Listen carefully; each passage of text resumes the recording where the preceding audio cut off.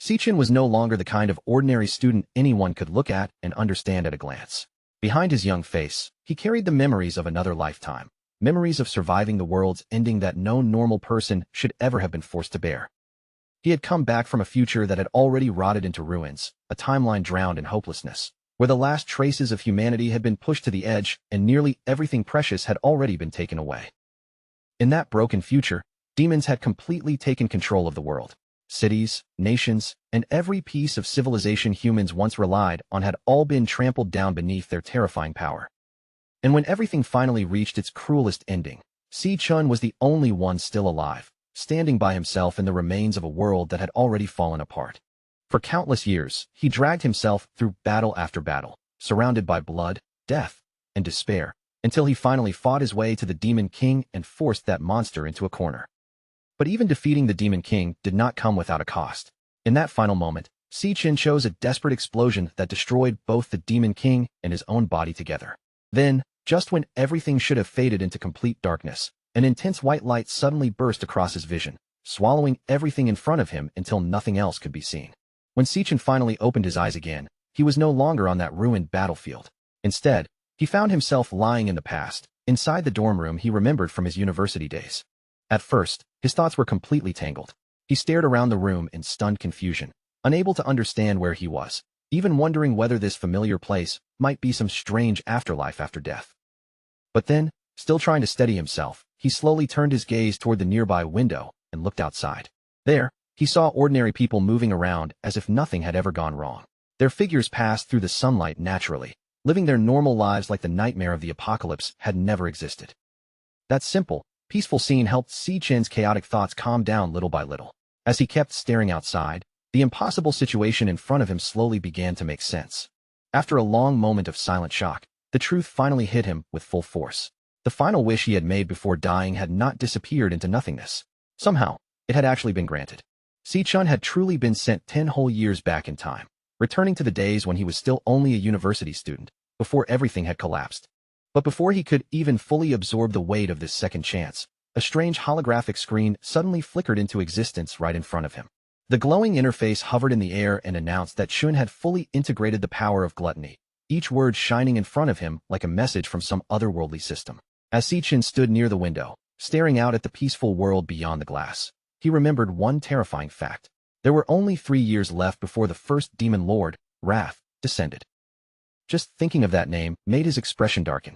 No one understood better than Si-chun that Wrath was the one who triggered the chain of disasters that followed. Wrath was the monster who first ripped open the gates of hell. And once those gates appeared, the other demon lords poured into the human world one after another, dragging all of mankind into a catastrophe they could not escape. So at that moment, Si-chun made his decision. Before Wrath ever had the chance to open those gates, he needed to locate the place where that demon lord would descend and kill him first.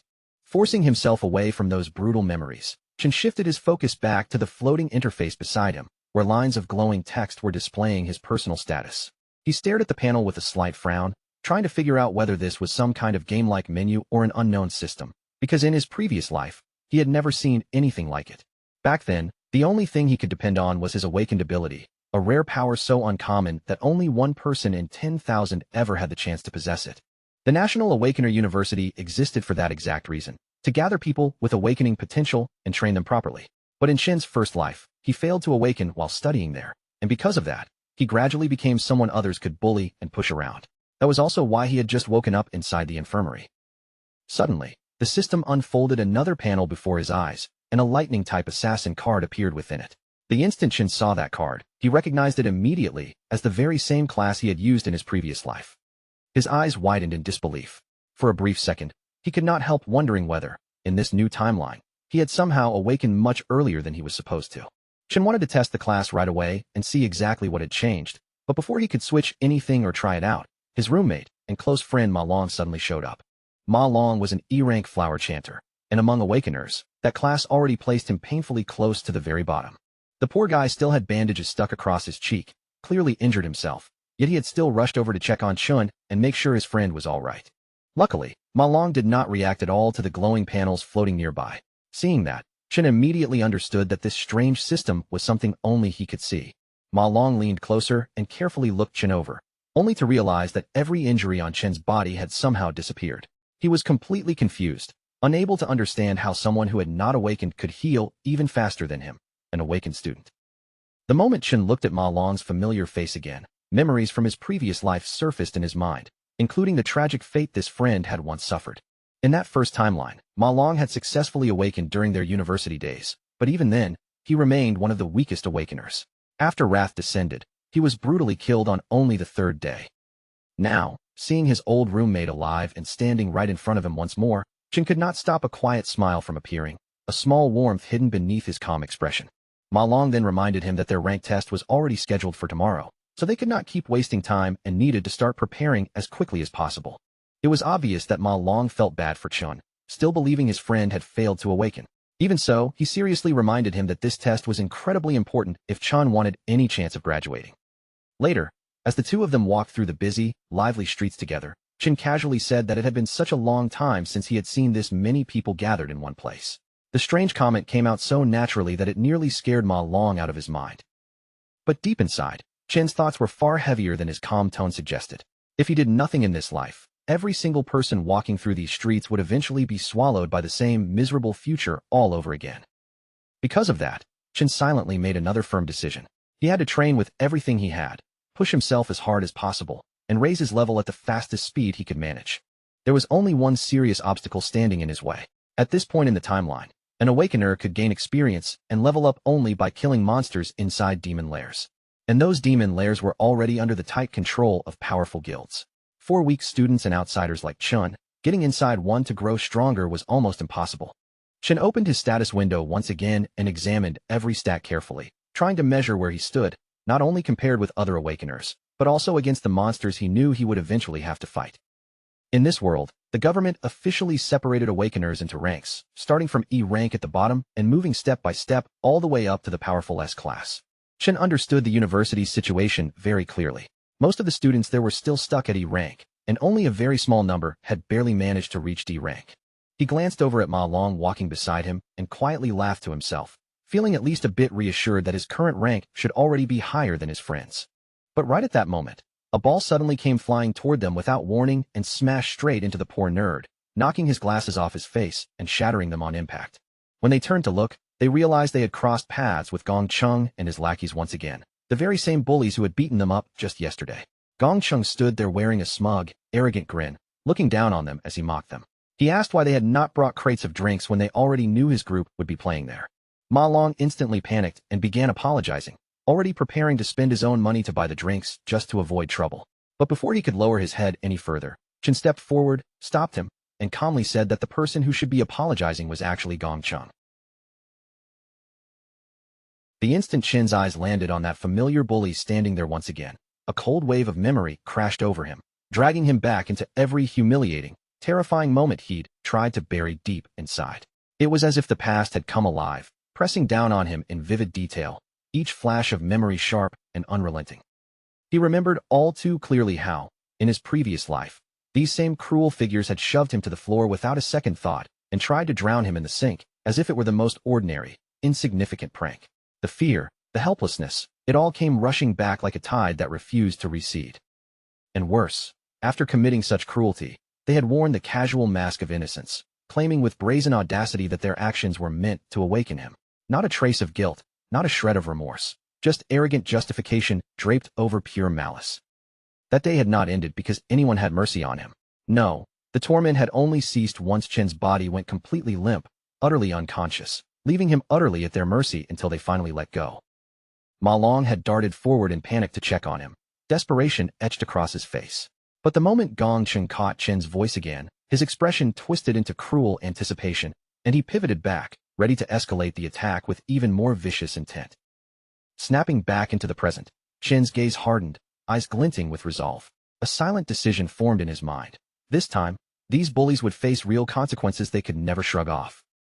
As Chun dared to stand his ground, Gong Chung and his entourage stepped forward in unison, their faces darkened with menace, as though they were prepared to silence him with brute force. Chun didn't flinch. He met Gong Cheng's eyes head-on, fully aware that the bully's arrogance was only possible because his older brother wielded the power of the student council presidency, a shield behind which Gong Chung hid his cruelty. With a cocky stride, Gong Chung closed the distance, and slowly, the crowd of onlookers began to swell. Whispers ran through the gathered students, all sensing the electric tension of an impending clash. Many of the students already felt a pang of pity for Chun, certain he was about to endure the same brutal treatment as before, their minds replaying the echoes of past bullying. Finally reaching Chun, Gong Chung leaned in with a threatening glint in his eyes, demanding he repeat what he had just said, voice sharp and full of challenge. But Chun didn't waver.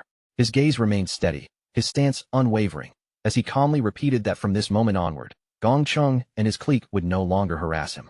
That defiance ignited Gong Cheng's fury instantly. His face contorted with rage, and without a hint of restraint, he threw a punch aimed directly at Chun, the motion sharp and merciless. Yet this time, Chun merely raised his own fist, intercepting the blow with terrifying precision. The impact barely slowed him. For a heartbeat, the entire crowd fell silent. Eyes widened, jaws slackened. Everyone was frozen in disbelief at what they were witnessing. All of them knew Chun hadn't officially awakened yet, and yet here he was, effortlessly halting a strike that should have devastated him. The impossibility of it left them breathless. The stunned expressions only fueled Gong Cheng's anger further. He lunged forward again, desperation clawing at him as he sought to finally crush Chun without mercy. Chun remained calm, a composed predator readying himself. In a silent shift, he activated his electric assassin form, the change almost imperceptible yet brimming with lethal intent. Nearby, Ma Long's eyes widened in awe, his body frozen in shock at the sheer transformation unfolding before him. Simultaneously, Gong Chung activated his indestructible demon armor. Power radiated off his body like heat from molten steel as he surged forward, each movement heavy with the promise of destruction. But before he could close the distance, Chun vanished into motion, his punch crackling with lightning as it slammed into Gong Chung, sending him hurtling through the air like a rag doll. The students surrounding them could barely comprehend the scene that had just erupted before their eyes. The so-called weakling, the one everyone had scorned and underestimated, had just sent the school bully flying with a single, electrifying strike. Even after such a blow, Gong Chung refused to accept defeat. Gritting his teeth, he barked orders to his lackeys, demanding they intervene and avenge him immediately. But upon witnessing Chin's effortless dominance, the lackeys' courage crumbled. Their knees shook, faces pale, and they realized the true gap separating them from this seemingly ordinary student. Gong Chung forced himself upright, humiliation and fury igniting in tandem, and charged at Chin once more, a storm of rage embodied in every step. The outcome, however, remained unchanged. Chin struck him down again, sending him crashing back with the same ease, denying him even the faintest chance to retaliate. Watching their leader fall repeatedly, the lackeys finally understood the insurmountable difference between him and Chun. Without hesitation, they spun around and fled, abandoning any thought of confrontation. Ma Long stood frozen, mouth agape, his mind struggling to reconcile the terrifying transformation of the roommate who had been beaten so effortlessly just the day before. Meanwhile, Chun processed a crucial realization. Just as in his previous life, he could enter his assassin state at will, a hidden strength always at his fingertips. Even at level 1, his stats were already formidable, sufficient to dominate low-level awakeners with relative ease. By all measures, his current strength had reached at least the threshold of a D-class awakener, a staggering revelation for someone previously underestimated. Still, Chen noticed a detail that couldn't be ignored. He needed confirmation for himself. Despite dispatching Gong Chung, the system had yet to signal a level up. The absence of recognition was odd, and it sparked a flicker of curiosity within him. Stepping forward as if prepared to finish the confrontation entirely, Chen's posture and intent sent a ripple of panic through the surrounding students. At that critical moment, Ling Yu, the vice president of the student council, intervened, her presence authoritative as she urged Chen to halt. She reminded him that although Gong Chung had provoked the conflict, the punishment had already gone far enough. Ling Yu reassured Chen that after today's events, Gong Chung would not dare challenge him again. Hearing her words, Chen finally stepped back, choosing to let Gong Chung live, for now. As he moved away, Chen's mind churned with questions. Why was the student council so intent on shielding someone like Gong Chung? Even though he hadn't truly intended to kill the bully, he still believed such people needed to be held accountable. He knew that if bullies like Gong Chung were allowed to escape unscathed, they would inevitably prey on weaker students, repeating their tyranny endlessly. With the immediate danger over, Chen turned and left, Ma Long by his side, leaving the chaos of the scene behind them. From a safe distance, Gong Cheng's trembling lackeys whispered amongst themselves, swearing they would never provoke Chen again. That evening, Ma Long excitedly tried to relay the events to their other roommates, proclaiming that Chun had awakened into an unbelievably powerful lightning assassin. Yet, Disbelief hung heavy in the air. No one seemed to take him seriously. Despite Ma Long's earnestness, Xiangzhua, an E-ranked nucleus mage, treated the account as nothing more than a ridiculous exaggeration. He questioned why Chun was still running basic physical drills if he had truly become a formidable awakener, asserting that someone of real power would no longer need such mundane exercises. Even as Ma Long insisted with intensity, their gamer roommate, Xiang Yu, merely shrugged, casually suggesting that Ma Long must have suffered a serious bump to his head to believe such a story. Xiangzhua pressed on, bluntly claiming that the four of them were placed in the same dorm precisely because they were the weakest, and no effort could change that established hierarchy. He went further, boldly declaring himself the strongest among them, labeling Ma Long and Xiang Yu as mere support chanters. Then, puffing himself up with self-assured pride, Xiangzhua flexed slightly, utterly convinced that there was no way Chun had truly evolved into a lightning assassin. With his confidence growing stronger by the second, Xiangzhua started letting his imagination run wild.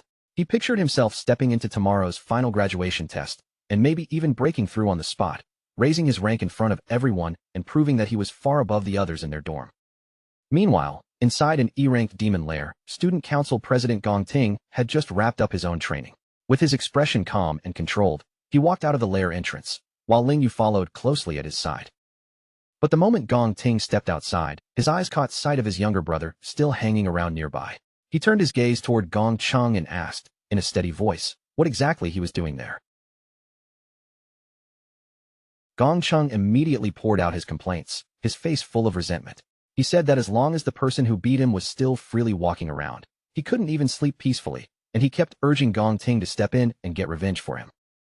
Gong Ting, however, didn't show the slightest trace of surprise or anger. He only responded with calm confidence, telling his younger brother that he would take care of the mess Gong Cheng had stirred up. Later, as they sat together at the dining table, Ling Yu looked across at Gong Ting with a serious expression and asked how he intended to deal with the situation from here. Gong Ting didn't give her a direct answer right away. Instead, he shifted the question back to her, asking whether the boy Gong Cheng mentioned was really as powerful as his brother made him sound. Ling Yu reminded him that there were fewer than 10 D-ranked students in the entire school, and every one of those rare talents had already been pulled into Gong Ting's club. She then pointed out that ordinary students didn't have access to demon lairs like Gong Ting did. So under normal circumstances, there shouldn't be any regular student capable of standing against him. Outside, rain poured down in heavy sheets, blurring the world into streaks of gray. But through that storm, Chen kept running like someone possessed, his clothes soaked completely through and water dripping from every part of his body. The training goal he had set for himself was almost brutal. He had to run a full 20 kilometers while carrying a bag loaded with 100 kilos, a weight that was nearly twice as heavy as his own body. Chen knew better than anyone that basic physical training was not something an awakener could ignore. Without a body strong enough to endure pressure, even the most powerful abilities would eventually become impossible to control. As his feet slammed again and again against the wet ground, memories of his sister, his only remaining family, began to rise in his mind. And among them, the clearest was the day she died, when Demon King Wrath descended into the human world. Back then, that demon lord had slaughtered countless humans in the blink of an eye. Chen could do nothing but stand there and watch as his sister was killed right in front of him. From that day forward, defeating that demon king became the one goal carved deepest into Chen's heart. To him, Wrath's arrival was the starting point of every nightmare and every disaster that came afterward. Chen understood that even though there were still 3 years before Wrath would descend, the demon lord was already growing stronger somewhere beyond his reach. So if Chen wanted even a tiny chance at victory, he had to become stronger at an even faster speed. Right then, while Chen was still forcing himself through the rain, his sister Si Yun suddenly called him, her voice cutting through the storm from the other end of the line. The moment Chen heard that familiar voice again after so many years, his entire body seemed to stop. For a brief moment, he stood in silence, unable to say a single word. Si Yun explained that she hadn't been able to call earlier because she had been busy with the competition. Then, with a cheerful tone, she added that if she managed to win a prize, their rent problem might finally be taken care of. As she kept talking on the other end of the call, Chen simply listened without interrupting. Little by little, a gentle smile appeared on his face, softening the cold determination he had carried through the storm. Deep inside, Chen made a promise that was firmer than any words he could say aloud. This time, no matter what happened, he would protect her and give her the peaceful life she truly deserved. After the call ended, Chen didn't slow down or give himself an excuse to rest. He returned straight to his training and forced his body through 3 more laps around the university. When he finally completed the run, Chen headed directly for the shower. As the exhaustion settled into his muscles, he could feel his younger body gradually adapting again, and he sensed the incredible growth potential hidden within it. After that, Chen sat alone and began thinking seriously about demon lairs. Those dangerous places were packed with opportunities, but in this world, only people with enough money and influence could enter them freely. He knew he had to find a way to kill monsters somehow. Without monster kills, he wouldn't gain the experience he needed, and without that, there was no path for him to keep getting stronger. While that problem kept turning over in his mind, Chen eventually drifted into sleep. But instead of falling into ordinary rest, he suddenly felt himself being pulled into the gluttony system. When Chen opened his eyes again, he found himself standing in a strange and unfamiliar space. Looking around at the unknown surroundings, his first thought was whether he had somehow slipped into some bizarre dream. Back in the real world, Ma Long started looking around for Chen, clearly confused. One moment his roommate had been there, and now he seemed to have disappeared without a trace. Inside that mysterious space, Chen lifted his gaze and saw an enormous tower rising in front of him. Its massive outline stood in the distance like a dark wall, silent and oppressive. But before Chen could properly study the tower, a group of errant cloud warriors known as Death Hounds suddenly appeared before him, almost as if they had been waiting there to greet his arrival. Chen's expression immediately sharpened with caution. Wondering whether he had somehow entered a demon lair, he wasted no time and quickly switched into his combat class. Since the monsters had already shown up out of nowhere, Chen decided there was no use standing there and overthinking it. He would defeat them first, then figure out the truth of this place afterward. The Death Hounds, however, turned out to be far weaker than their appearance suggested. They made plenty of noise but offered no real threat, and Chen cut them down with ease before collecting the items they dropped. Before long, Chen successfully reached level 2. A small smile crossed his face as he wondered whether he had somehow gotten lucky and stumbled into a demon lair completely by chance. Soon after that, a boss monster appeared in front of him, but even though it was stronger than the ordinary enemies before, it still couldn't give Chen much trouble. Chen sliced straight through the boss with clean precision, ending the fight almost immediately. The moment the battle was over, his level rose once again. The experience points from that boss were clearly on a completely different level from what he had received from the ordinary monsters earlier. Then something strange happened. The boss monster's body was suddenly marked as something that could be devoured, making Chen narrow his eyes as confusion flickered across his face. He remembered the gluttony skill he had seen earlier on his system panel. Curious and cautious at the same time, he reached out his hand to test what this ability could actually do. The devouring process ended almost instantly. Right before Chen's eyes, the monster's body was absorbed and transformed into a card. Chen was stunned as he realized what this meant. Defeated monsters weren't just disappearing. They could be turned into new classes that he himself was able to use. Very quickly, Chen understood the terrifying truth behind this power. It was the exact same ability that had once belonged to the demon Lord Lanyu. The realization made Chen's heart tremble with unease. The fact that he now possessed a power identical to a demon lord's was something far too abnormal to ignore. In this world, almost everyone was born with only one class. Even the rare geniuses who possessed two classes were already considered extraordinary talents. But Chen was different now. With this ability in his hands, it meant he could potentially hold as many classes as he wanted. He couldn't stop wondering how he had obtained such an absurd power in the first place. And at the same time, his eyes returned to the dark tower before him, questioning what that massive structure truly was. While those thoughts were still racing through his mind, a crushing presence suddenly descended around him. Then a new demon appeared before him, gripping two S-rank blades in its hands. Just from the pressure radiating from that demon, Chen could immediately tell it was clearly S-rank. That meant if he fought it directly, his chances of winning were almost non-existent. Even knowing he was badly outmatched, Chen refused to stand there helplessly. He summoned a lightning sword into his hand, preparing himself to risk everything in a fight for survival. But then, something completely unexpected happened. The demon standing before him fixed its gaze on Chen and somehow called him by name. The demon collided with Chen again and again inside that bizarre space, their weapons crashing together in sharp, violent bursts. But anyone watching would have understood one thing immediately. That monster was nowhere near using its full strength. Whenever its blades swept down toward him, the demon clearly shifted the angle at the last instant, avoiding Chen's fatal spots on purpose and instead smashing him down again and again, almost like it was measuring how much punishment he could endure. It was only after Chen had been beaten until his body was nearly pushed past its limit that the demon finally eased its assault, slowing its movements and opening its mouth to speak. In a cold, almost casual tone, it told Chen that if he truly wanted to keep breathing, then he could stay in this place and guard the tower alongside it. Chen did not even take a moment to consider the offer. He refused it on the spot, and the demon answered that defiance by carving a vicious slash across his arm. The demon then reminded him that it could kill him whenever it wished, making it clear that Chun had only survived until now because he was the very first person who had ever managed to reach this place. It warned him to think carefully one last time, but even as blood streamed down Chun's wounded arm, the look in his eyes never dimmed for a second. Even with that terrifying pressure bearing down on him, Chun refused to back down and rejected the demon once again, making it clear that he would never become some guard trapped here with it. Then, with every bit of strength still left in his body, Chun shouted out and charged straight ahead again, determined to swing back even if the difference between them seemed completely impossible. But all throughout that brutal fight, Chun had not simply been taking one beating after another. While enduring every strike, he had been observing the demon with frightening focus, tracking each movement it made. Through that careful observation, he noticed something incredibly small. Before every single swing, the demon's motion lagged for exactly 0.4 seconds. That tiny gap was all Chun needed. In that instant, he could read the bend of the demon's wrist, predict the direction of the incoming blade, and move his body just in time to dodge cleanly. And that was not the only flaw he caught. After each attack finished, the demon also froze for 0.2 seconds before its body could fully recover. Chun decided to bet everything on that almost invisible opening, slipping through the demon's guard and driving his next strike straight toward its heart. Even after pulling off such a reckless and precise move, Chun understood the situation better than anyone.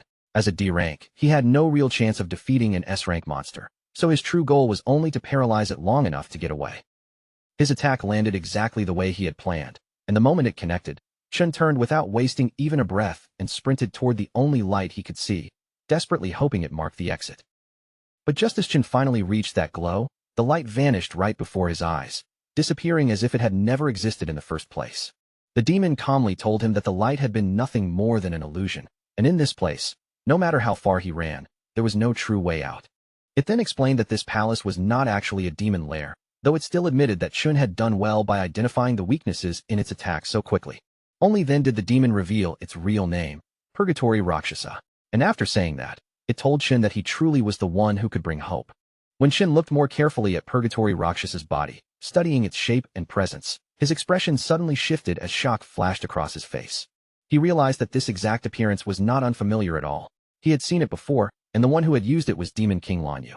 Chun's mind instantly snapped back to the final battle before he returned to the past, when the enemy standing in front of him had been something far beyond an ordinary demon. During that desperate fight, the creature had first changed into an enormous dragon, its massive form overwhelming the battlefield with terrifying force. And after that transformation, it continued shifting into one high-level monster after another, each new form looking more dangerous and harder to survive than the last. It had unleashed scorching magma, deadly poisonous vines, and lightning so fierce that it even surpassed the power of Chun's own lightning. But out of every monstrous form Chun had witnessed back then, the one that burned itself deepest into his memory looked exactly like the demon now standing in front of him. In that moment, Chun suddenly understood the terrifying truth. Every transformation he had seen during that battle must have been part of Demon King Lanyu's ability. And because that very power had now been absorbed into his own body, the Purgatory Rakshasa before him was actually a manifestation of gluttony existing inside Chun himself. Purgatory Rakshasa seemed genuinely impressed by how quickly Chun had connected the pieces, calmly saying that he was indeed worthy of inheriting the power of this entire dimension. Chun frowned as soon as he heard that, confusion tightening across his face, because he could not understand what the demon meant by inheriting an entire dimension. At that moment, a golden void key appeared in Purgatory Rakshasa's hand, glowing with a strange light, as the only object capable of opening the path in and out of the giant tower behind it. Purgatory Rakshasa explained that Demon King Lanyu had once devoured countless powerful monsters, and its sacred duty had always been to guard the tower where the strongest of those monsters were imprisoned.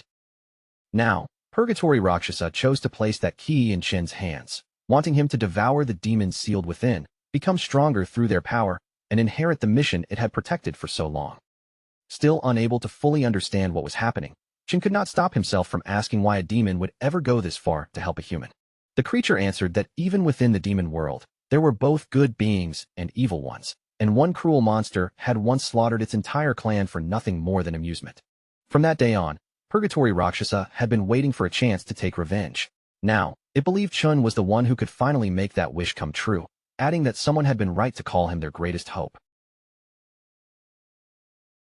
Chun immediately caught on to that strange detail, his attention sharpening as he asked who that person was.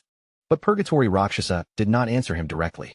Instead, it spoke in a mysterious voice, telling Chun that every answer he wanted was waiting for him inside the tower. Then, as if speaking its final words, Purgatory Rakshasa offered all of the energy it had left to Chun. In return, it told Chun that he had to become the strongest human on the planet, because devouring every wild beast sealed within that tower would never be a simple task.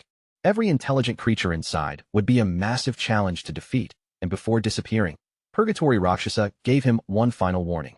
Only someone with an unshakable hunger for strength deserved to receive its power. That hunger, it said, was the drive Chin would need if he truly intended to hunt down and kill every demon king in existence. After saying this, Purgatory Rakshasa's body began to transform, burning into a blazing sphere of energy that shone fiercely as it moved toward Chun to be absorbed. The instant Chun absorbed that energy, his level surged upward 8 times in a row, and along with that overwhelming increase, he also obtained 2 of Purgatory Rakshasa's swords. Without even the slightest hesitation, Chun accepted the mission placed before him and promised that he would carry out the fallen warrior's final wish. Together with the massive rise in his stats, Chun also awakened new powers, gaining the ability to control gravity and absorb strength from the bodies of dead humans and demons.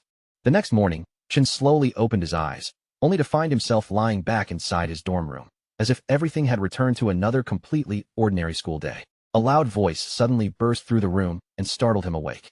His roommates were already getting ready, urging him to hurry up if he did not want to end up late for school. When Shin looked down and saw that his body was completely unharmed, without a single trace of the wounds from before, he could not help wondering if everything he had just experienced had only been some bizarre dream. But the moment Chin sees his newly updated stats, there is no longer any room left for doubt. What he went through was not a dream, not a hallucination, and definitely not some illusion created by his exhausted mind. Every impossible scene he witnessed had truly happened. After jumping all the way from level 2 to level 10 in just one night, Chun can only stare at his own status screen with growing curiosity. If his level has risen that dramatically overnight, then he can't help wondering what rank he would be considered now. Just as Chun is lost in that thought, one of his roommates suddenly starts teasing him from the side, clearly unwilling to let this perfect chance to mess with him slip by quietly. His roommate brings up how, only last night, someone had been shamelessly praising Chun non-stop, loudly bragging about how cool he looked and how frighteningly strong he had suddenly become. On the other side of the room, Ma Long quietly sneaks a glance over with the most innocent expression he can possibly put on, acting as if this embarrassing conversation has nothing to do with him at all. Either way, his roommate keeps pushing Chun to prove himself during the ranking test. After all, that assessment will decide who actually has the strength to keep calling himself the Dorm King. On the road to school, the self-proclaimed Dorm King walks proudly with his chest puffed out, explaining to everyone around him that each rank is actually divided into 3 separate levels.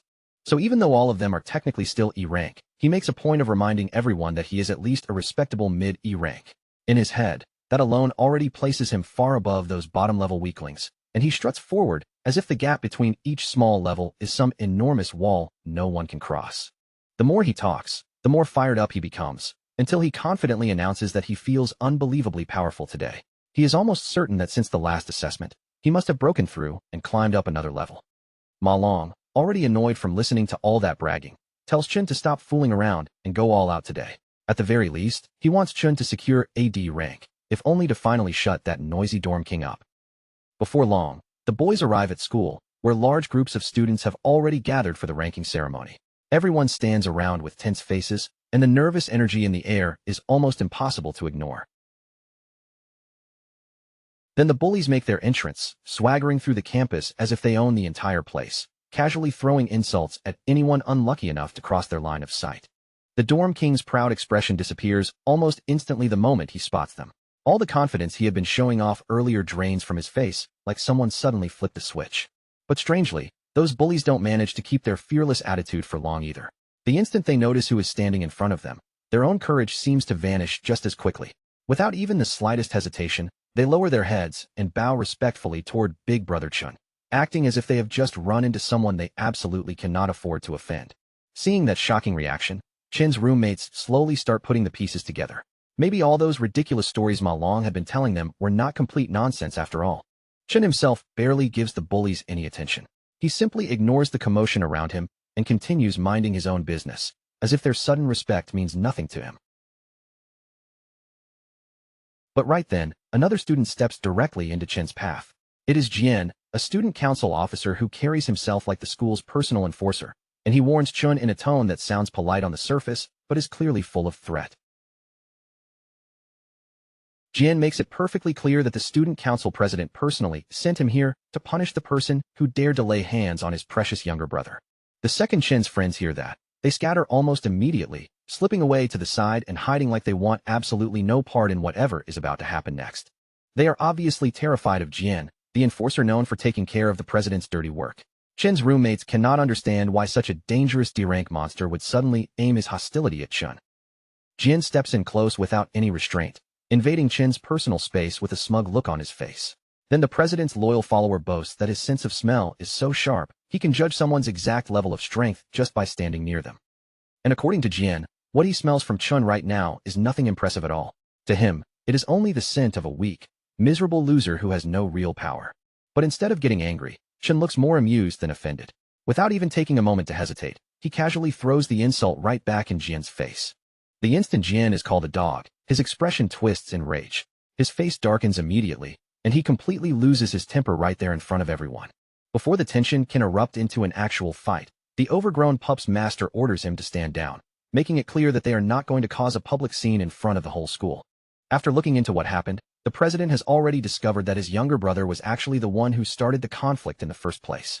So in the end, his brother getting beaten up was simply the natural result of picking a fight with someone far beyond what he could handle. Even so, after saying all of that, the president still fixes Chen with a cold, piercing glare, sharp enough to feel like daggers cutting straight through the air. But Chen does not shrink back even a little. He calmly meets that pressure head-on, showing no trace of fear despite the obvious threat hidden in the president's eyes. Just then, a professor steps forward and announces that the rank assessment ceremony is officially about to begin. He instructs every student to come forward once their name is called. After hearing the announcement, the president tells his lapdog that they are leaving. In his mind, this was only a one-time incident, and after receiving a warning, Chen surely would not dare cause trouble again. High above the crowd, a man observes the ceremony with clear interest and asks the vice president why she has come to watch the rankings today. With a curious look, he wonders whether some particular rookie has managed to catch her attention. The woman only responds with a faint, knowing smile, calmly saying that this year's assessment is going to be rather interesting. Before long, Xiang's name is called out, instantly drawing the dorm king's attention as his own turn finally arrives. The dorm king suddenly looks a bit nervous as he walks toward the door, and the confidence he had been showing off earlier no longer seems quite as steady. The moment he passes through that doorway, the atmosphere on the other side changes completely, almost as if he has stepped out of the school and entered an entirely different world. The assessment is carried out one student at a time inside a special demon lair. Deep within that strange space sits a demon heart connected to wires, and by absorbing an awakener's energy, it measures both their current rank and their future potential. Once the awakener releases their full power inside that space, the signal is transmitted back to Earth, and only then are the official assessment results shown for everyone outside to see. When the dorm king's result finally appears, his rank turns out to be exactly the same as it was during the last test, without even the tiniest sign of improvement. However, the professor soon frowns in confusion when the potential score does not appear right away, and that strange delay makes the entire room feel unexpectedly tense. Ma Long locks his eyes onto the shifting numbers, watching every flicker on the display as if the next second might completely change the result. But after all that suspense, Xiang's maximum potential finally appears, and the result is only C rank. He walks out looking completely deflated, finally realizing that the progress he had imagined was nothing more than his own wishful thinking. His roommates quickly try to comfort him, telling him not to take it too hard since, in the end, they are all stuck in the same situation. After all, every single one of them is still trapped at E rank, and even if they push themselves to their best possible future, their potential only reaches C rank. A short while later, the president's lapdog walks out with his head held high. His current rank is still lower D, but his potential is high enough to reach a rank, and that alone gives him more than enough reason to look proud. Chen's roommates begin to lose hope as they look around the assessment area, because by now they have already seen nearly 10 students reach D rank. Even the professors are visibly shocked by these results.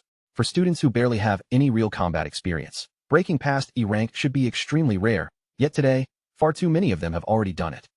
Filled with excitement from the unexpected results, the professors call the next student forward.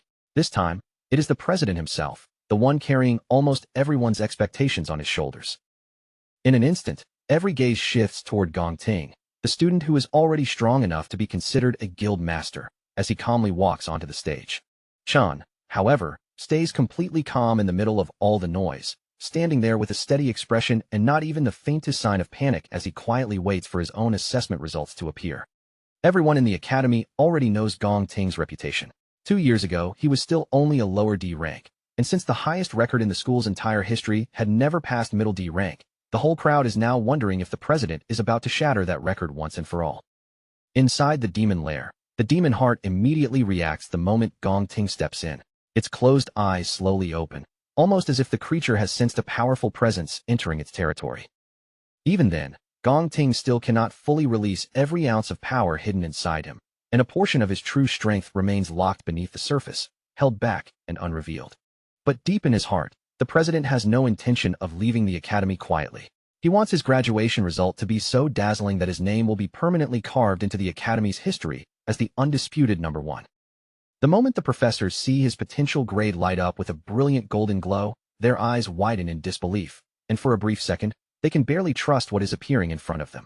But their doubts vanish almost immediately when Gong Ting's high D rank is officially confirmed. The result lands like a thunderclap, leaving even the experienced professors stunned where they stand. And somehow, that is not even the most shocking part. The instant the crowd realizes that Gong Ting has recorded the first S-rank potential in history, excitement erupts through the entire ceremony like a tidal wave. The president's followers completely lose control of their emotions, shouting praise for their boss again and again, as if they are watching an untouchable genius rise right before their eyes. Even Chen's roommates cannot hide the jealousy burning in their eyes, because standing there and watching Gong Ting's result feels like witnessing a living legend being born on the spot. The professors quickly exchange serious looks with one another, and in just a few silent glances, they all reach the same conclusion. A result this important has to be reported to the academy administration immediately. A precious S-rank candidate like Gong Ting must be protected, guided, and nurtured with the greatest care, and they absolutely cannot allow someone with that level of potential to leave the country. On top of that, Gong Ting is also the youngest student in the academy to become connected with a guild, meaning the academy's name is almost guaranteed to dominate every headline after this. Watching the scene unfold from above, Principal Yuan Long finally understands why Vice President Ling Yu came here in person. She must have already known about Gong Ting's astonishing potential before the results were even announced. That would explain why she chose to personally observe the ceremony today, instead of simply sitting back and waiting for the official report like everyone else. But then Ling Yu makes the situation even more intriguing, because she calmly reveals that Gong Ting is not actually the only student she came here to watch. Aside from the dazzling student council president, there is another student in this assessment who has caught her attention even more deeply. And almost as if the timing has been arranged on purpose, that exact student is the very next person called forward onto the stage. Jin suddenly gets a nasty idea, turning his attention toward the so-called mysterious urban legend with a mocking grin. Then he tells Chen not to embarrass himself by ending up as E-rank trash just like his roommates. He sneers that if Chun really produces such a pathetic result, their whole group will become a complete joke, adding that people like them are already a disgrace just for appearing at a prestigious event like this. Long immediately steps forward for his friend, refusing to let Jin's insults slide. With complete confidence, he boldly declares that Chun is about to shock every single person watching. The entire crowd falls into tense silence, their eyes locking onto Chun as everyone waits to see whether the rumors surrounding him are real, or whether they were nothing but empty noise. Chen finally steps into the demon lair, and the instant he approaches, the demon heart seems to sense a terrifying pressure closing in, as if something far beyond normal has just entered its range. At that moment, Chen remembers something important. For an awakener, the safest path toward a stable future is to join a powerful, high-ranking guild. And he knows very clearly that the only real way to reach that kind of future is by performing exceptionally well during the graduation combat assessment. During that assessment, every candidate has to choose their own teammates and form a complete 10-person squad. The squad that takes first place will be recruited directly into the nation's top-tier Imperial Guild, which makes the true purpose of this test obvious to every student standing there. Meanwhile, Jin is already busy putting their team together, proudly bringing over another low-tier D-rank student and introducing him to his boss. He confidently announces that their party is now complete, explaining that they have gathered all the D ranks along with the president's brother, so in his mind, there is no possible way they can lose first place. Jin understands the harsh reality of this assessment better than most. The strongest students will naturally gather together to form the most powerful party, while the weakest students can only cling to one another for survival. That turns the entire assessment into a cruel battlefield ruled by survival of the fittest, where anyone without enough strength can be pushed aside and eliminated without a shred of mercy. After some time passes, Long begins to grow uneasy, because the display screen still has not changed at all, and the longer the result stays silent, the heavier the atmosphere becomes. The crowd quickly jumps to the worst possible conclusion, whispering among themselves that Chun must be so weak that the system cannot even detect his presence properly. Jin then turns toward Ting and says there is no point in staying any longer, claiming that the remaining students are nothing but trash and that continuing to watch them would only waste their time. But just as they are about to leave, the screen suddenly flickers, and the words High D rank appear before everyone, instantly throwing the entire crowd into chaos. Shock spreads through the room like a wave, with students and teachers alike staring wide-eyed at the screen, unable to believe the unexpected result that has just appeared. Even the president and the members of the student council are visibly shaken, their faces filled with clear disbelief as they try to process what the machine has just revealed. But before anyone can fully recover from that shock, the system suddenly detects another strange shift in the evaluation results. It turns out Chun is using the assessment system to test something for himself, checking exactly how his level 10 base stats in his ordinary physical form are measured by the machine. After confirming that his normal state is enough to place him at D rank, he switches his class to the Infernal Death King, the weakest class among all the ones he has devoured so far. The result changes instantly, shooting from high D straight up to mid C, and that sudden leap leaves the entire crowd completely blown away. The student council can barely accept what they are seeing, their expressions tightening as they struggle to believe that the assessment machine is still functioning properly. Even the scientists begin questioning the situation, staring at the unstable readings in confusion and wondering why the results keep changing so wildly. Before long, they start suspecting that the machine may already be damaged beyond repair. At that exact moment, the demon heart itself becomes unstable, and the displayed results begin to shift strangely once again, as if the entire system is being pushed past its limit. Chun notices the abnormal reaction right away, but instead of stopping, he decides to push even further and switches into an even stronger class, transforming into the Purgatory Rakshasa. The demon heart grows more and more anxious as violent energy surges around it, and outside the demon lair, a terrifying storm begins to gather with overwhelming force. Jin shouts in complete confusion, treating the storm like some kind of heavenly omen, as if history itself is being rewritten and their dorm has somehow produced a divine monster. In the very next moment, Chin's potential suddenly flickers to S rank, leaving both the scientists and President Ting frozen in stunned silence. But just when everyone thinks the shock has finally reached its limit, the system abruptly flashes a warning across the display.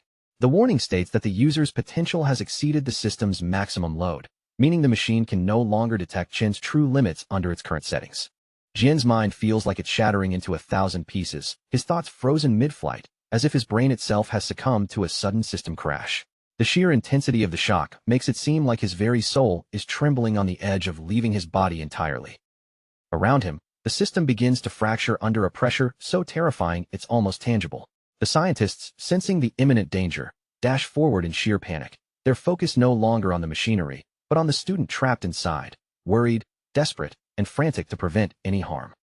But as their feet hit the testing area, every single one of them freezes. Their faces harden in disbelief, eyes wide and mouths slightly agape, unable to process the scene unfolding before them. Where the demon heart should have pulsed with life, there's now nothing but a desiccated husk, shriveled and wrinkled like a withered raisin. The device itself lies in ruin, utterly incinerated, having been pushed far beyond its limits. It seems, in the end, that Chin's sheer presence and power were enough to terrify the demon heart beyond endurance, overwhelming it completely. Yet, without hesitation, Chun devours the remnants of the demon heart. In return, a new ability awakens within him. He can now perceive others' ranks directly, and his senses alert him whenever danger approaches, subtle yet impossible to ignore. Stepping out of the demon lair, Chin's eyes widen with quiet amusement. Before him, every person's rank now floats clearly in the air, almost like luminous labels hovering over their heads, instantly readable to him. Then, an even more astonishing discovery catches his attention. The president, whose presence had commanded respect and awe, has been concealing his true capabilities. Beneath the impressive facade, he's revealed to be no more than a mediocre C rank, a revelation that sends subtle ripples of disbelief through Chin's mind. The scientists emerge shortly after, their faces awkward and apologetic. They explain that the demon heart endured what could only be described as a cardiac overload, essentially a heart attack from extreme stress, and that testing must be paused immediately. Chin's extraordinary stats are tentatively labeled as an anomaly, a potential error.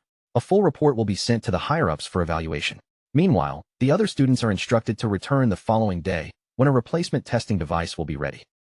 On the way back, Chin's roommates can barely contain their excitement.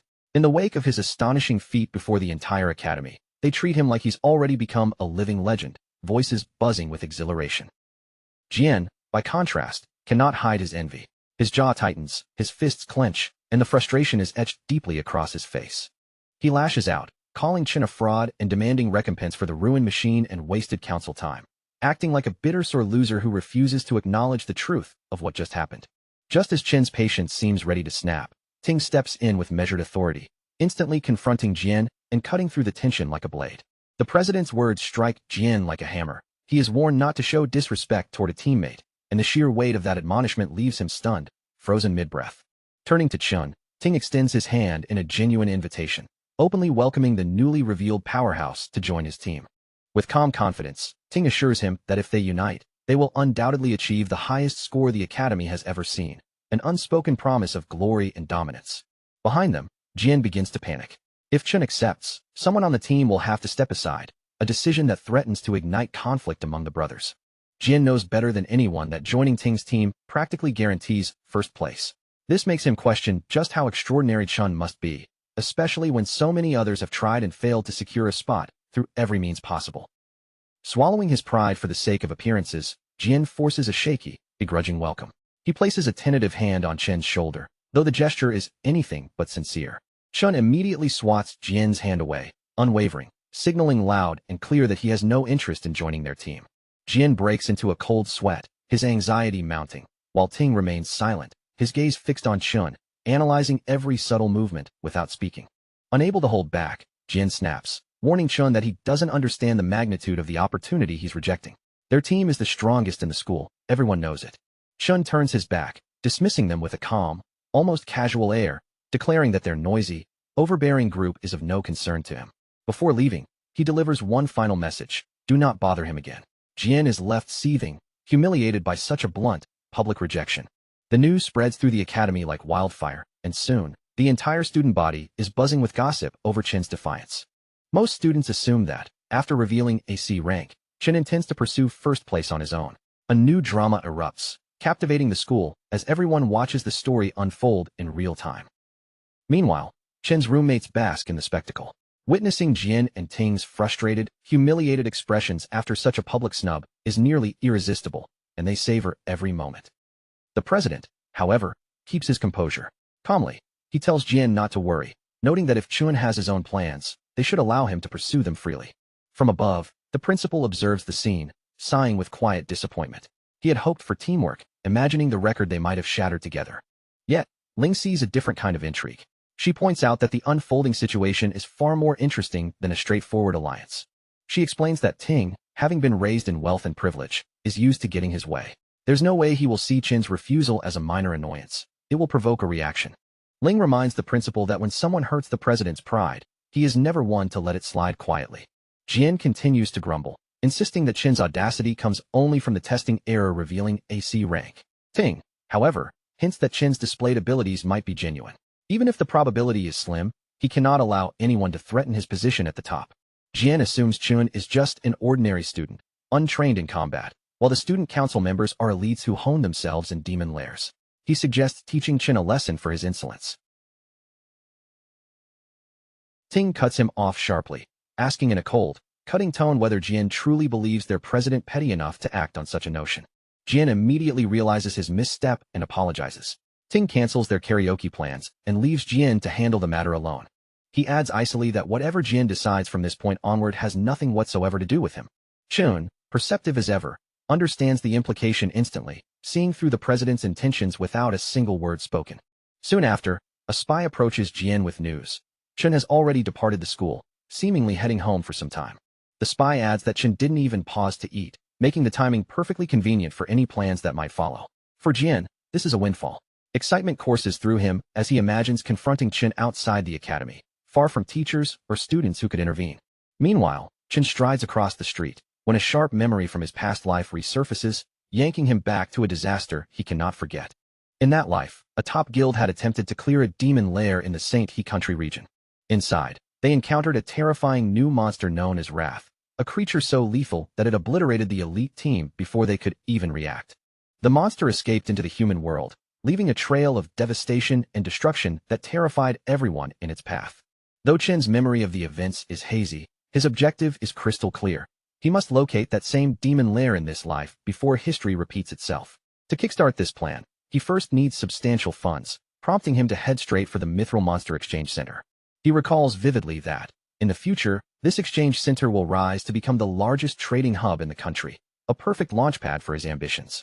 In this world, an Awakener's true combat power is not judged by strength alone. Their weapons, armor, and equipment can completely change how far they can go in battle, which is exactly why the Mithril Monster Exchange Center holds such an important position. For fighters, this place is the main crossroads for buying, selling, and upgrading the gear that can decide life or death. But Qin does not walk into this place with some grand desire to show off or admire legendary weapons. To him, the exchange center is simply a convenient stop, a fast way to turn monster materials into money before he moves on to plans that matter far more. After stepping inside, Qin calmly walks up to the broker's counter and places several monster fangs down in front of him.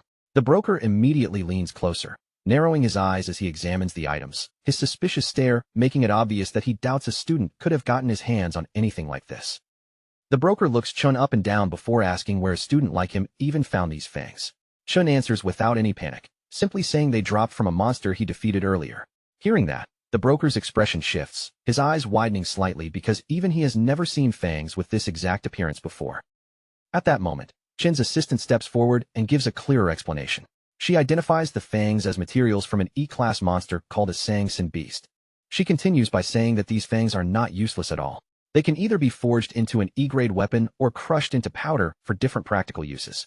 But before she can finish properly, the rude broker cuts her off, flicking the fang back onto the counter with a mocking smirk and scoffing that anything E-grade is basically trash. He then starts bragging about how their shop only deals with VIP clients, the kind of high-status awakeners who trade in D-grade materials or better. In his mind, that makes it perfectly reasonable that he would not recognize some low-tier E-grade monster fang. Deep down, the broker is already irritated. He complains to himself that rich customers have been scarce lately, and helping some ordinary low-level student will not benefit him at all. Since it will do nothing for his promotion, he sees no reason to waste his time being helpful. Annoyed by the whole situation, he dismisses Chun as nothing more than a troublesome customer. Then, without even trying to hide his attitude, he pushes the transaction onto his assistant Li and walks away like the matter is beneath him. Li, however, handles the matter with much more professionalism. She remains polite, prepares an envelope of cash, hands it over to Chun, and gently asks whether there is anything else she can help him with. Chun opens the envelope and quickly checks the amount inside. When he sees that it contains 18,000 in currency, a faint smile appears on his face, because that is already enough to cover his rent for the moment and take one worry off his shoulders. After that, Chun reaches out and brings out the glowing greatsword he had obtained from the Purgatory Rakshasa. The instant the blade appears, Li's eyes are drawn straight to it.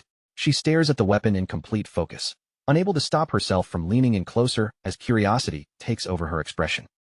Although Li has never personally seen a weapon like this before, the aura surrounding it is impossible to ignore.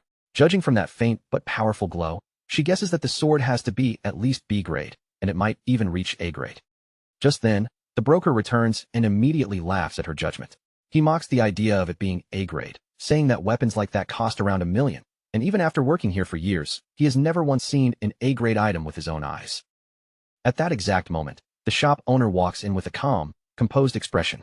He takes one glance at the greatsword and quietly states that the weapon is neither A-grade nor B-grade. The broker instantly seizes the chance to flatter him. With a smug look, he praises his boss's sharp eye and agrees that there is no way a mere student could possibly own such an expensive weapon. But the owner's next words completely destroy that smug confidence. He explains that the greatsword comes from the Purgatory lands, and its true classification is not A-grade at all, but an S-grade item. The moment those words leave his mouth, both the broker and Li go completely still. Their bodies freeze in place, their faces locked in disbelief as the weight of that revelation sinks in. The owner immediately steps forward with a much warmer attitude.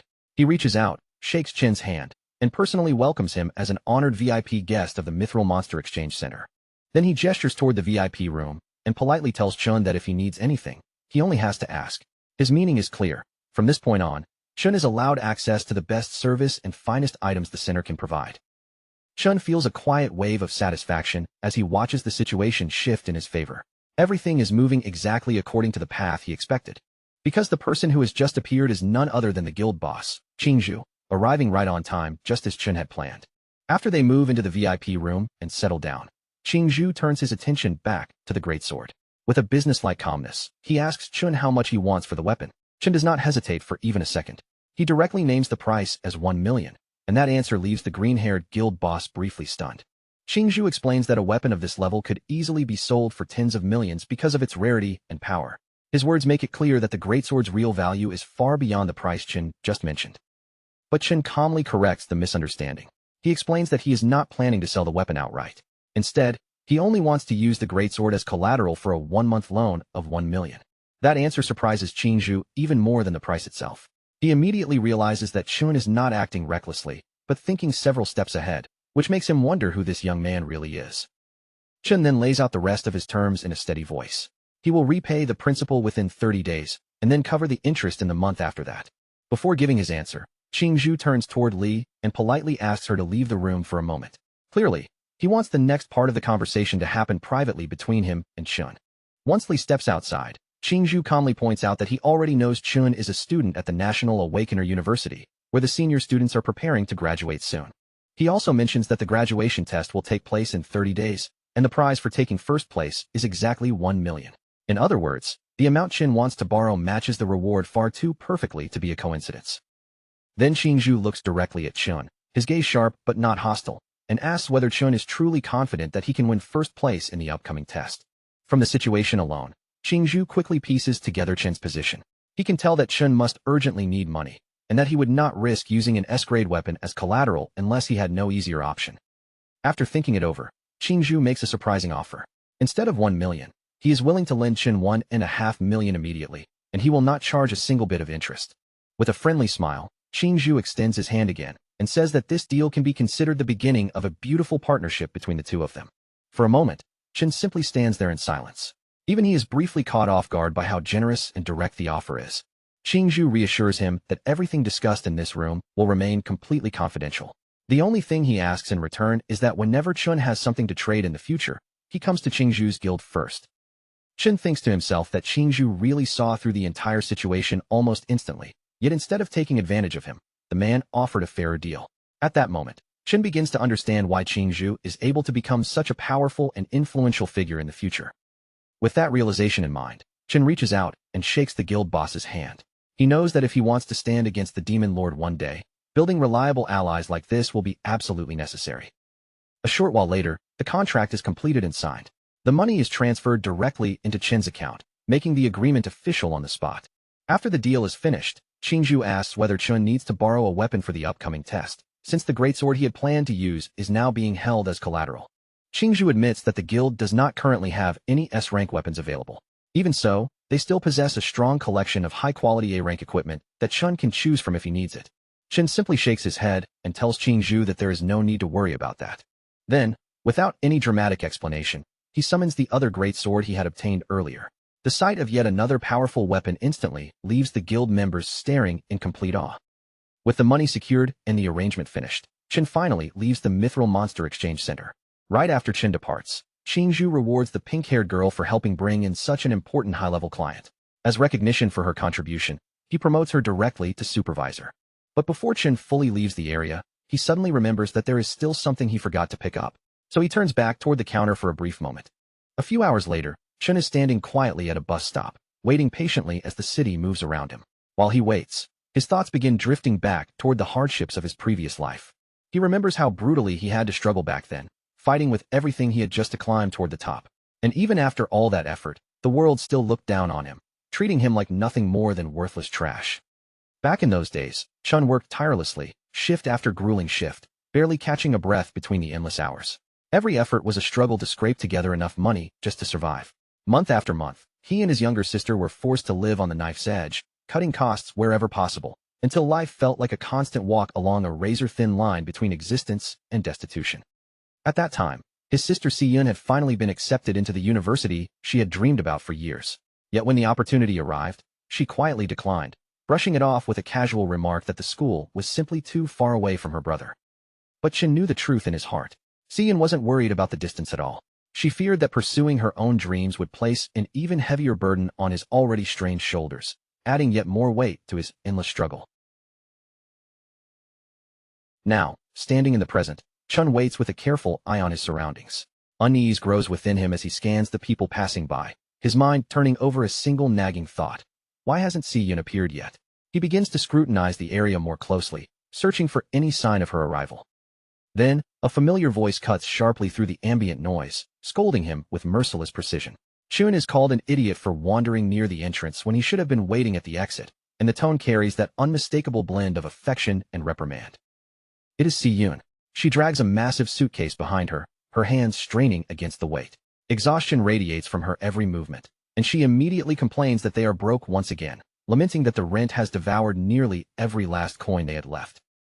Chun, however, does not respond immediately. He stands frozen, his eyes fixed on her face. For him, 7 long years have passed since he last saw his sister alive and in front of him, and that single moment floods him with overwhelming emotion. Si-Yun, oblivious to the storm raging inside him, casually tells him to stop standing around and help her carry the bags, her tone light and practical, as if expecting no other response. When Chun remains motionless, she leans closer and waves her hand in front of his face, trying to snap him out of his daze, puzzled at his uncharacteristic stillness. Then, before she can say another word, Chun suddenly lunges forward, wrapping his arms tightly around her.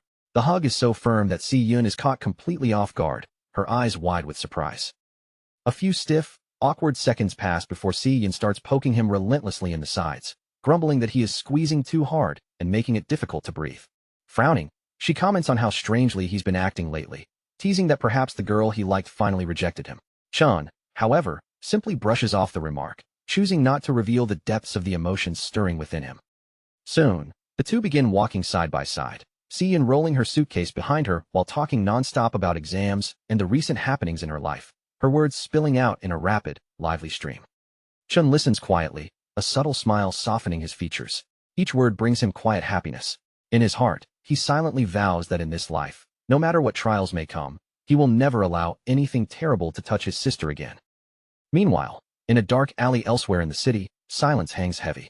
Shadows ripple as several thugs crouch low, watching, waiting for the perfect moment to strike.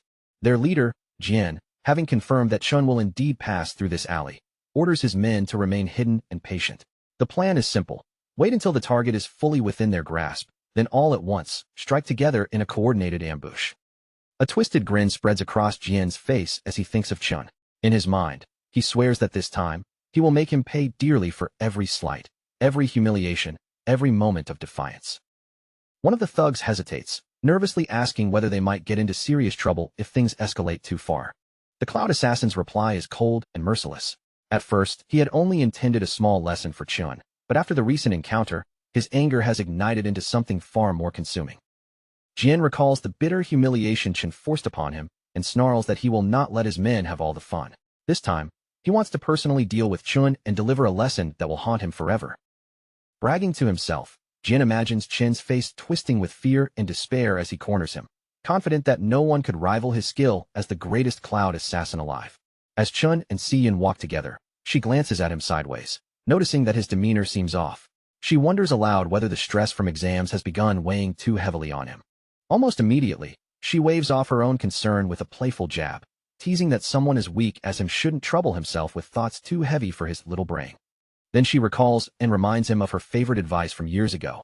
No matter what trouble comes their way, they simply need to keep moving forward and leave the rest to fate. To lift his spirits, Si-Yun bursts into a bright, playful song as they step deeper into the alley, her voice echoing lightly off the walls. A small warmth fills Chen's chest at the gesture, a surprising comfort that his sister can sense even the slightest shifts in his mood. Yet he also knows she is completely unaware of the powers he has recently awakened or the wealth he now commands. When Chen answers her with calm confidence that he is perfectly fine, Si-Yun narrows her eyes slightly, unsure whether she is hearing reassurance or merely his stubborn pride. Shaking her head with a faint, amused smile, she thinks quietly to herself that perhaps her brother is finally starting to grow into the man he was meant to become. Behind them, one of the thugs follows carefully at a distance. He leans in toward Jian and reports that their target isn't alone. Chun is walking with a girl. Jian's anticipation only intensifies. A gleam lights his eyes as he recalls that the alley has no surveillance cameras, giving them freedom to act without fear of being caught. But Chun, ever perceptive, immediately senses the malice creeping toward them from behind. Without even fully turning, he recognizes them, the same trash from the student council. Keeping his expression calm and unreadable, Chun reaches into his pocket and pulls out a pair of wireless earbuds. gently placing them into Si-Yun's ears. He casually tells her to listen to a song he's recently started enjoying, his voice deliberately light so as not to reveal the danger closing in behind them.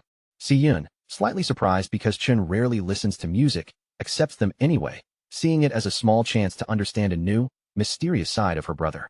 Only after the music begins does Chun slowly turn around.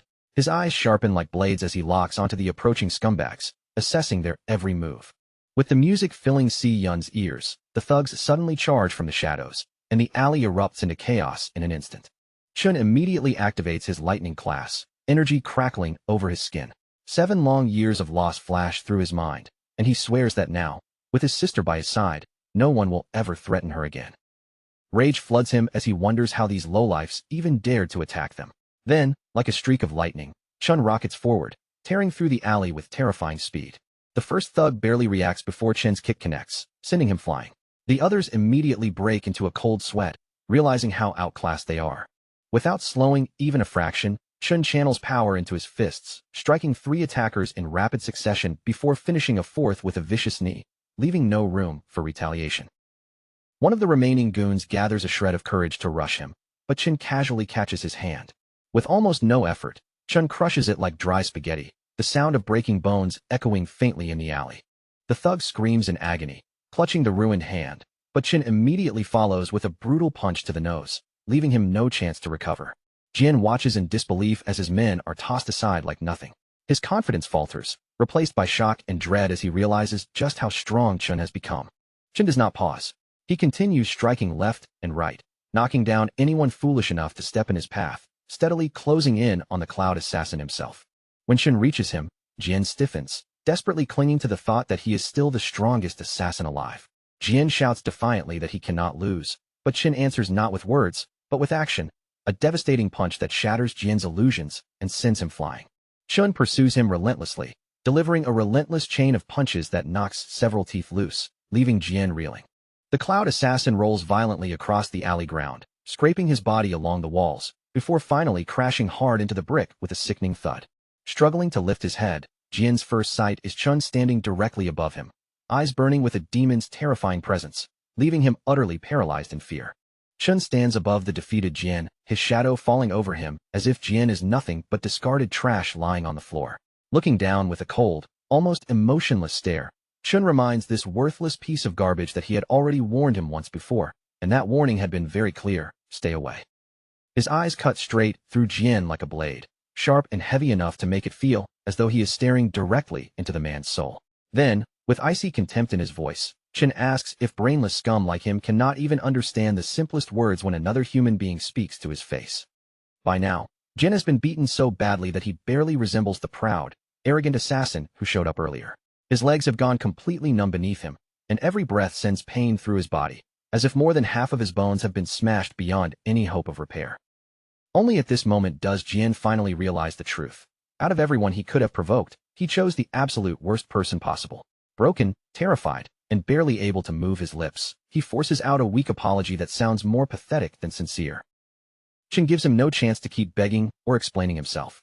He grabs Jin hard by the collar, drags him in close with one sharp pull, and presses a cold dagger right against his face, instantly cutting off whatever desperate excuse Jin was trying to spit out. As Jin is forced to stare into Chen's eyes from that terrifying distance, the so-called top assassin finally sees the situation for what it really is, with nowhere left to hide from the truth. There is not a trace of fear in Chen's eyes, not even the smallest flicker of hesitation toward killing him. That kind of calm, suffocating pressure is something no ordinary high school student should ever be able to carry. Jin's mind begins to shake as the realization sinks in, and he can only wonder what kind of nightmare a person must have survived to turn into someone as frightening and monstrous as Chun. With cold malice dripping from every word, Chun tells the broken boy to burn this warning deep into his memory, unless he wants to experience this nightmare all over again for a second time. He makes it perfectly clear that if they ever try anything stupid again, he will not hesitate for even a heartbeat before tearing them apart. And then, as if that warning still is not enough, Chun adds one final condition in a voice even colder than before.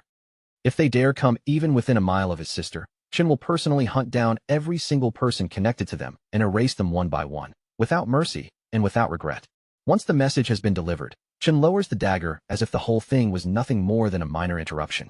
Then he calmly turns away and walks back towards Si-Yun, returning to her side before the background song even has enough time to end. Meanwhile, Si-Yun is completely absorbed in the music, her heart getting pulled deeper into the melody with every passing second. The lonely, heartbreaking lyrics hit her so strongly that tears begin gathering in her eyes, and she can barely keep herself together.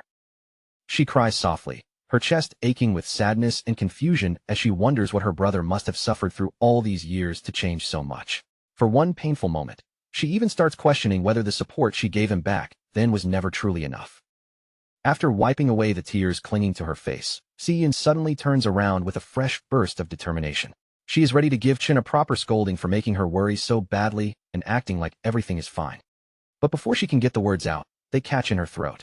The instant her eyes fall on the gift Chun is holding, her whole body freezes in place. Right there in front of her is the shiny gold-plated pen she has dreamed about for so long, gleaming beautifully under the light, as if Chin somehow pulled it straight out of her imagination and placed it in his hand. Si-Yun's face turns bright red in an instant, and excitement rushes through her so quickly that she almost forgets how to form words. Her eyes stay locked on the pen, shining with disbelief and pure joy. She can hardly believe that Chun actually bought her the newest holographic magic pen, especially when that single item costs more than their entire monthly rent. The price alone makes it feel completely impossible. Her adorable reaction immediately softens Chen's heart. Just from the way she is looking at it, anyone can tell she does not want to give the pen back at all, even though returning it would be the sensible choice when they are still so far behind on rent. Chen quietly clenches his fist behind his back, making another promise deep inside his heart. In this life, no matter what it takes, he will protect that smile, and he will make sure Si-Yun gets into the dream school she had once been forced to give up. Later, when they return home, Si-Yun spends hours happily playing with the pen. She traces glowing holographic drawings through the air, and soft light dances around the room as her excitement fills the quiet space. Chen sits nearby, quietly eating a bowl of homemade ramen that she prepared for him. As he watches how much she loves the gift, a genuine warmth settles in his chest, gentle and comforting in a way he has not felt for a long time. Still, reality eventually catches up with Si-Yun. Even though she absolutely loves the pen, she cannot stop worrying that Chen spent so much money on her when they still have not even handled next month's rent. Chen only gives her a proud, reassuring smile, as if the problem has already been solved. Then he reveals something she never saw coming. Their rent for the entire year has already been paid in full. He casually claims that he started a small business venture with a friend, and that the profits have been coming in pretty well lately. But Si-Yun is much too sharp to swallow that explanation so easily, and she immediately narrows her eyes at him with a suspicious glare. From the look on her face, it is obvious she does not believe this unbelievably convenient business story for even a single second. Every bit of her expression says that Chun is hiding something. Even so, she decides not to push him any further. After all, she can barely remember the last time she saw her big brother laughing this openly, this freely, and with so little weight on his shoulders. So instead of interrogating him and ruining the moment, Si-Yun gently pats him on the shoulder. Then, in a much softer voice, she gives him just one simple request. Whatever secret side hustle he has managed to get himself involved in, he simply needs to promise her one thing. He will not push himself so hard that he burns out and destroys his own body. Meanwhile, in the quiet, dim atmosphere of an aquarium, Student Council President Ting stands beside his cousin and shares a piece of news with her that is shocking enough to change the balance around them. According to the best doctors in the entire city, their top assassin has been injured so severely that there is basically no hope of him ever making a proper recovery. More than half of Jin's bones have been shattered beyond repair. The fact that he ended up fighting Chun at all was already unexpected, but the horrific condition he was left in afterward is even harder to believe. His cousin reacts with a chilling lack of concern, showing no real interest in whether Jin lives, recovers, or falls apart. Instead, her only disappointment is that the number of elite graduate students joining Ting's team has now been reduced. But President Ting is every bit as ruthless. He brushes the loss aside without the slightest trace of pity, saying that he will probably perform even better without some useless NPC dragging him down. At that moment, their uncle also speaks up, stepping into the conversation with the calm authority of someone used to being obeyed. This man is not only their uncle, but also the Academy's Director of Employment. Director Gong Xian begins giving his official report in a steady, composed tone, carefully laying out the results of his investigation into Chen's recent actions. His detailed investigation into the chaos that erupted at the ranking ceremony has finally reached a clear conclusion, and according to the evidence he has gathered, there is no room left for argument. The result is undeniable. Chen's true ranking is actually higher than Student Council President Ting's. That revelation strikes the former top student like a sudden shock. For a brief moment, Ting is caught completely off guard, and even his usual confidence seems to freeze in place. Director Gong Xian then gives him a stern warning. He reveals that Ting's father has personally asked the vice chairman of the alliance to evaluate Ting's performance during the upcoming combat exam. Because of that, Ting must make sure he shines brighter than everyone else when the exam begins. Still, in case he somehow fails to secure the spotlight on his own, the director presents a backup plan. The green-haired girl, who also happens to be his uncle's favorite niece, will join Ting's team to help guarantee that they take first place overall. But the arrogant student council president rejects the offer immediately, without pausing to consider it for even a second. To him, the suggestion itself seems unnecessary. He proudly claims that during the initial assessment, he did not even use a fraction of his true strength. What everyone saw back then was nowhere near his full ability. Completely convinced of his own superiority, President Ting assures them that he alone is more than enough to dominate the entire academy and crush anyone who tries to stand above him. Back at the academy dorms, Chen washes himself off after completing another brutal round of daily training. This time, it was a grueling 100-mile run while carrying a heavily weighted backpack that pushed his body to its limit. His mind is now locked onto one goal above everything else. He has to win the $1 million prize waiting at the end of the upcoming graduation exam. That prize is his only realistic chance to keep his agreement with Qingji from the Mithril Guild and build a profitable trade relationship that can benefit both sides going forward. With only a few short weeks left before the major exam arrives, Chen finally lies down in bed. His exhausted body begins to rest, but his focus remains fixed firmly on what comes next. But even as Chen finally lays down, he does not close his mind to rest. Sleep for him is just another tool, a chance to push further, grind harder, and sharpen every skill without wasting a single moment. His resolve is unyielding in slumber as it is in waking life. As his consciousness drifts deeper, Chen finds himself standing before the massive and foreboding void tower of Demon King Lanyu. Its dark, jagged silhouette looms above him like a monument torn from another world, exuding an aura of pure, oppressive power. Without hesitation, he strides forward, each step deliberate, climbing the tower's long, seemingly endless staircase that winds skyward toward its entrance, the air thick with tension and anticipation. In the past, when Chun had tested his Gravehound King class during his first assessment, his results had been respectable, a mid-sea rank that reflected steady, moderate power. But with his Abyssal Fiend class, everything changes. The sheer, raw strength it commands is overwhelming, so immense that it completely overwhelms the Academy's conventional rating systems. Even the Demon Heart, designed to measure extraordinary power, struggles to register it properly, as if the class's true potential exists far beyond the boundaries of any known scale. Faced with this reality, Chen understands there is only one reliable way to truly test the might of his remaining classes. He must unlock the Void Tower and put them to the test in real combat, where no numbers, no rankings, and no artificial measurements can hide the absolute truth of his strength. As Chen steps across the tower's threshold, a spark of curiosity ignites in his eyes. He wonders what twisted, merciless trial awaits him beyond this point, what nightmare challenges will demand every ounce of his skill. The instant he glimpses what lies beyond, shock freezes him in place. His eyes widen as reality twists around him in an instant. In the blink of an eye, he is transported into a surreal dimension, standing on the vast surface of a white planet that floats in the endless void of space, an alien landscape both mesmerizing and terrifying.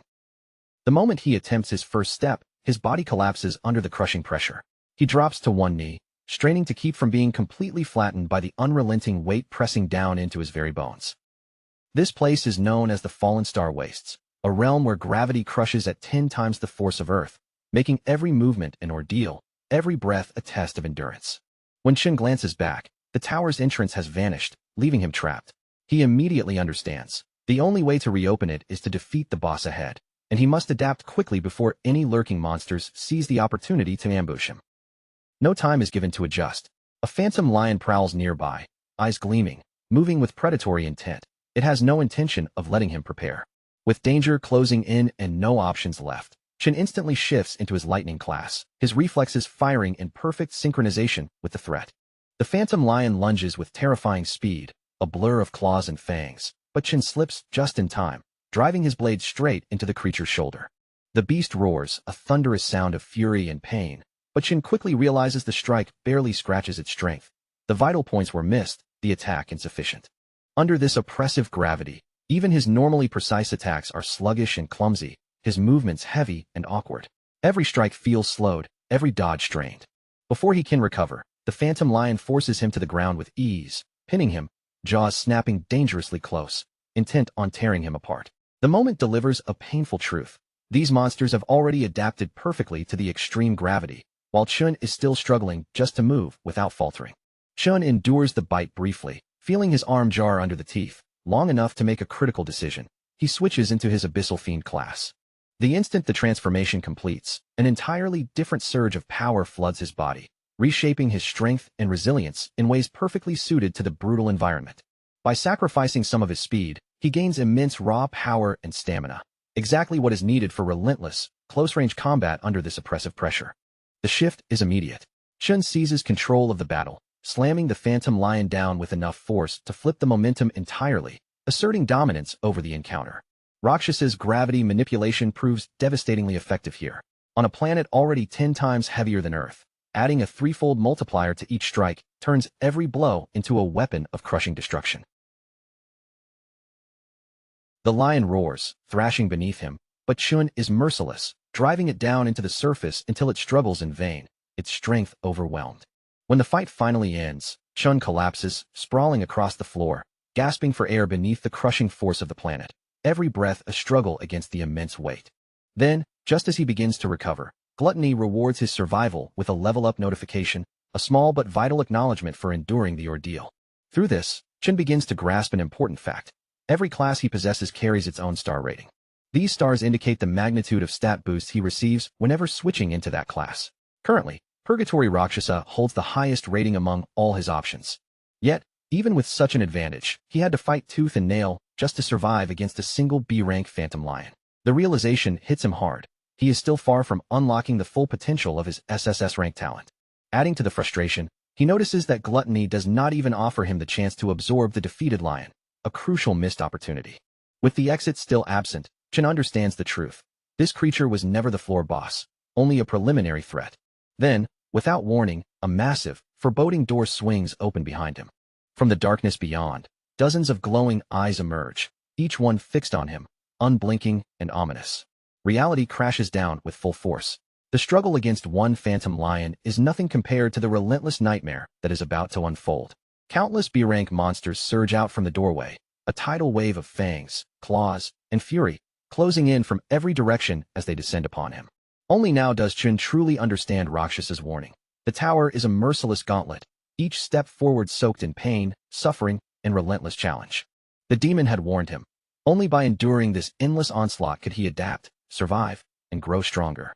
And Chun, gritting his teeth, finally comprehends the brutal truth of the path ahead, where each battle is both punishment and opportunity. He jolts awake from his sleep, body snapping upright as though ripped from a nightmare, heart pounding from the horrors he has just endured in the demonic trial. Everyone else in the room sleeps peacefully, oblivious to the torment that just played across Chun's mind and spirit. Finally, he sees it clearly. Purgatory's Void Tower is no shortcut, no instant ladder to power. He stands only at the beginning of a long, grueling road, one paved with relentless trials and pain. Weeks pass, and at last, the day of the Academy's graduation exam arrives, carrying with it tension and anticipation in equal measure. VIPs and spectators fill the stands, eyes glued to the promising young students who may soon ascend to prominence, their gazes heavy with expectation.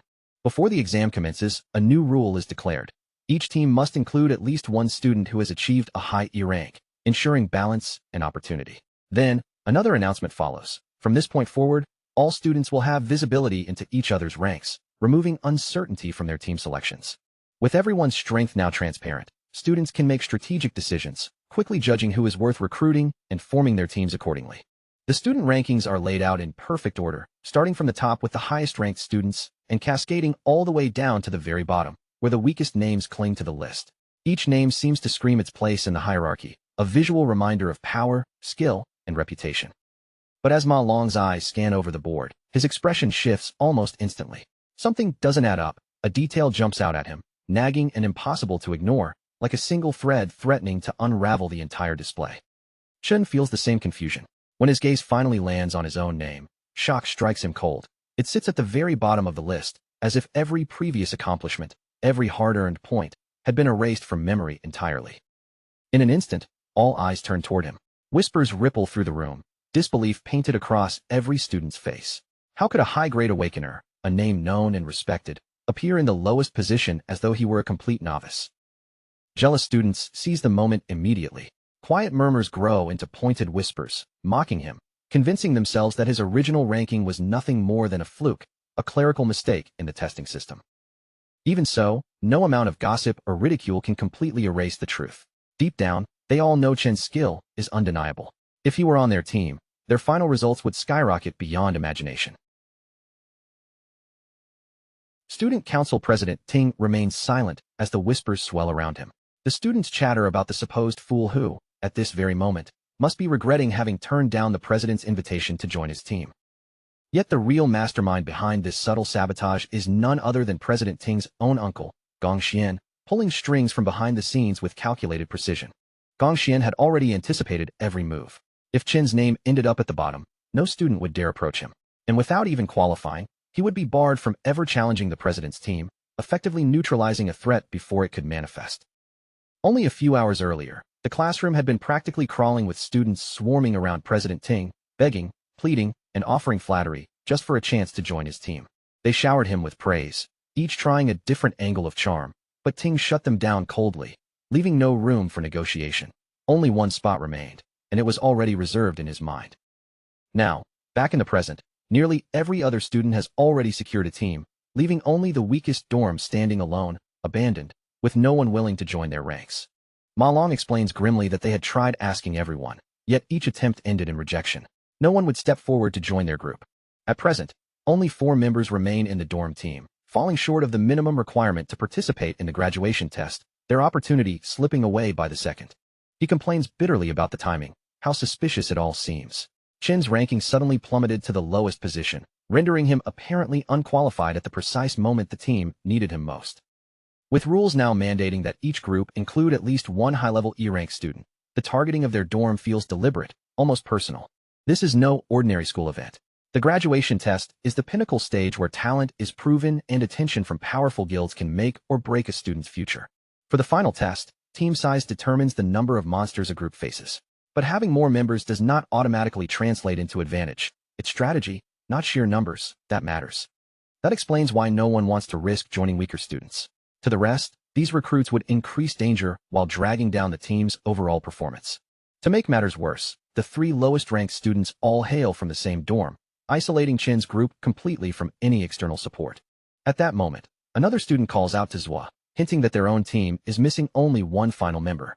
He applies subtle pressure with a deceptively friendly tone, suggesting that Zhua wouldn't want to fail the graduation test by remaining loyal to weaker dormmates. Chen observes all this carefully and quickly grasps the danger. If the situation continues unchecked, his entire dorm could be excluded before the competition even starts. Yet the dorm king stands firm. Without hesitation, he declares he will never abandon his roommates, refusing to save himself at the expense of others.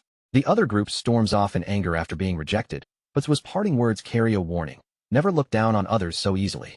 Ma Long checks the student list again, his face grim. Almost everyone has already finalized their teams, leaving only a single vacant slot standing open.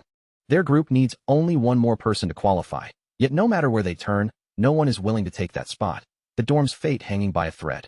Chen's eyes drift toward the director, and a detail catches his attention. The man shares the same last name as the student council president. With that single clue, Chen instantly sees through the orchestrated manipulations, the hidden hand shaping events from behind the curtain. He wonders whether Gong Xian truly perceives him as such a formidable threat that he would go to these lengths, bending rules and reputations to block him. But Chen does not falter. With resolve sparking in his eyes, he declares his intent to participate no matter what, and electricity begins to crackle around him, a visible aura of unstoppable power. Now that the hostility is obvious, Chen tells himself there is no reason to hold back further. Every hidden reserve, every ounce of energy is brought to bear. As his energy bursts outward, he steps forward confidently, drawing astonished looks even from the officials in charge, surprised by the sudden, undeniable display of raw power. Even his dorm mates stare in stunned amazement, faces filled with a mixture of confusion and awe, trying to understand the audacious move he is making. Chen recalls the unique rule each Awakener school enforces. Students may challenge anyone at any time to demonstrate strength. Though it might appear to outsiders as mere showboating, in reality, such a challenge is one of the fastest ways to display skill and earn recognition among peers. In most cases, many would refuse, avoiding confrontation entirely to stay safe. Chen knows one absolute truth. The student council president's pride will never allow him to back down in front of witnesses. As long as Chun defeats that blonde opponent publicly, every student will immediately reconsider and seek to have him on their team, drawn by undeniable talent. But before the confrontation can even start, a girl appears at the doorway, calling out to Chun and asking if his team still needs one more member. She speaks calmly, as though joining them is the most natural decision in the world, completely unflustered by the chaos around her. The vice president clarifies that she already reached D rank back in middle school, so there is no need to worry about her dragging the team down. Chun's dorm mates are flabbergasted, eyes wide with disbelief, struggling to comprehend how Chun has managed to secure such an impressive and beautiful ally. Chung and Ting are equally baffled, their expressions frozen in surprise, while director Gong Xian nearly chokes on his drink, stunned by the unexpected development. The surrounding students erupt into whispers and gossip once again, murmuring amongst themselves and questioning why an exchange student would willingly join the lowest-ranked team in the entire graduation test. Most know little about her, but rumors are already spreading that she hails from the prestigious Saint Kingdom. Gong Xian's face darkens with rage. He immediately declares that exchange students are not permitted to participate in the school's graduation test. He presses further, insisting that Ling has never officially taken any rank tests at this academy, meaning she has never proven her rank here, a clear violation of the rules. Just then, the principal appears calmly, confirming that the director's assessment is correct. The moment Gong Xian lays eyes on the principal, his expression shifts dramatically. Shock and disbelief ripple across his face as the presence of the school's head changes everything in an instant. The principal kept his gaze on Ling, calm on the surface but clearly weighing every little detail. Then, in an even voice, he asked why she was so determined to join this test when everyone already knew she would only remain at the school for a very short period of time. Chun instantly stiffened, frozen in place for a brief second as the scene caught him completely off guard. His eyes moved toward the principal, and one shocked thought flashed through his mind. How had someone at the warrior class suddenly crossed the distance so fast that it looked almost like teleportation? The old man did not raise his voice. He simply explained, steady and composed, that allowing Ling to participate would create an unfair situation for the other students. And Ling, rather than pushing back or arguing, only followed along with his reasoning, as though she had already accepted what he was saying. A line of cold sweat slowly slid down Chen's face as the truth began to settle in. No matter how carefully he observed them, no matter how hard he tried to judge their strength, he still could not sense the real rank of either of these two people. After holding his tongue for as long as he could, the director finally forced himself to speak up.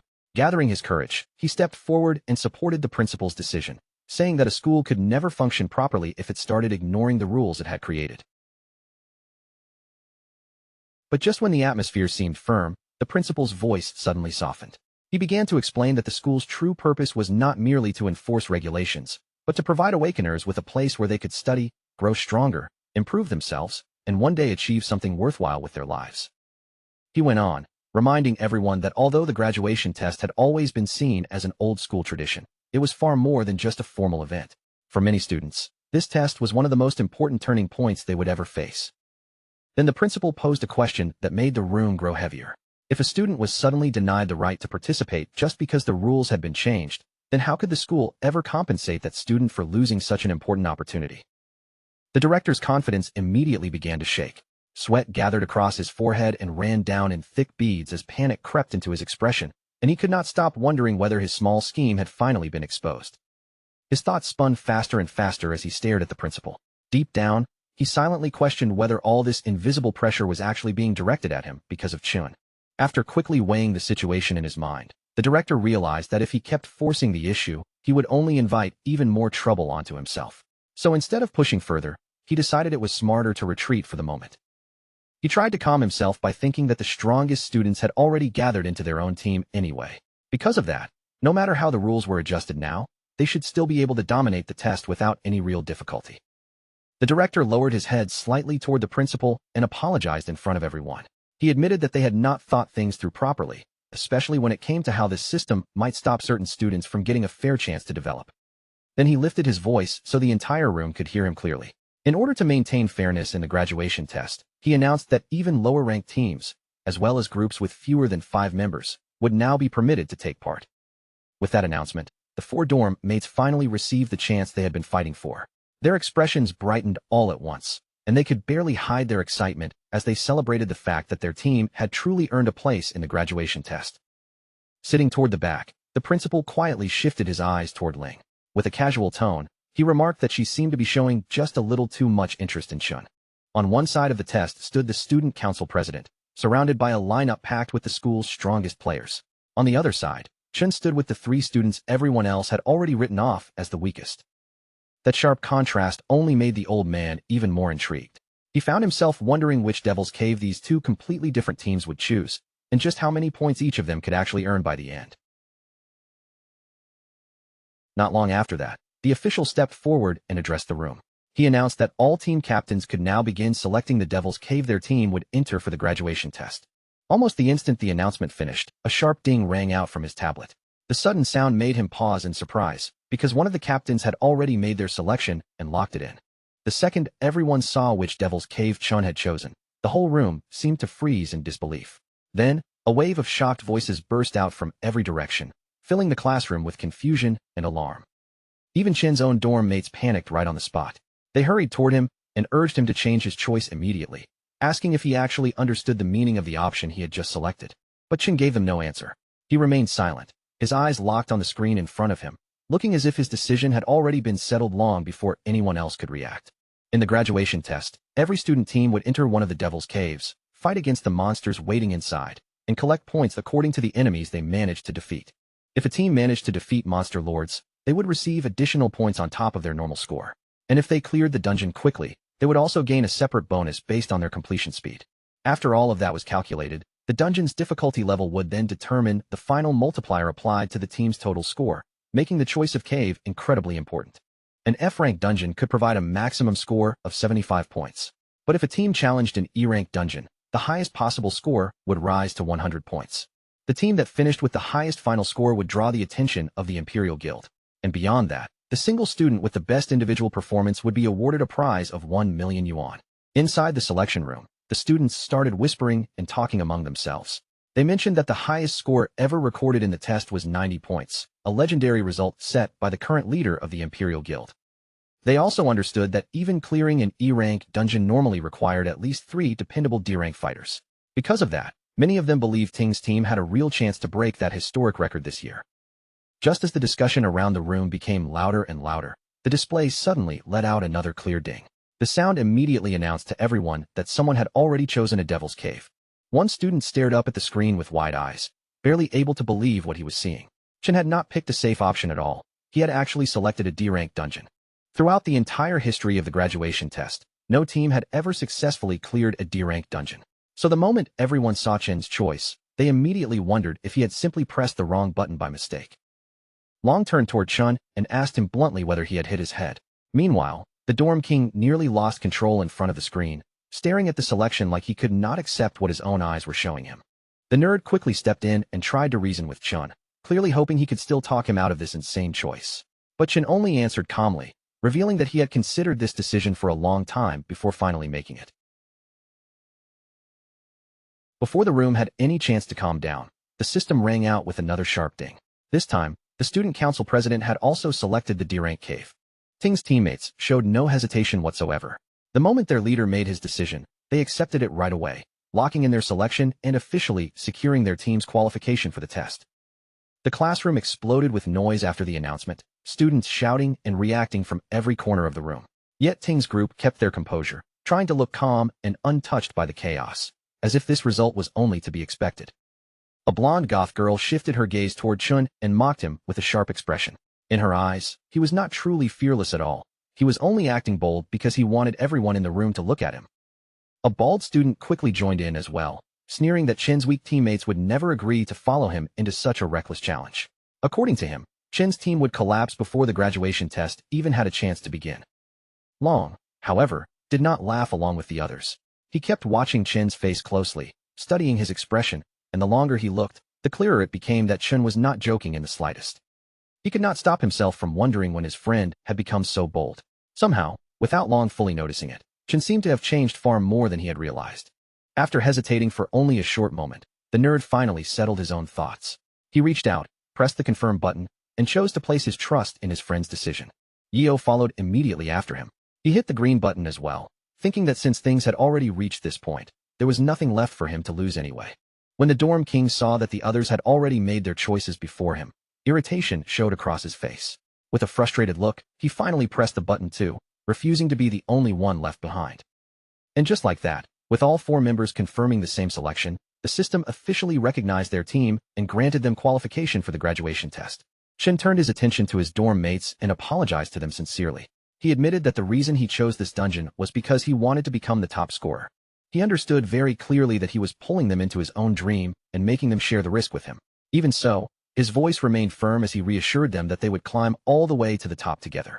After hearing Chen's words, the president slowly rose from his seat. His voice was cold and filled with confidence as he declared that the number 1 position belonged to him, and him alone. Chen slowly turned around to face him directly.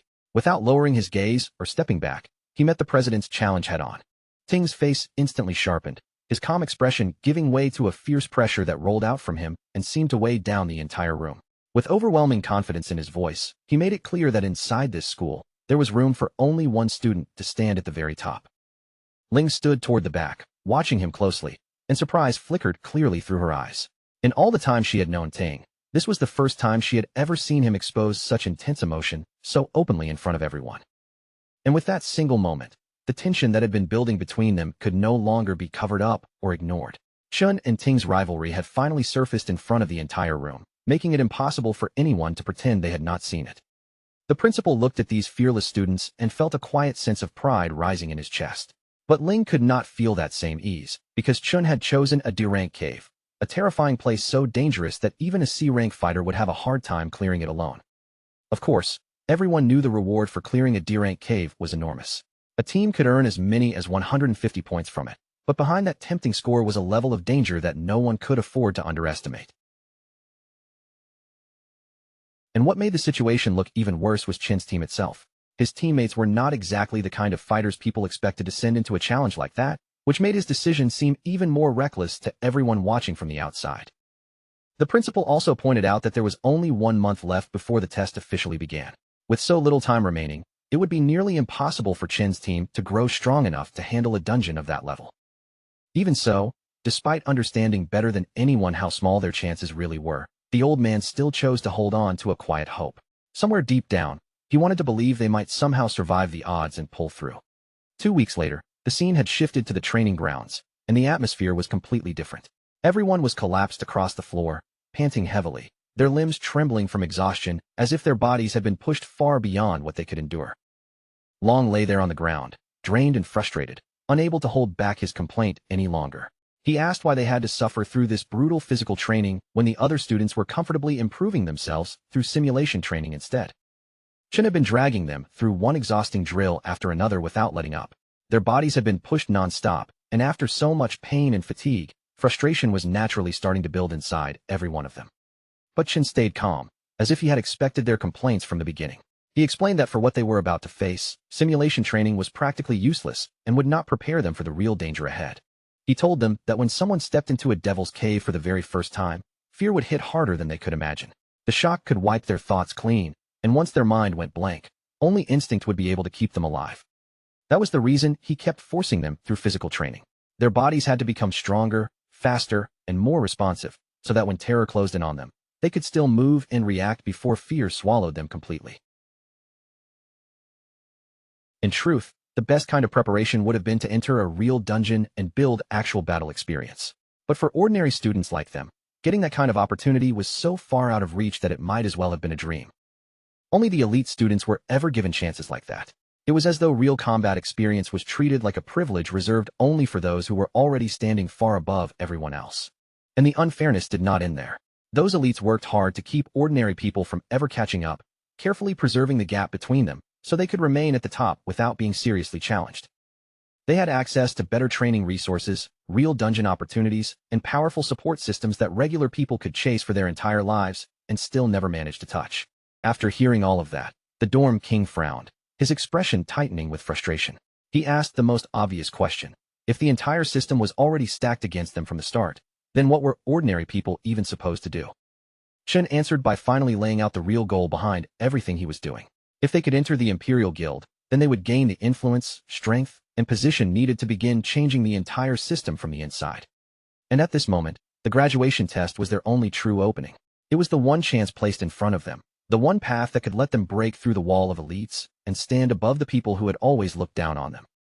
With that dream burning fiercely in his heart, Chen silently vowed that he would do absolutely everything in his power to keep the promise he had made. Then, with unwavering conviction, he guaranteed that they would win. With only half a month left before the graduation exam, Chen drove himself even harder than before. Every single night, while everyone else was resting, he entered the Void Tower again and again to continue pushing his limits. Defeating the Phantom Lions was anything but easy. They attacked him relentlessly and knocked him down over and over, but no matter how badly Chen was beaten, he refused to stay on the ground or give up. Then, when there were only 5 days remaining before the exam, his roommates were also throwing themselves into training with everything they had. Even with their bodies exhausted, they kept forcing themselves to move forward. But Chen had already stepped into a completely different level of intensity. The training he put himself through was so extreme that even the hardest routine his teammates could imagine looked almost like a simple warm-up beside it. With only 2 days left before the exam, his rival was clearly not wasting a single moment either. Ting continued training seriously, sharpening himself as the final countdown to the graduation test drew closer and closer. Even then, Chen's progress was moving at an even more terrifying speed. By this point, he could stand beneath crushing gravity and still face an entire pack of lions head-on without losing his nerve. Blood ran down Chen's face, streaking across his battered features, but his eyes were sharper and more focused than ever. Covered in wounds yet burning with determination, he looked more prepared to win than he had at any point before. On the day of the exam, a small drone floated near the gathered students, hovering quietly in the air. It waited above them like an official guide, ready to lead them into the test that would decide everything. The boys arrived together, all wearing matching outfits that gave them a much sharper and cleaner appearance than usual. As they walked in side by side, they looked far more serious and prepared than they ever had before. After every student had put on their wristband, the signal was finally given. In that moment, the waiting ended, and the graduation exam officially began. Outside the exam area, the academy principal stepped forward with a warm and respectful smile. He personally greeted Gong Lin, making it clear from his manner that this visitor was no ordinary guest. This sharp-looking man was none other than President Ting's father. More than that, he was also one of the co-founders of the Imperial Guild, a name that carried enormous weight in front of everyone present. The students could not stop staring at him from a distance. To them, a co-founder of the Imperial Guild was so famous, powerful, and unreachable that they looked at him almost like a rare creature being displayed right in front of their eyes. Their curiosity only became stronger when they saw both the principal and the Imperial Guild co-founder shift their attention toward a luxurious white limousine that was arriving nearby. The door of the white car opened, and a red-haired man named Carl Cavendish stepped out calmly. His posture was relaxed, but every movement carried the confidence of someone who was already used to being the center of attention. The instant the students recognized who he was, they completely lost their composure. Standing before them was none other than the vice chairman of the World Guild Alliance. Someone with a status that Hai would normally never bother coming to a place like this. That was exactly why his sudden appearance felt so unbelievable, making the students wonder what could have drawn him there. Inside the VIP room, the director stood before the special guests and gave his report. He explained that 23 teams had chosen F-rank demon lairs, several groups had selected E-rank lairs, and only 2 especially daring teams had gone as far as choosing D-rank lairs. Alliance Secretary Sigrid looked genuinely surprised when she heard that information. From her perspective, even a real D-rank team would normally need careful preparation before attempting to enter a D-rank lair. Because of that, she turned her attention toward the academy officials and questioned them directly. Had they truly considered the students' safety before allowing such a dangerous choice? When the director heard her concern, he remained composed and answered without panic. He explained that the students fully understood the danger of the lairs they had personally chosen to challenge. He made it clear that awakeners who lacked real combat experience often struggled even against F-rank monsters. No matter how confident they appeared before entering, actual battle could break that confidence very quickly. But the true danger inside any lair was always the boss. Compared to the ordinary monsters wandering through the dungeon, the boss was far stronger, far more vicious, and far more capable of wiping out an unprepared team. That was exactly why so many teams ended up failing in the end. They could survive the weaker monsters along the way, only to fall apart completely once they finally reached the boss. E-rank lairs, however, were already on an entirely different level. Even the basic monsters inside were as strong as an F-rank boss, a harsh reality most students only understood after experiencing it firsthand. Hearing this, the Alliance Secretary immediately asked whether any safeguards were prepared in case the situation became too dangerous. The director responded without hesitation, assuring her that the academy placed great importance on protecting its top students and would not treat their safety carelessly. To make sure nothing spiraled out of control, a warrior from the Imperial Guild had been stationed outside every lair. If anything went wrong, that warrior would be ready to rush inside at the first sign of danger. On top of that, every student's wristband had been equipped with an emergency function. If a student chose to surrender, or if their life was truly at risk, the device could instantly teleport them out of the lair and bring them back to safety. Even after hearing all the safety protocols, Alliance Secretary Sigrid could not completely relax. Her eyes narrowed slightly as she surveyed the teams, quietly doubting that the Academy's students were truly capable of conquering a D-rank lair. In her mind, she wondered just how long these two daring teams could survive once they were plunged into the dungeon's freezing, dangerous depths. The director, meanwhile, already had his own grim prediction. He leaned back slightly, confident that the young E-rank students wouldn't last long inside the lair. In his mind, he pictured them panicking and rushing back out in tears before they had even come close to understanding the true peril waiting inside. Deep within the D-rank dungeon, the environment itself seemed to loom like a warning. Gigantic frozen trees stretched skyward, their branches sharp and glinting in the dim light like jagged ice spears. Chen's teammates hesitated, visibly shaken, as their eyes adjusted to the chilling darkness stretching ahead of them.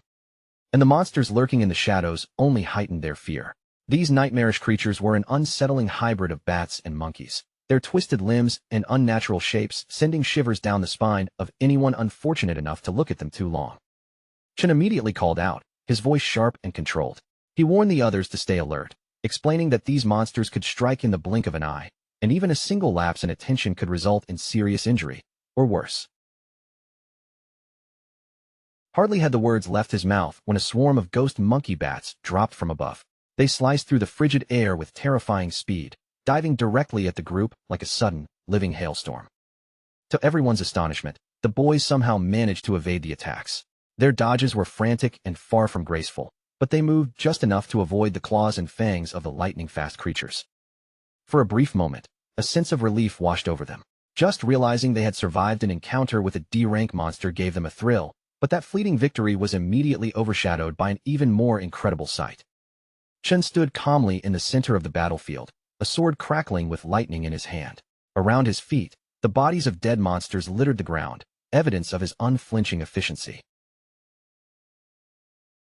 Without wasting time on words or speeches, he instructed his teammates to prioritize their own safety. They were not yet strong enough to handle the monsters alone, but he would take care of the rest. Another ghost monkey bat lunged from the shadows with terrifying speed. The boys barely had time to react, diving aside and avoiding the deadly strike by the skin of their teeth. At that instant, Xiangzhou finally understood Chen's purpose. All the brutal reflex drills and intense speed training had been preparing them for moments exactly like this. Life-or-death encounters where instinct mattered more than skill alone. Xiangzhou clenched his teeth in frustration. For so long he had considered himself the dorm king. Yet now, facing real danger, he realized he had no choice but to rely on his unpredictable roommate. While those thoughts raced through his mind, Chen moved with fluid precision, eliminating ghost monkeys one after another with swift, decisive strikes. The monsters attacked in relentless waves, but before they could even register the threat, Chen's blade was already through them, each strike precise and devastating. The dorm king muttered under his breath, recalling how Ma Long had often praised Chen's strength. But hearing about it and seeing it firsthand were entirely different experiences, leaving him awestruck. At that moment, Chen no longer looked like an ordinary student. To Xiangzhou, he resembled a battle-hardened veteran, someone who had survived countless real combat scenarios. As the fight continued, a twinge of envy crept into the dorm king's chest. With every swing of Chen's sword, his reputation seemed to rise even higher, and Xiangzhou couldn't help but feel a pang of jealousy. Suddenly, another monster appeared from behind the group. Xiangzhou barely reacted in time, raising a defensive block just before its attack could connect. He grabbed the creature's leg with both hands, which were ablaze with fiery energy, and shouted at his teammates. His voice rang with urgency and authority. "Stop dragging your feet and get your act together now." After all, Chen wasn't the only one whose future depended on this test. Every single member of the team had something to lose if they failed here. The others stared at Xiangzhou in surprise, caught off guard by the fire in his voice and the resolute determination etched into his expression. Galvanized by the dorm king's stubborn will, Xiangyu finally acted. He cast his vine lock spell, wrapping the monster tightly and managing to pin it, if only for a brief moment. But the relief was fleeting.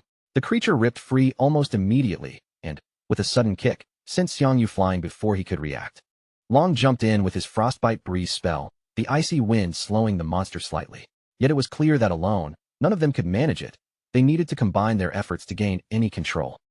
By coordinating perfectly, they finally managed to hold the creature in place long enough for the Dorm King to prepare his next move. With a synchronized shout, they urged him to take the shot. The Dorm King channeled all his fiery energy, compressing it into a powerful explosive flame bullet, and fired directly at the monster. But when the flames dissipated, the attack barely left a mark. The creature seemed almost untouched, with only a few scorched hairs hinting at the strike's impact, as though shrugging off the assault. Undeterred, he launched several more flame bullets in rapid succession. No matter how many times he struck, the monster refused to go down, its resilience testing their limits. By now, Xiang Yu and Long were straining to the brink of exhaustion, their bodies screaming as they tried desperately to keep the creature contained. Seeing their weakening grip, the Dorm King knew he could no longer hold back. Saving any energy was no longer an option. He poured every ounce of his power into one massive, concentrated flame attack. The resulting explosion engulfed the battlefield in fire and smoke, an overwhelming display of destructive force. When the smoke cleared, all that remained was a charred skeleton where the monster had stood. The drone's voice confirmed the victory. They had successfully eliminated a D-class ghost monkey bat. Exhausted and gasping for breath, the three teammates collapsed to the ground. Despite their fatigue, their faces glowed with excitement. They had actually defeated a D-class monster using only their own strength. Chen approached them, his expression showing mild surprise. The moment they noticed him, they eagerly asked whether he had seen them take down the monster. The creature had left behind only a single finger bone as loot. Xiang Zhua, trying to maintain his composure, casually claimed that dispatching it had been a simple task, a piece of cake. Chen didn't tease or mock them. Instead, he offered a straightforward congratulations, acknowledging the victory they had earned through their own effort. Shortly afterward, the drone's voice rang out again, announcing that every monster within the Devil's Cave had now been cleared, marking a complete victory for the team. Back in the viewing area, Director Gong stared at the live feed in disbelief, his face slack with shock, as if the sight in front of him was defying all reason. He simply could not process what he was seeing. These students, supposedly weak and lacking real combat experience, had just overcome a D-level threat that no one expected them to survive. The rest of the staff could only sit in stunned silence, their mouths tight, eyes wide, completely unable to find words for the impossible scene unfolding before them. Meanwhile, Vice Chairman Cavendish's assistant maintained his composure, calmly praising Chen's performance and calling it truly outstanding. As he watched the boy on the screen, he felt a strange familiarity emanating from Chen, a sense that reminded him of an old friend long ago, stirring a memory he hadn't expected. Vice Chairman Cavendish then spoke Chen's name aloud, deciding to remember him. That single decision immediately made President Ting's father and Director Gong exchange uneasy glances, the weight of recognition settling over them. Desperate to divert attention from Chen as quickly as possible, the director hurriedly redirected everyone's focus toward the student council team inside the other D-rank cave. He pointed out that Ting's team had already reached the midsection of the dungeon. The chairman's aide praised their coordination, noting that their teamwork was nearly flawless, almost like a professional guild raid team in action. Chairman Carl smiled at the report, clearly pleased, and remarked that this year's graduates were far more impressive than any previous classes he had seen pass through the academy. Director Gong lowered his voice to a whisper, reminding himself that the real battle was just beginning. The most thrilling moments, he knew, had not even started yet. Inside the D-rank toxic vine cavern, the president's team suddenly found themselves surrounded. Poisonous mushroom monsters erupted from all directions, converging on them in a coordinated, deadly attack. In response, a girl stepped forward, her guitar in hand. Her fingers danced across the strings, weaving a decay spell into the music that spiraled outward to strike the advancing monsters. At that exact moment, a star mage lifted his hand, channeling his unique attraction ability. Slowly but deliberately, he drew every scattered mushroom monster toward a single, tight cluster, creating the perfect setup for a coordinated combo. The creatures, confused and stumbling over each other, had no idea they were walking straight into a trap meticulously orchestrated by the team. The instant the monsters were corralled, the mage's voice rang out, calling urgently for the captain. Right on cue, the president surged forward, sword gleaming in the ambient light, his posture radiating lethal precision. Every step he took exuded absolute confidence, ready to end the encounter in a single, decisive strike. In a heartbeat, the president swung his sword, unleashing the blazing sky technique. His blade tore through the tightly packed mushroom monsters with surgical accuracy, each slash scattering them into pieces. The air itself seemed to tremble from the force of the attack, leaving no doubt about the sheer dominance of his skill. His teammates quickly recognized the familiarity of the monsters. They were identical to those faced during their rigorous training sessions. Knowing the attack patterns in advance, the team moved with seamless coordination, their movements fluid and confident, feeling virtually no real pressure as they executed their maneuvers. It became clear to them that the school officials had designed this test specifically with their team in mind. With support quietly positioned behind them, every obstacle seemed to dissolve effortlessly, turning what could have been a tense battle into a near-routine performance. Realizing this strategic advantage, the team's morale soared, and celebration began prematurely. Laughter and teasing remarks filled the air even before the fight was fully concluded, their confidence unshakable. They knew, without a shadow of a doubt, that first place this year would be theirs. Meanwhile, deep within the final level of the Cloud Forest, the boys stared in disbelief at how far they had come. Against all odds, they had survived the gauntlet and reached the lair of the boss monster itself, their hearts pounding with a mix of fear and awe. Amid the frozen wasteland, a colossal ghost ape crouched silently in the snow, calmly devouring its meal as though it had been waiting there for this very moment. Its sheer size and composed demeanor sent a chill down the boys' spines, marking it as a predator that could end them in an instant. The Dorm King broke into a cold sweat at the sight alone. The monster's presence was suffocating. Even a single strike from its massive limbs could easily mean instant death. His hands trembled involuntarily, betraying the instinctive fear coursing through him. As if reading the fear in their eyes, the creature slowly lifted its gaze, fixing its piercing eyes on the group's weakest member. The air thickened with tension, and a dreadful anticipation settled over the frozen ground.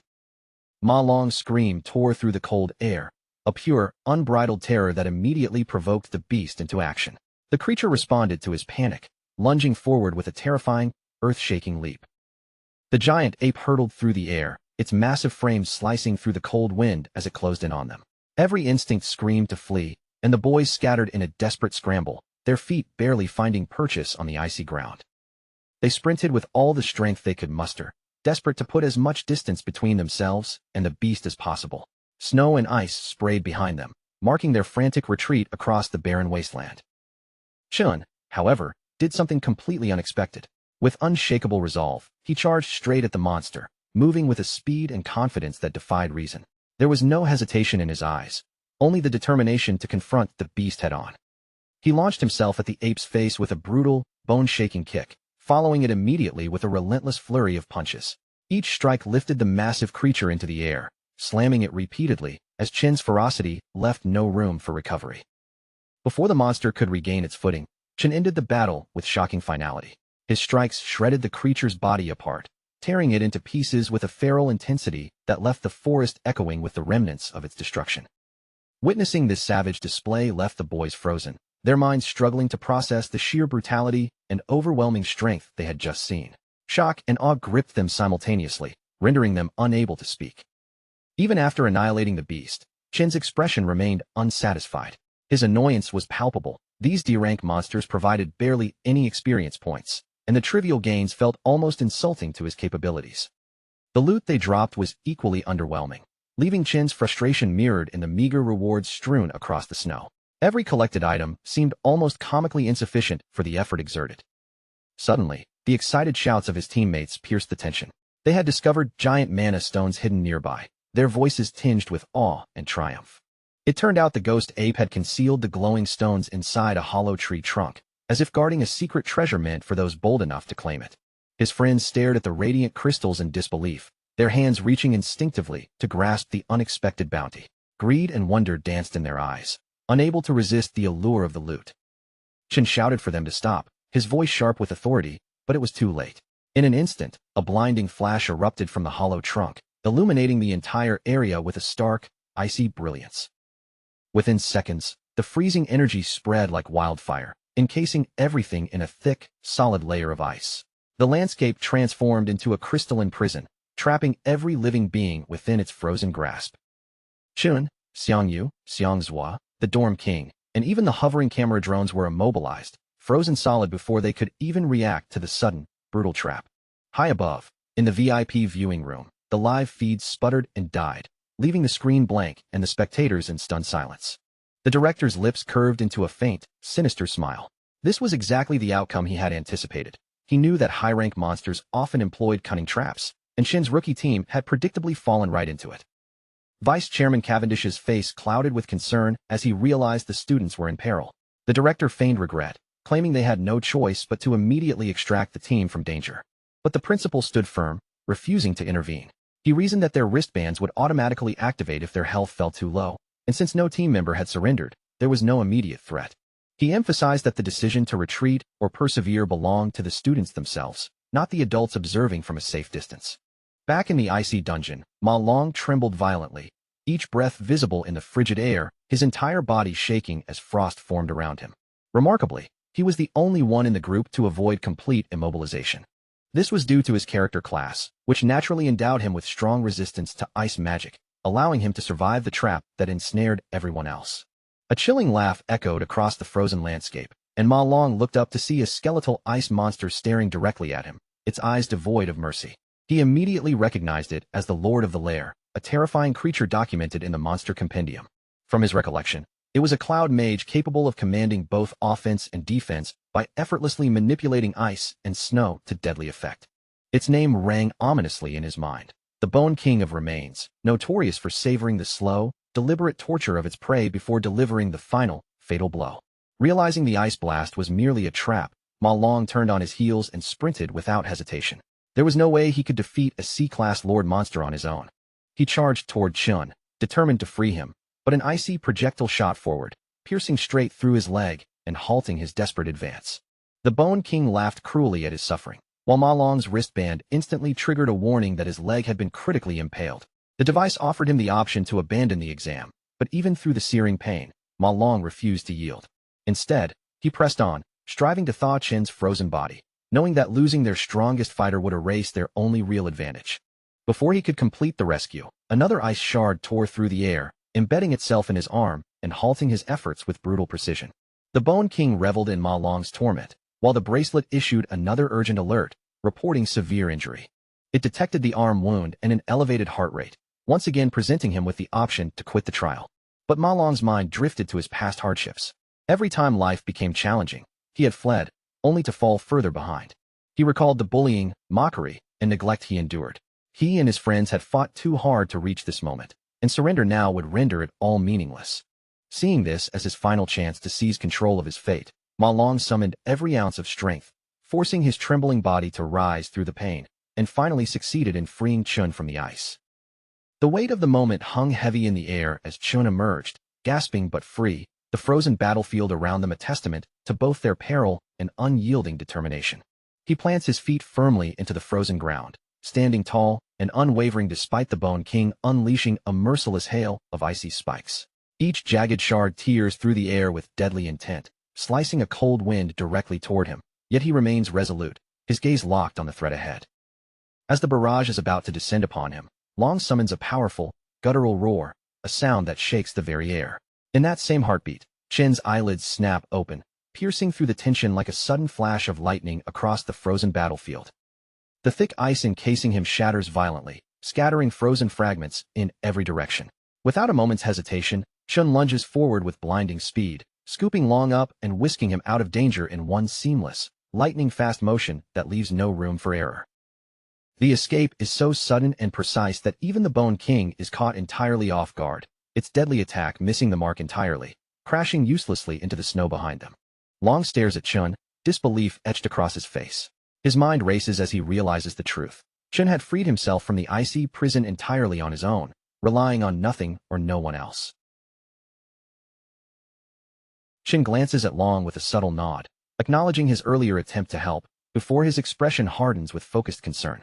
He asks about Long's injuries, his voice carrying a genuine, urgent care that cuts through the chaos around them. Long steadies his breathing, assuring Chun that the bleeding has temporarily stopped and that he can hold on. He quickly warns him of the Bone King's true nature, a cloud-type C-rank lord whose close-range power is unimaginably lethal.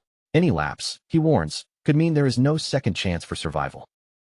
Turning their attention back to the battlefield, they see the Bone King beginning to amass a massive cluster of ice shards above its skeletal form, a harbinger of the destruction it plans to unleash.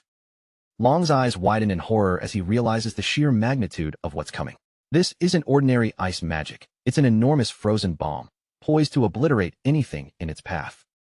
In the next heartbeat, the ice bomb crashes down, and the area is instantly swallowed by a blinding explosion of white frost and flying shards.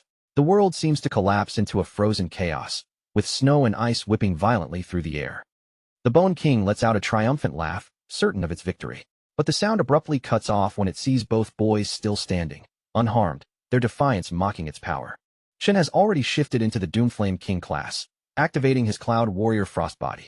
Completely immune to the Bone King's cold attacks, he now turns the icy battlefield itself into an advantage, his resistance stats soaring and his presence commanding the frozen terrain. The Bone King recoils, a terrified shriek escaping its mouth as it realizes its ice can no longer harm him. Its confidence crumbles instantly. Even Long freezes, stunned beyond words. Chun, previously a Volt assassin, now stands with the aura and form of a Cloud-type warrior, a transformation that defies all expectations. For a moment, Long can only marvel, wondering if Chun might be one of those exceedingly rare prodigies capable of awakening two entirely different classes simultaneously. Chun, however, does not boast or explain. He quietly apologizes for misjudging the situation earlier, admitting that his mistake had inadvertently dragged his friends into a far more dangerous battle than intended. Without missing a beat, Chun shifts classes again, transforming his body into the terrifying abyssal fiend, his presence now radiating overwhelming menace. He draws the Purgatory Warrior's sword, planting his stance firmly, facing the Bone King head-on, signaling his intent to end this fight here and now, leaving no room for negotiation. Long's jaw drops, utterly incapable of processing the transformation unfolding before him. The sheer audacity and power displayed is beyond anything he has ever witnessed. For most awakeners, mastering a single class is a lifelong pursuit. Only in the rarest cases can someone wield two classes simultaneously, making dual-class individuals almost mythical. People with dual classes are so rare that major guilds treat them as priceless assets, willing to go to extraordinary lengths to recruit them. But this alone doesn't explain Long's shock. Upon closer inspection, he realizes Chun isn't merely switching between one or two classes. He is manipulating three entirely different classes at once. Even more astonishing, each of these classes is extraordinary. In abyssal fiend form, Chen's stats surge with alarming speed, his raw power radiating an aura that can't be ignored. His physical strength explodes beneath him, launching him skyward with the force of a rocket, leaving the ground trembling under the sheer intensity of his movement. With unstoppable momentum, Chen charges straight toward the Bone King, closing the distance in a violent, explosive burst of speed that leaves no margin for error. The Bone King's smug grin vanishes instantly as it senses the lethal energy emanating from Chun. With one precise swing, Chen slices through the bony monster as easily as a knife cutting through soft butter, obliterating it in a single, devastating strike. The kill catapults Chun to level 17 instantly, while a rare, shimmering loot drop materializes, rewarding his skill and audacity. Long gazes at the shattered skeleton, frozen in disbelief. He cannot comprehend how Chun just annihilated a C-rank boss with such ease. Chun, casually composed despite the chaos, reminds him of the rest of the team still trapped in the ice, a reality Long had completely overlooked in the heat of the fight. Panic surges through Ma Long. He bolts without hesitation, determined to thaw the others before the deadly cold can claim them, his movements fueled by pure adrenaline. Once Ma Long disappears into the frozen chaos, Chen glances at the fallen Bone King and notices a new opportunity, the chance to devour the defeated Frostlich King. Seizing the moment while no one is watching, Chen absorbs the boss's power, unlocking a brand new class, Cloud Mage, adding yet another layer of versatility to his already formidable arsenal. Thanks to the earlier ice attack that blinded all cameras and drones, no outside observer can detect Chen's hidden transformation, keeping his new power a closely guarded secret. Just as he thinks the surprises have ended, a notification appears, signaling that his Lightning Assassin class has leveled up, granting him the opportunity to enhance one of his stats. Meanwhile, in the distant D-rank zone known as Gloomvine Grotto, the council president's team is struggling, pushed to the brink and overwhelmed by a seemingly insurmountable foe. No matter how hard they strike, their spells barely scratch the D-rank boss. Each attempt feels trivial, as if their attacks are mere whispers against a mountain of raw power. The mage attempting to restrain the monster with magical chains trembles under the pressure, barely maintaining control as the boss's raw might threatens to crush him. The lightning archer's arrows land with almost no effect, bouncing off the boss as though it were untouchable, making their efforts feel laughably inadequate.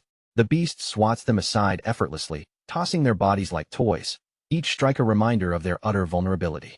Humiliation washes over the team as they realize that all their training, drills, and simulations have left them unprepared for such overwhelming power. They have never faced an opponent of this caliber, and the mage quickly recognizes that only the president has the power and presence to possibly turn the tide of the battle. Far behind the front line, the The president stands in a dramatic pose, radiating absolute confidence, as though the entire battle had been waiting for this single moment of intervention. He begins charging his ultimate skill, the support mages layering buffs and enhancements into him, amplifying his strength to unprecedented levels. Finally, gathering every ounce of energy, the president launches himself at the boss, sword ablaze with fiery intensity that cuts through the battlefield like a blazing comet. The flaming blade pierces directly into the monster's core, striking its heart with surgical precision. A moment later, flames erupt from the creature, consuming it from the inside out, melting its bones and flesh in a violent inferno. Cheering erupts from the president's teammates, their voices carrying the awe and exhilaration of witnessing what feels like the birth of a legendary hero whose name will echo through history. The battlefield trembles, snow and frost swirling in the aftermath, marking a turning point that will be remembered long after the ice has melted. A drone hovering nearby steadies itself in the air, then projects the result loud enough for everyone around to hear. Its announcement confirms that their team has officially cleared a Grade D zone in just a little over 30 minutes, an achievement that instantly draws attention from the surrounding students. The moment those words reach their ears, the whole party erupts with excitement. Their faces light up with victory already written across them, and in their minds, first place is practically guaranteed. After all, they simply cannot imagine any other team clearing a zone faster than that. With that overwhelming confidence pushing them forward, they leave the lair with eager steps, already picturing their names displayed at the very top of the rankings. Every one of them is certain they are about to receive the recognition they deserve. But as they walk through the hallways outside the test area, the atmosphere feels different from what they expected. All around them, they pass one group after another of students who had given up midway and teleported out before completing their assigned zones. Most of those students look completely shaken. Their faces are pale, their bodies are tense, and some still seem trapped in the terror of their first real encounter with demons, as if the monsters are still lingering right behind their eyes. That is when one of the president's lackeys suddenly spots Chun and his squad sitting off to the side. Unlike the noisy crowd around them, they are quietly resting away from the commotion, looking exhausted after everything they went through. The lackey only needs to glance at their tired expressions and battered bodies before his mind jumps to its own conclusion. To him, their worn-out appearance already tells the whole story. In his eyes, it is obvious that Chin's team must have fallen apart almost immediately after entering the lair. He assumes they were crushed early, forced out, and left sitting there in defeat. With a smug grin spreading across his face, the lackey strolls toward Chun and begins mocking him openly. He laughs at Chun for acting so bold before the test, only to supposedly collapse halfway through when things became real. The loyal follower keeps running his mouth, clearly enjoying the chance to humiliate Chun. But before he can push it any further, his own boss cuts him off sharply, because the Alliance vice chairman is already walking toward them. The elegant man approaches with calm authority in every step, slowly clapping as he comes forward. In a composed voice, he congratulates the students, praising what he calls an excellent performance. As he draws nearer, the president does his best to keep his face calm and dignified, but the followers standing around him can barely hide their excitement, knowing they are now face-to-face with one of the most powerful men in the entire world. President Ting steps forward confidently, lifting his hand with a practiced smile.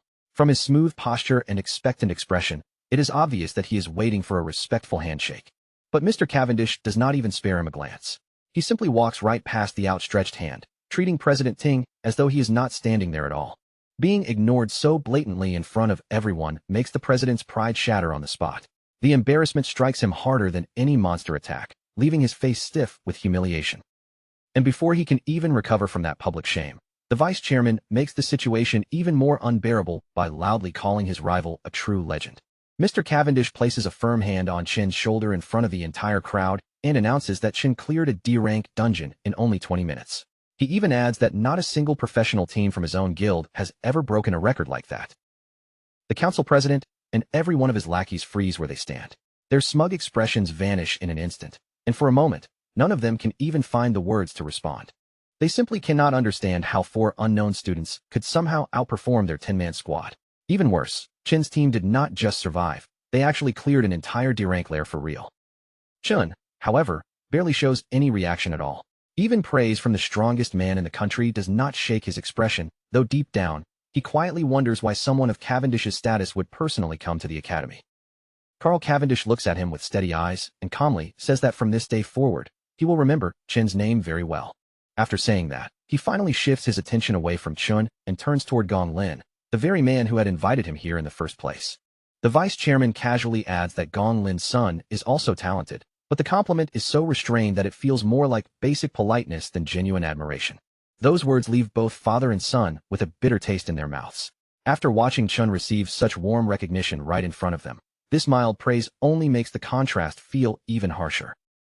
Once that brief comment is out of the way, the vice chairman announces that it is time for him to leave, as if the entire matter has already reached its natural end. Before the awkward atmosphere can grow any heavier, the academy director quickly steps forward, trying to smooth things over and regain control of the situation. He announces the final results, explaining that the two leading teams have finished with the same score. Because of this tie, every member of both teams will receive an official invitation to join the Imperial Guild. To Chin's roommates, that announcement sounds almost too good to be true. Thanks to Chun carrying the team through the exam, their futures have practically been secured right in front of them. President Ting's lackeys begin celebrating too, cheering as if the outcome is still a major victory. But Ting himself remains silent, his expression dark, clearly nowhere near satisfied with sharing the result. Then the director adds one more reward. The team captains will both receive management positions in the guild for their leadership, and the $1 million cash prize will be split evenly between them. The moment this decision is announced, both team leaders are visibly caught off guard. Their expressions shift at almost the same time, neither of them fully expecting the reward to be handled this way.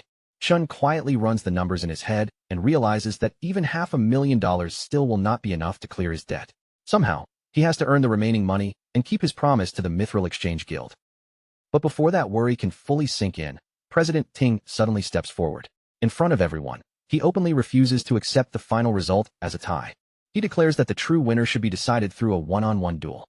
In his eyes, there can only be one champion, and he is not willing to share that title with anyone. The sudden challenge sends a wave of shock through the crowd. Even the academy director and the vice chairman turn their attention toward him, clearly surprised by his bold demand. Alarmed by his nephew's reckless move, the director immediately tries to talk him down. He urges him to accept the tie, knowing that after the humiliation earlier, this shared victory is already the best outcome they could hope for. The director assumes Chin will see the duel as meaningless and reject it without hesitation. But instead, Chin accepts the challenge right away, only with one condition attached. Whoever wins the duel will take the entire $1 million prize for themselves. That unexpected condition is interesting enough to stop the vice chairman from leaving. He pauses his departure for the moment, clearly curious to see how this situation will unfold. With the terms now laid out, Chin steps forward and faces his opponent directly. His posture is calm, but his intent is clear. He is ready to settle everything once and for all. Sometime later, Qingzhu tells Si-chun that he always expected him to take first place. But even with that confidence, he never imagined Si-chun would go so far as to earn a perfect score. After seeing Si-chun's name spread across the news, Qingzhu becomes even more certain that supporting him financially was the right move. He offers to erase Si-chun's $1.5 million debt completely, calling it an angel investment in his future. But Si-chun does not accept it as a simple handout. His tone stays firm as he makes it clear that a debt is still a debt, and if he owes the money, then he will repay every last bit of it himself. Si-chun then explains that he came here today to discuss two matters. The moment he says that, Qingzhu's attention sharpens completely, waiting to hear what he wants.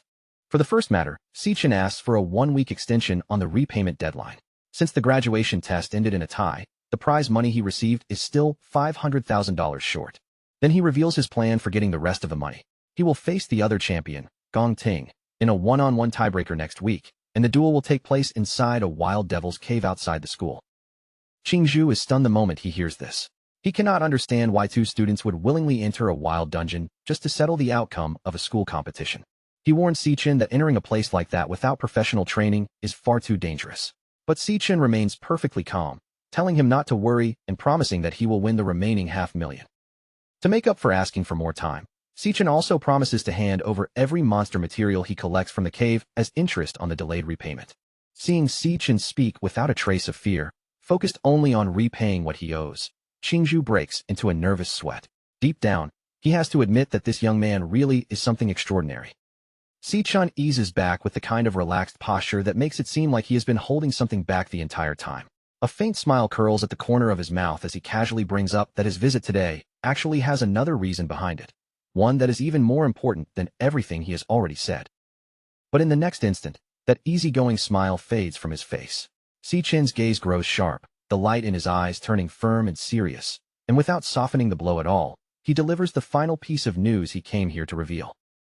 The moment Qingzhu hears it, the words hit him like a bolt of thunder exploding right beside his ears. His entire face goes blank, his mouth falls open, and disbelief spreads across him so completely that he can barely react. For several heavy seconds, Qingzhu simply stands there, rooted to the spot, as if his body has forgotten how to move. All he can do is stare straight at Si-chun, shock and awe mixing in his eyes, while not even a single word manages to leave his throat. Later that same afternoon, over at Qingshui Middle School, the atmosphere is completely different. Si-chun's younger sister, Si-yun, finally lets out a long breath of relief after surviving her brutal final exams, while all around her, her classmates slump in exhaustion and complain about how difficult the test had been. She pulls out her phone and checks the screen, and the instant she sees the date and time, her face brightens with a happy smile. For her, this moment officially marks the beginning of summer vacation. But then, just as she is enjoying that sense of freedom, another thought suddenly pops into her mind. Today is not only the day her exams are over, it is also the day her brother is facing his graduation assessment. Her eyes naturally drift down to the lock screen of her phone, where a cheerful selfie of her and Si-chun is smiling back at her. Seeing the two of them together like that pulls her thoughts toward the memories, hopes, and dreams they have shared over the years. For years ago, Si-chun had rushed into the room filled with pure excitement, unable to hide the joy on his face. He waved his admission letter from the National Awakener University in his hand, his eyes shining brightly as he realized the potential that had finally opened up before him. Back then, the younger Si-yun had been so excited she could barely stand still. She bounced on her toes and looked up at him eagerly, asking if that meant her brother was going to become an awakener, just like their parents. At that time, Si-chun had been overflowing with confidence and hope. He promised her that once he became strong enough, he would enter a top guild, earn enough money to give her a much better life, and turn the dreams they had been holding onto into reality. And deep down, he believed there was another reason he had to grow stronger. If he could gain enough power and knowledge, then one day, he might finally uncover the truth behind the mysterious disappearance of their parents. Si-yun had believed in him with her whole heart. She cheered him on without hesitation, completely convinced that her brother would become a strong, dependable, and truly capable awakener. But in a more recent memory, that hopeful image of Si-chun had changed. He had been sitting alone at his desk with a gloomy expression, quietly weighed down by the fact that he was already a senior and still had not awakened his powers, while Si-yun watched him silently from the side. When Si-chun noticed the worry written all over her face, he immediately tried to hide his own disappointment. He did not want his frustration or pain to become another burden for his younger sister to carry. So he forced a gentle smile onto his face and spoke to her as calmly as he could. He reassured her that everything was all right, insisting that he only needed to push himself harder and work even more seriously to reach his goals. Thinking back on all of it, Si-yun cannot help reflecting on the long, difficult path her brother has walked. Even though he studied harder than anyone else and poured everything he had into improving himself, he was still the only student who had yet to awaken. She understands now just how lonely that must have been for him. While everyone around him moved forward and succeeded, he had to swallow his own pain in silence, pretending to be fine just so she would not worry about him. Just then, her classmate Ju Tong suddenly comes rushing toward her, calling out Si-yun's name with a bright and energetic smile, instantly pulling her back from her thoughts. Ju Tong leans in with excitement written all over her face and asks if Si-yun has already heard the latest news, her eyes sparkling with curiosity like she can barely wait to share it. She quickly explains that the National Awakener University has produced 2 genius graduates this year, and the way she says it makes it clear that this is not some ordinary school rumor, but a rare and impressive achievement. Ju Tong keeps going, saying that both of those graduates led their own teams to perfect scores. On top of that, they even received praise from the vice chairman of the Guild Alliance, a huge honor that suddenly pushed their entire county into the spotlight. Then Ju Tong seems to remember something and turns the topic towards Si-yun. Since her brother studies at that very university, she asks how he is doing, and the question makes a faint sadness flicker across Si-yun's face as she hesitates to answer. But before Si-yun can say anything, a pink-haired student suddenly cuts into the conversation with a teasing, flirtatious greeting. It is none other than the school idol, Jean Duoxin, who strolls over with a smug look and tells her he has already booked a private room before asking if she is free to go with him tonight. Ju Tong is immediately stunned, her eyes widening as she demands to know when Si-yun even became acquainted with the school idol. Si-yun, however, does not look impressed at all. Her brows tighten, and her expression makes it painfully obvious that the interruption has only annoyed her. Without giving Jean Duoxin even a single word in response, Si-yun turns sharply on her heel. The next moment, she bolts down the hallway, her irritation and determination pushing her forward with every hurried step. Ju Tong is left standing there in confusion, watching her friend suddenly sprint away for reasons she does not understand. Meanwhile, Jean Duoxin remains behind as well, looking bemused as his confident invitation is ignored and CC Yun disappears from view. As CC Yun races all the way home, her imagination keeps painting the worst possible picture. She sees her brother sitting by himself, crushed by failure, while the classmates around him celebrate their success, leaving him alone in a haze of despair. Wanting desperately to raise his spirits, she makes up her mind on the spot. She decides to prepare a feast so grand and comforting that it will remind him he still has someone by his side and help cheer him up after everything he has endured. Later that night, inside their warm and cozy apartment, CC Yun keeps herself busy in the kitchen.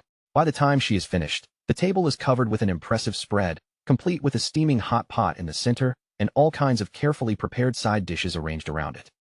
When Sichin sees the table, his eyes widen in genuine amazement. Looking from dish to dish, he can hardly believe the amount and quality of the food in front of him, and he asks his sister how she managed to prepare so much in such a short time. As Sichin begins eating, clearly enjoying every bite, Sichin stays quietly at the side and watches him.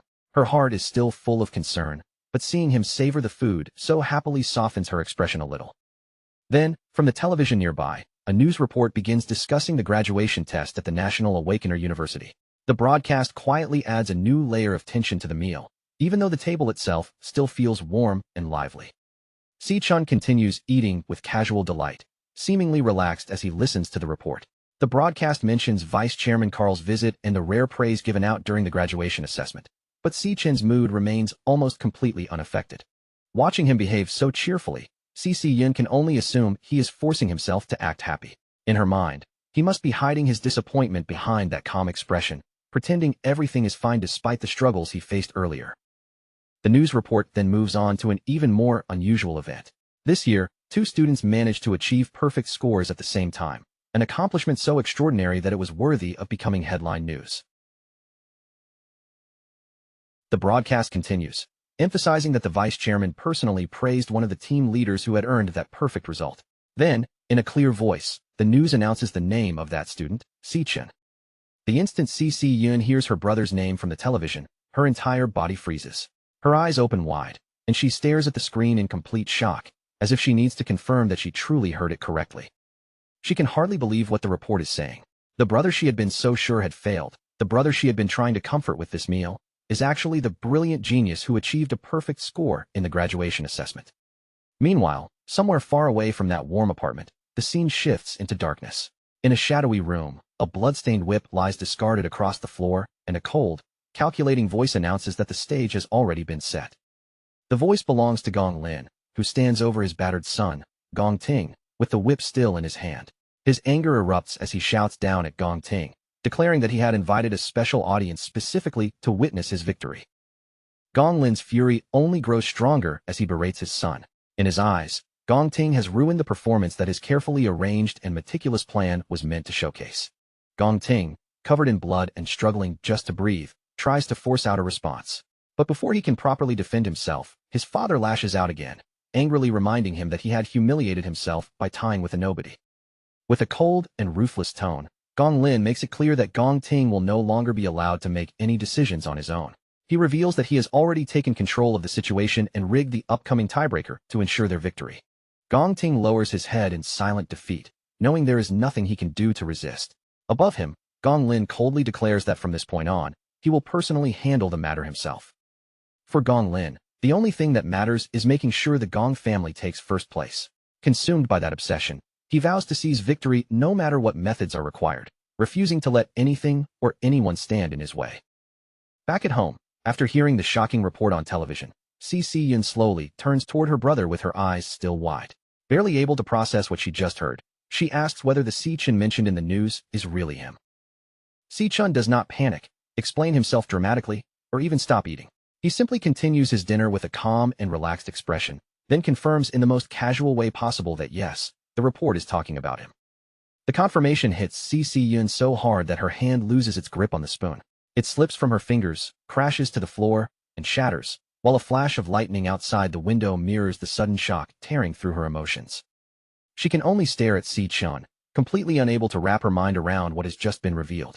The brother she had been worried about all this time has actually accomplished something extraordinary during his graduation assessment, and the realization leaves her utterly speechless.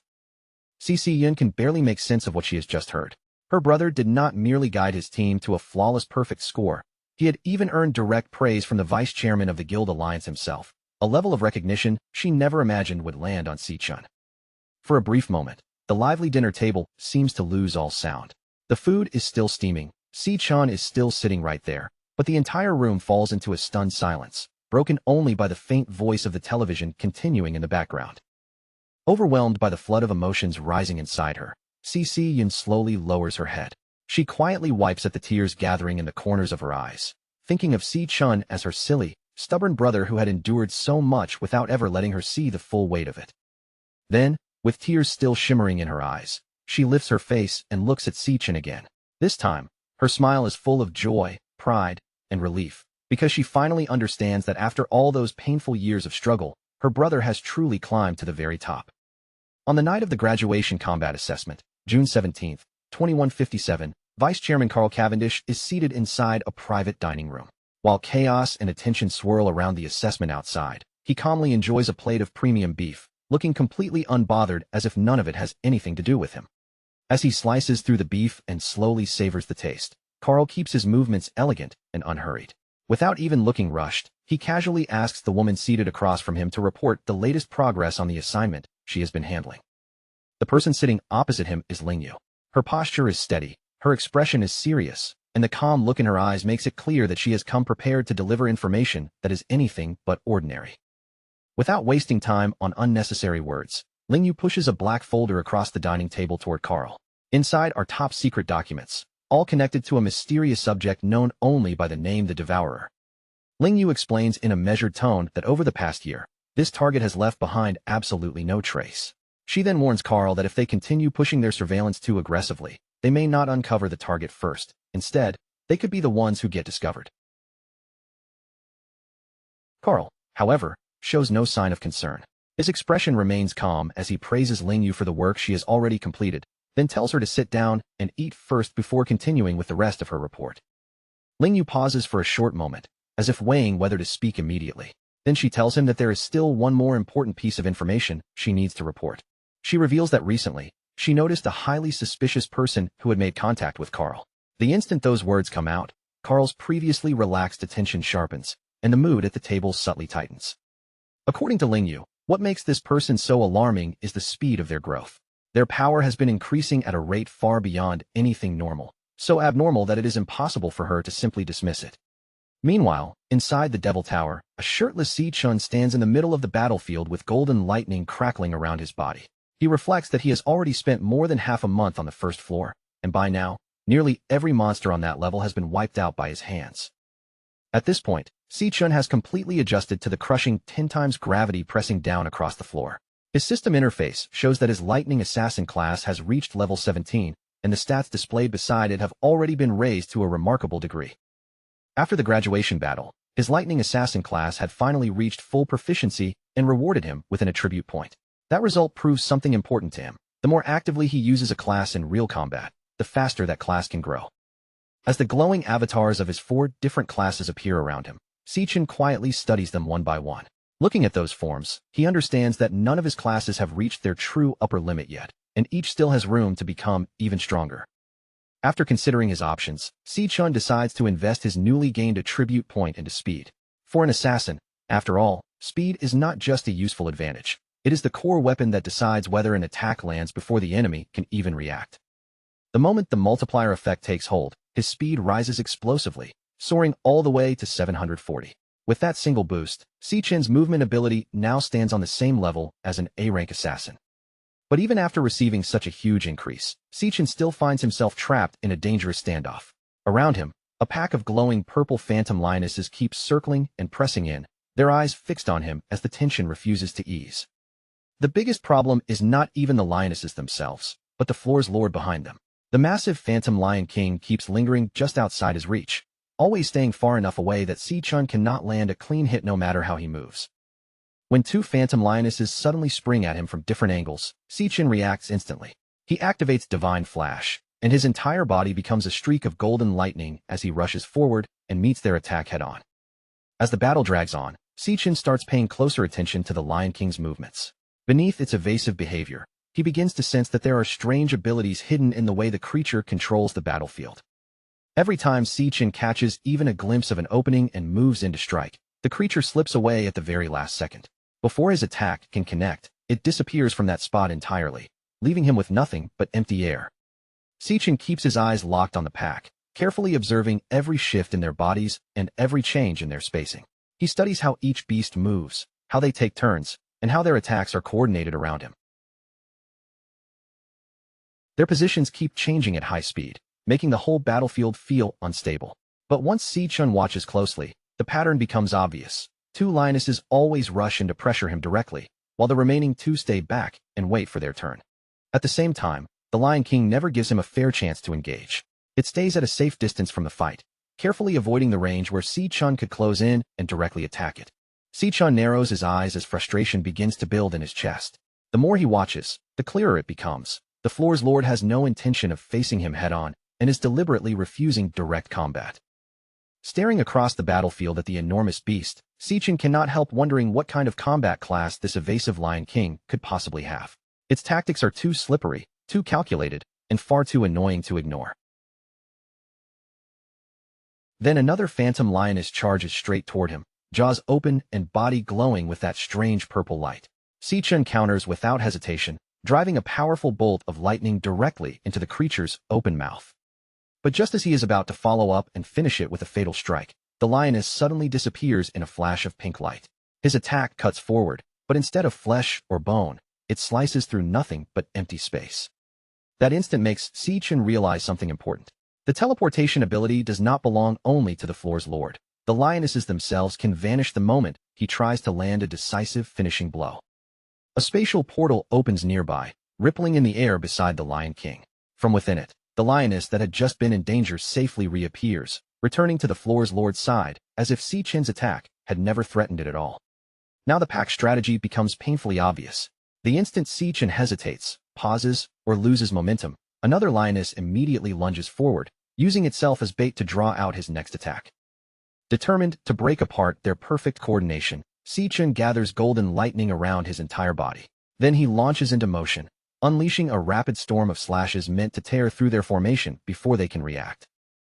But no matter how fast his blades move or how sharply his attacks cut through the air, the result stays the same. Each beast vanishes just before the strike can truly land, escaping by the narrowest margin every single time. The pack's formation does not collapse at all. Whenever one of the lionesses is forced into real danger, it simply teleports back to the Lion King, allowing the group to reset their positions as if nothing had happened. The lionesses continue attacking from every direction, their glowing claws flashing toward him again and again.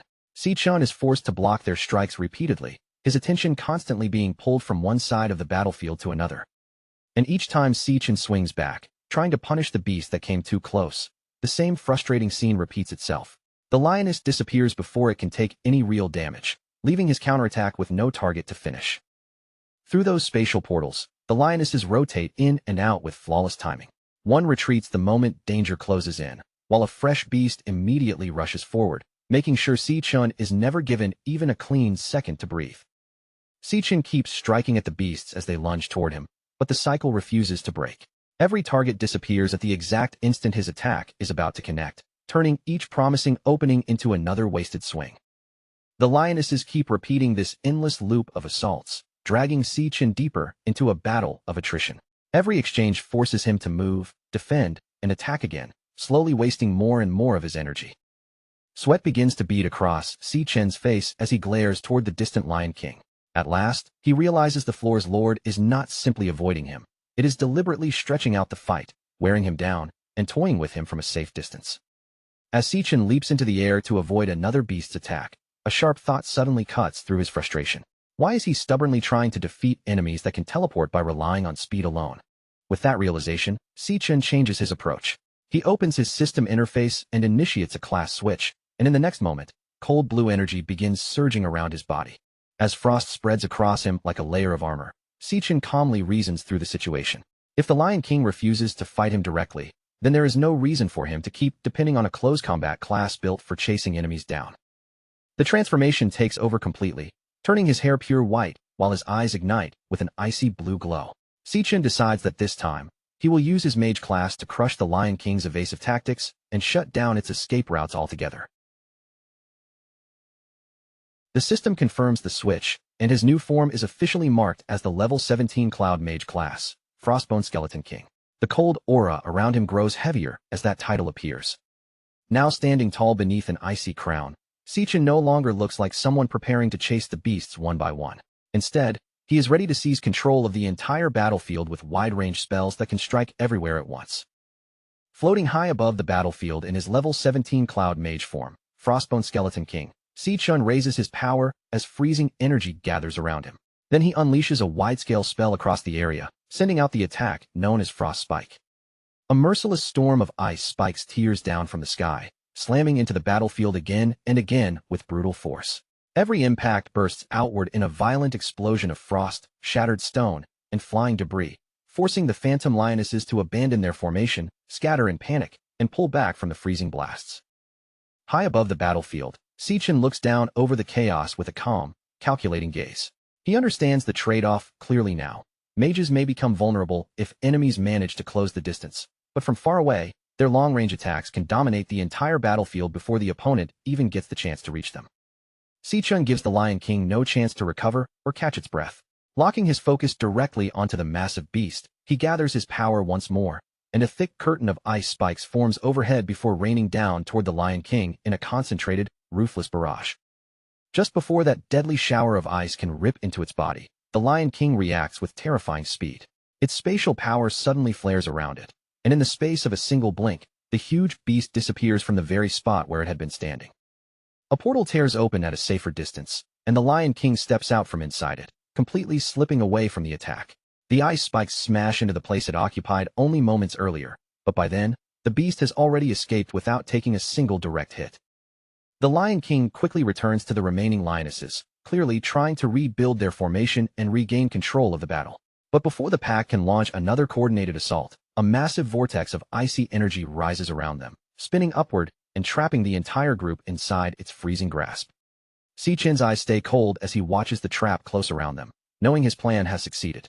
By forcing the beast into the exact kill zone he prepared, he has finally cut off their irritating hit-and-run tactic and gathered the entire pack into one place. The Lion King suddenly feels a terrifying pressure pressing down from above. Panic flickers through its eyes as it lifts its head and sees Sichin shaping a huge sphere of freezing energy in the air, a deadly frost blast bomb expanding ominously over the battlefield. Sichin stares down at the trapped beasts without even a trace of mercy in his expression, coldly telling them that there is nowhere left for them to hide. Beneath him, the shocked Lion King can only throw its head back and release a desperate, furious roar. With one sharp and decisive motion, Sichin sends the enormous ice bomb plunging straight toward the ground. The instant it crashes down, it erupts with overwhelming power, swallowing the entire area in a blinding white flash and a violent wave of freezing energy. When the dazzling glare finally fades, the full terrifying effect of the spell is revealed. The Lion King and its entire pack have been frozen solid, sealed inside towering jagged pillars of ice that rise from the battlefield like cold, silent graves.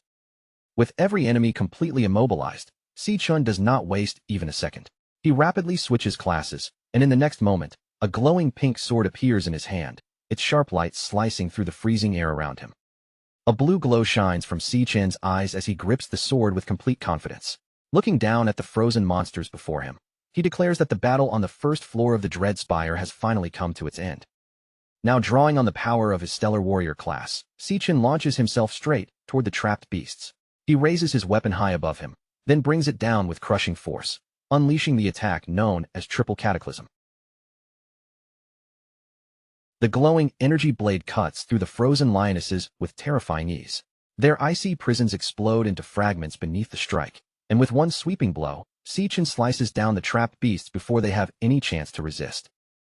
One after another, the defeated monsters break apart and dissolve into dark mist, their forms vanishing from the battlefield. Once the final traces fade away, Sichin remains standing beside the fallen Lion King, victorious and fully in control of the fight. The system immediately confirms his victory, bringing up the results in front of him.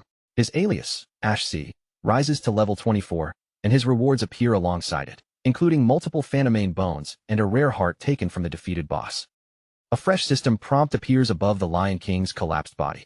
The message makes it perfectly clear that the boss monster has now met the conditions and is ready to be devoured.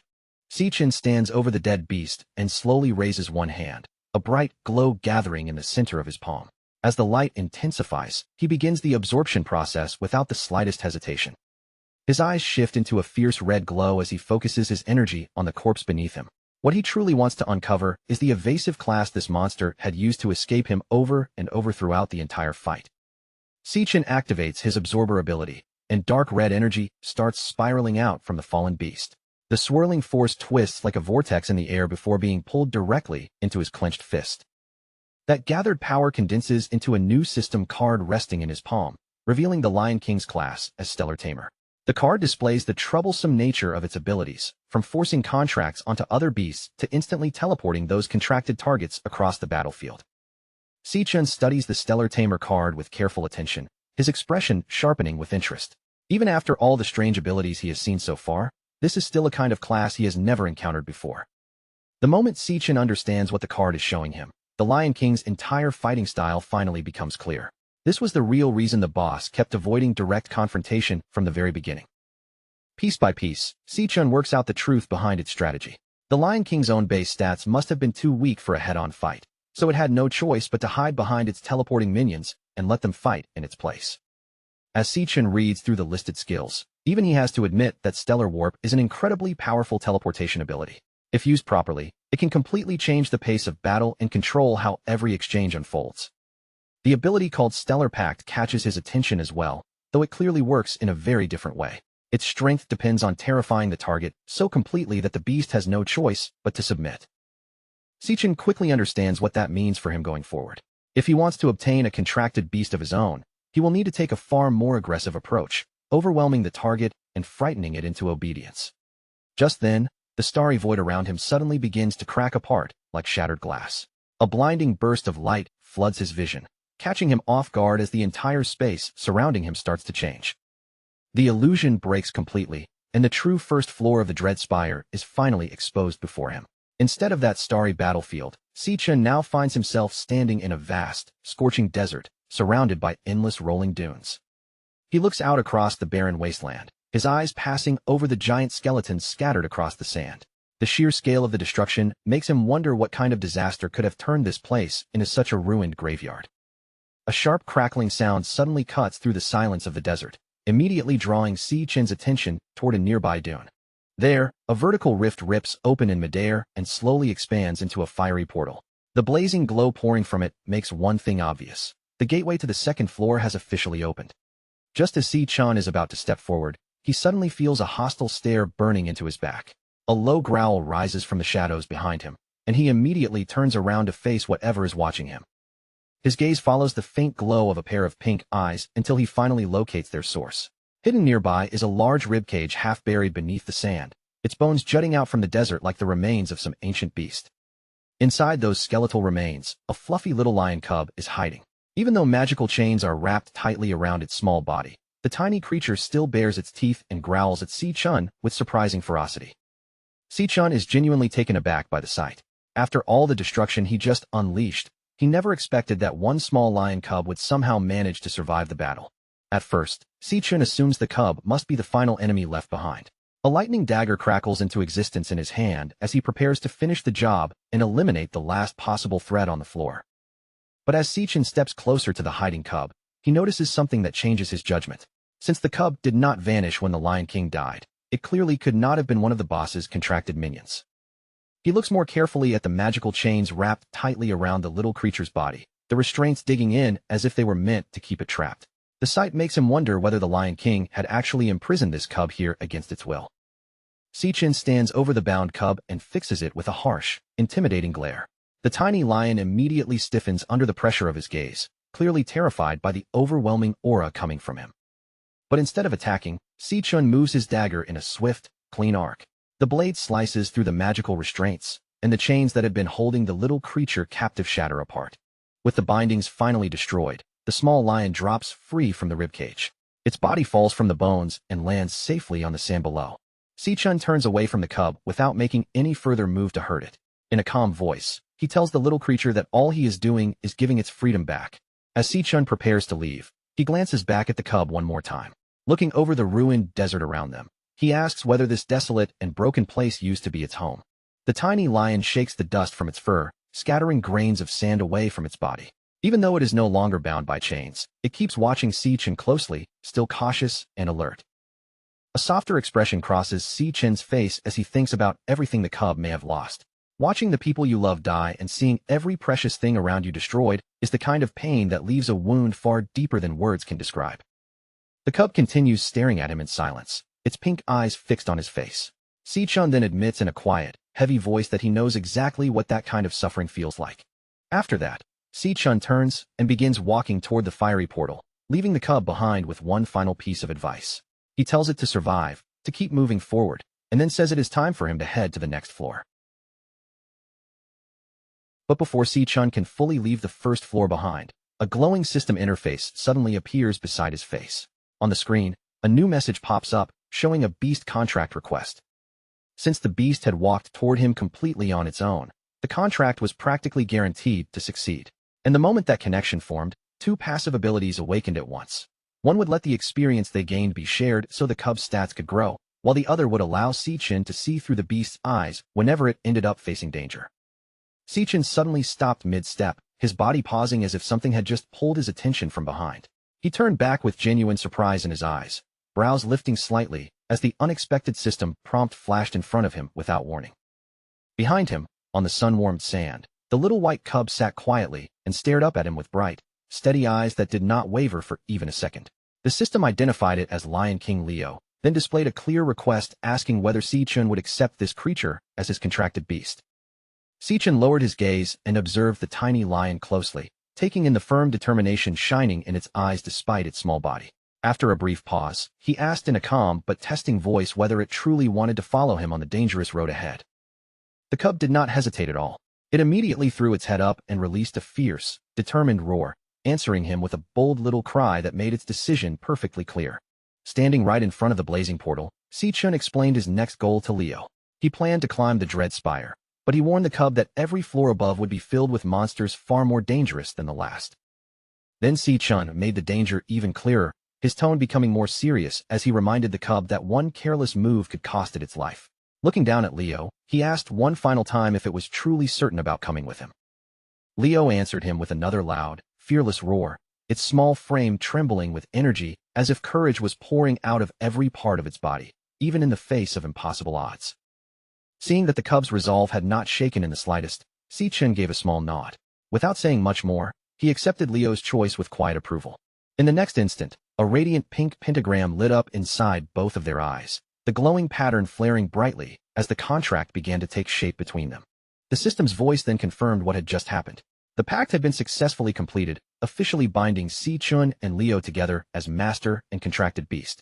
A more detailed interface unfolded before him, revealing Leo's Stellar Tamer class along with the Stellar Pact ability. The skill allowed forced contracts through intimidation, but it also carried a deadly condition. If the master died, the beast would die as well. At the same time, both passive skills activated immediately, one sharing experience to strengthen the cub's stats, and the other letting Si-chin borrow the beast's sight whenever it encountered danger. After that, another ability finally unlocked as well, Stellar Warp. With this power, Si-chin could teleport straight to the cub's location, or summon Leo directly to wherever he needed it to be. Now that their bond had been officially sealed, Si-chin allowed a faint smile to appear on his face, his expression settling into calm determination. Beside him, the energetic little cub bounced forward happily, clearly ready to follow him no matter where the path led. As they drew closer to the vortex of flame, Si-chin gave Leo one simple but important command. No matter what kind of battle broke out, the cub's first priority had to be staying alive. With that warning delivered, Si-chin stepped forward without hesitation and passed through the fiery threshold. On the other side, they found themselves standing on a jagged cliff that overlooked a massive underground world.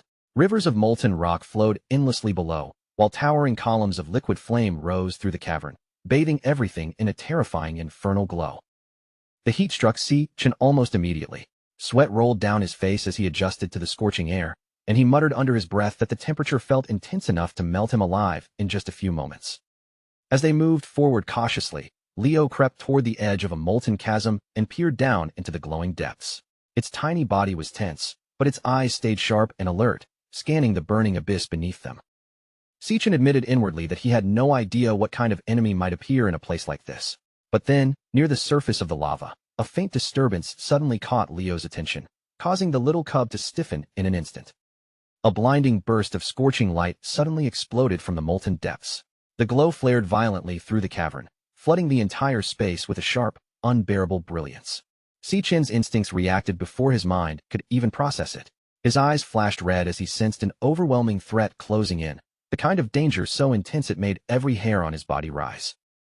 Before he had even the slightest chance to defend himself, an attack shot toward him at terrifying speed and pierced straight through his chest. The force behind it was so brutal and sudden that it seemed to defy all understanding. Sichin jolted upright in his bed with a sharp gasp, one hand clutching his chest, as if the wound were still there. His body was drenched in sweat, and the lingering terror of that final strike still echoed through his mind. Only then did the truth sink in.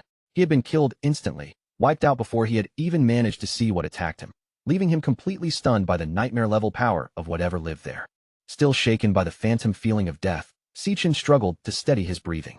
He could not help wondering aloud what kind of monster could possibly be waiting on the second floor of the tower. But before that dread could drag him any deeper, a familiar voice cut through the tension. From outside his door, Sichin called out to him, letting him know that breakfast was already ready. A little later, Sichin sat at the table and stared at the meal spread out in front of him. There were steaming bowls of ramen, along with a colorful assortment of fresh fruit arranged so generously that the table looked almost overflowing. He glanced over at Sichin, who was already busy packing her bag, and could not help commenting that she had made way too much food for only the two of them. While casually munching on a piece of toast, Sichin told him to wash the dishes after eating. Then, in the same relaxed and slightly teasing tone, she reminded him not to forget about hanging up the laundry later. Watching her slip into her sneakers near the door, Sichin asked where she was hurrying off to during summer break. Sichin answered brightly, saying she was on her way to a summer job. Sichin's expression turned concerned, and he reminded her that he was already handling their finances. He insisted that she did not need to push herself by working, clearly trying to stop her from overexerting herself. But Sichin only gave him a warm smile. She explained that since he had been doing so well lately, she did not want to fall behind either, and she wanted to help in her own way. She added that spending the entire summer doing nothing would be unbearable anyway. Then she waved to him cheerfully, once again reminding him to finish his chores before she finally headed out. After she left, Sichin followed her instructions one by one. He washed the dishes clean, then carefully hung the damp laundry across the living room, so everything could dry properly. Once all the chores were done, Sichin found himself thinking about his sister again. No matter how much time passed, Sichin had always remained the same reliable, energetic person he had known. His eyes eventually settled on a framed photo of the two of them together. As he looked at it, a quiet sense of admiration rose inside him for how strong and unshaken she had stayed through everything. The irony was that, even though she was not yet an adult, Sichin often felt as if she was the one taking care of him. In her own quiet ways, she had always been guiding him, supporting him, and protecting him. But soon, his thoughts grew heavier as he considered the responsibilities waiting for him. Once his school matters were dealt with, he would have to face Demon King Wrath, and that battle would likely pull him away from Sichin for a long and uncertain period of time. Even so, when he remembered her warm smile, Sichin could only admit the truth to himself. No matter how far away he went, and no matter how dangerous things became, she was the one person he could never stop worrying about. Then, all at once, an idea flashed through his mind. Sichin's eyes sharpened, brightening with a sudden spark of determination. He pressed his fingers lightly against his temple, focusing as he considered whether that experimental method might actually work. A soft pink glow slowly filled his eyes as he concentrated and activated his ability. Beneath his skin, he could feel the energy stirring and humming in response. In the very next moment, a portal appeared right in front of him. With a small tumble through the opening, Lion King Leo emerged safely into the room and landed on the floor. Sichin went completely still, staring at the little cub in front of him with wide eyes, as if he could hardly believe what he had just done. The realization left him stunned. He could actually summon his contracted beast out of the Dread Spire and into the real world, crossing the space between dimensions as if it were nothing. Leo, however, wasted no time being confused. The energetic cub immediately darted around the living room with unstoppable excitement, happily tearing through stray tissues and making itself comfortable in its new surroundings. Sichin glanced at his system interface, and a plan quickly began forming in his mind. With Leo here, he could command the cub to stay near his sister while he was gone, giving her both protection and peace of mind. And because of the passive abilities they had unlocked, if Sichin ever ended up in danger, Sichin would be able to see through Leo's eyes. More than that, He could teleport instantly to her side the moment something went wrong. Remembering how much Si-Yun loved animals, and how happy she always looked when petting strays, Si-Chin smiled to himself. Giving her a little lion cub seemed like the perfect gift, not just a cute companion, but a loyal guardian as well. Before Si-Chun could even enjoy that comforting idea for another second, a violent crash suddenly exploded from the kitchen. The sharp sound tore through the quiet apartment like something had just been smashed to pieces. Si-Chin's head snapped toward the kitchen at once, his expression tightening from surprise. Startled by the noise, he quickly hurried over to check what had happened inside. He had been imagining how happy Si-Yun would be when she saw her new pet, but the moment he reached the kitchen, all of that confidence vanished. Broken plates were scattered across the floor. The entire room looked like it had been hit by a tiny storm, and Leo was already biting down on the faucet as if it were some strange new toy. Meanwhile, somewhere outside in the city, the streets were glowing under the fading light of sunset. Without warning, a surge of dark energy tore through a security camera mounted high on a utility pole, making it spark, crack, and die out completely, leaving that stretch of road hidden from surveillance. Right beneath the destroyed camera, a wounded man staggered backward in absolute terror. Blood ran down his body as he gripped an ice blade tightly in one hand. Retreating step by step from an enemy he could barely bring himself to face. His voice shook as he desperately begged the unseen attacker to stop. But in front of him, a massive demonic claw began forming from the darkness, its terrifying outline pressing down on him like a nightmare made real. Then, in the very next instant, the demonic claw shot forward with brutal speed. Before the man could escape, it drove straight through his chest and impaled him where he stood. The man's eyes widened in pure horror as glowing crimson tendrils twisted around his body. They wrapped him tightly and lifted him off the ground, leaving him suspended helplessly in midair. A terrifying system interface appeared in front of him, cold and merciless. On the screen, a loading bar slowly began to fill, showing that the man was being devoured right there on the spot. Elsewhere, Si-Yun was finally on her way home after a long shift at her summer job. She walked slowly with bags in her hands, her tired posture making it obvious just how exhausted she was.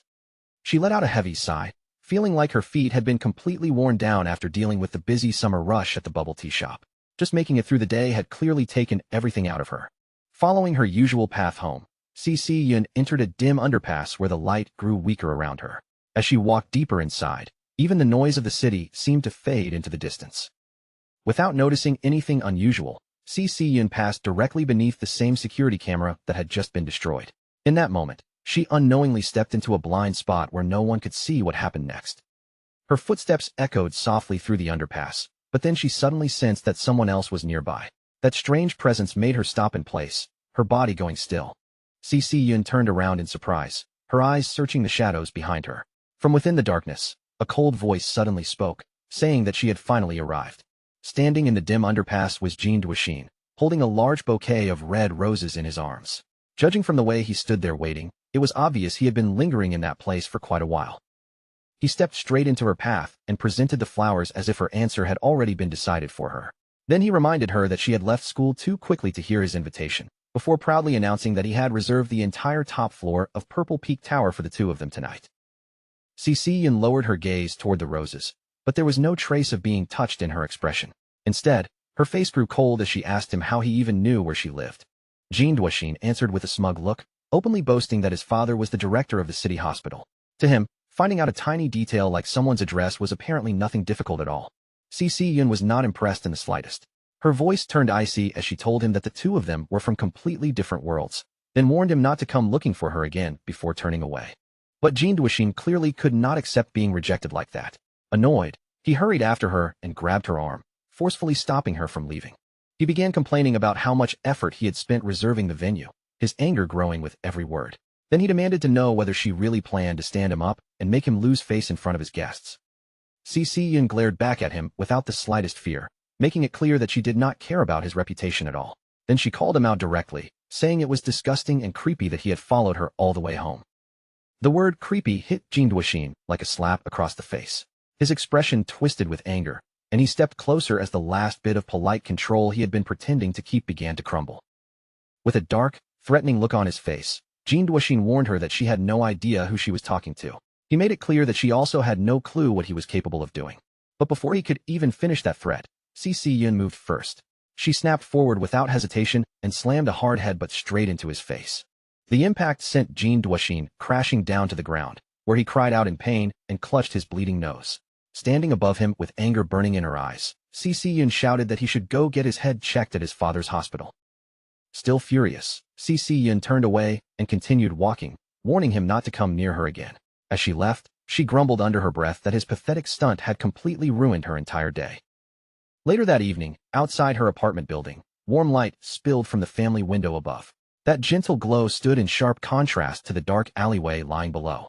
When CC finally got home, the exhaustion on her face disappeared almost immediately. The moment the fluffy white lion cub Leo was presented to her, her whole mood changed. Her eyes lit up right away, sparkling with pure excitement and instant affection. It was obvious she had fallen for the tiny cub at first sight. She eagerly pulled the little beast into her arms and hugged it close, snuggling against its soft fur like she could not bear to let go. Barely able to contain her excitement, she asked her brother, Si-chun, where he had found something this adorable. Si-chun introduced the cub as Leo and explained that it was a special gift prepared just for her. Overjoyed, Si-yun could hardly believe what she was hearing, marveling again and again that she actually got to keep a baby lion. As Leo purred comfortably in her arms, Si-yun suddenly noticed something odd about him. She wondered aloud why such a tiny cub already had such a large mane, since normally only adult male lions were supposed to grow one. However, that strange detail did not bother her for long. She was far too happy to keep questioning it, so she quickly brushed the mystery aside and happily declared that she would get him registered first thing in the morning. Watching Si-yun and Leo bond so naturally, Si-chun finally felt a quiet sense of relief settle in his chest. With the beast staying beside her, he knew his sister would have protection even when he was away.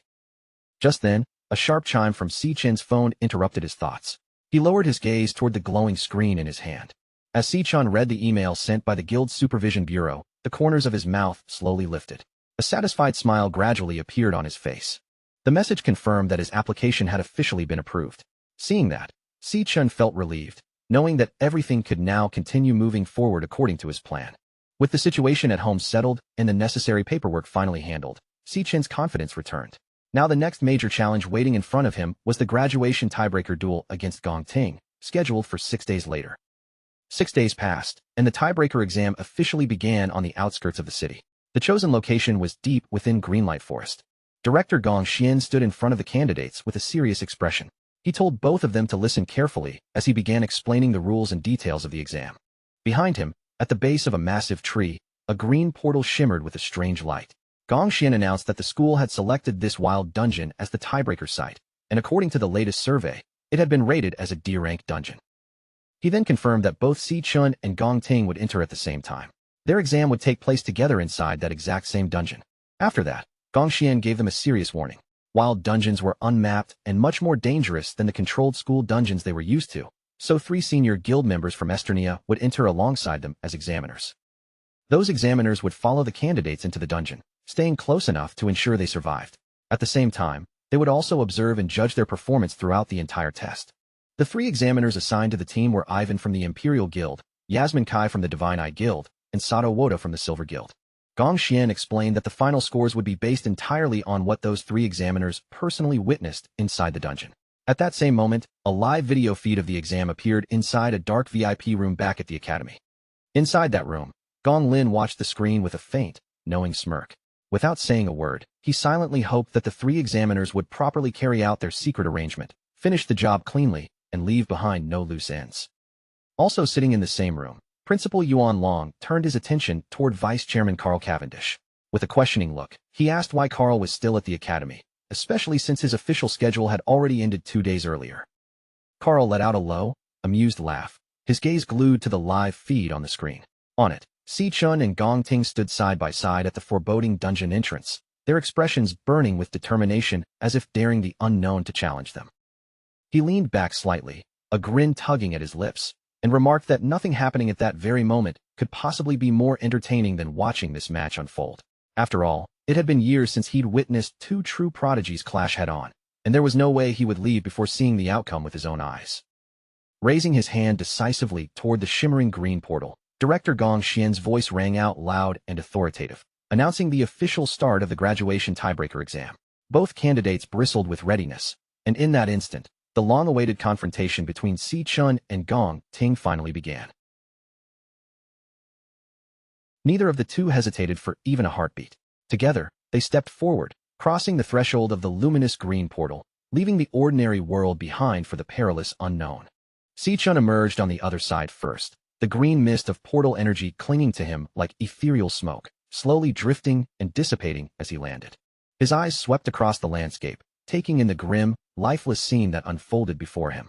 Twisted, barren trees stretched their gnarled branches skyward, their skeletal forms clawing at the dim light that barely pierced the gloom. Near the dungeon entrance, the examiners observed silently, taking in the eerie environment. Yasmin tilted her head, noting that the area resembled a flower-type dungeon. Beside her, Ivan casually offered a cigarette to Sato Woda, who promptly hushed him with a warning. They were on duty, and the camera drone overhead was recording every moment. Then, abruptly, a sharp buzzing erupted inside Si-chen's mind, slicing through the oppressive silence of the dungeon like an electric scream. Si-chen's eyes widened as a brilliant red hologram flashed violently from his chest. The warning pulses illuminated his face with an ominous crimson glow, casting deep shadows across his sharp features. A massive system alert appeared before him, signaling that an extremely dangerous creature was in close proximity. Si-chen froze, the weight of the warning sinking in. It was the first time his demon heart had ever issued such a grave alert. Yet, almost as suddenly as it appeared, the warning vanished, leaving Si-chen staring into the murky forest. A creeping doubt filled his mind. Could a high-ranking monster really be lurking within what was supposedly just a D-rank dungeon? Undeterred, he and Gong Ting pressed forward along the barren path, which twisted between enormous, interwoven roots and crooked branches that formed a cage-like barrier overhead, suffocating the narrow passage with their thick, gnarled presence. Gong Ting led the way with measured confidence, moving through the fog-drenched terrain as if he owned every step.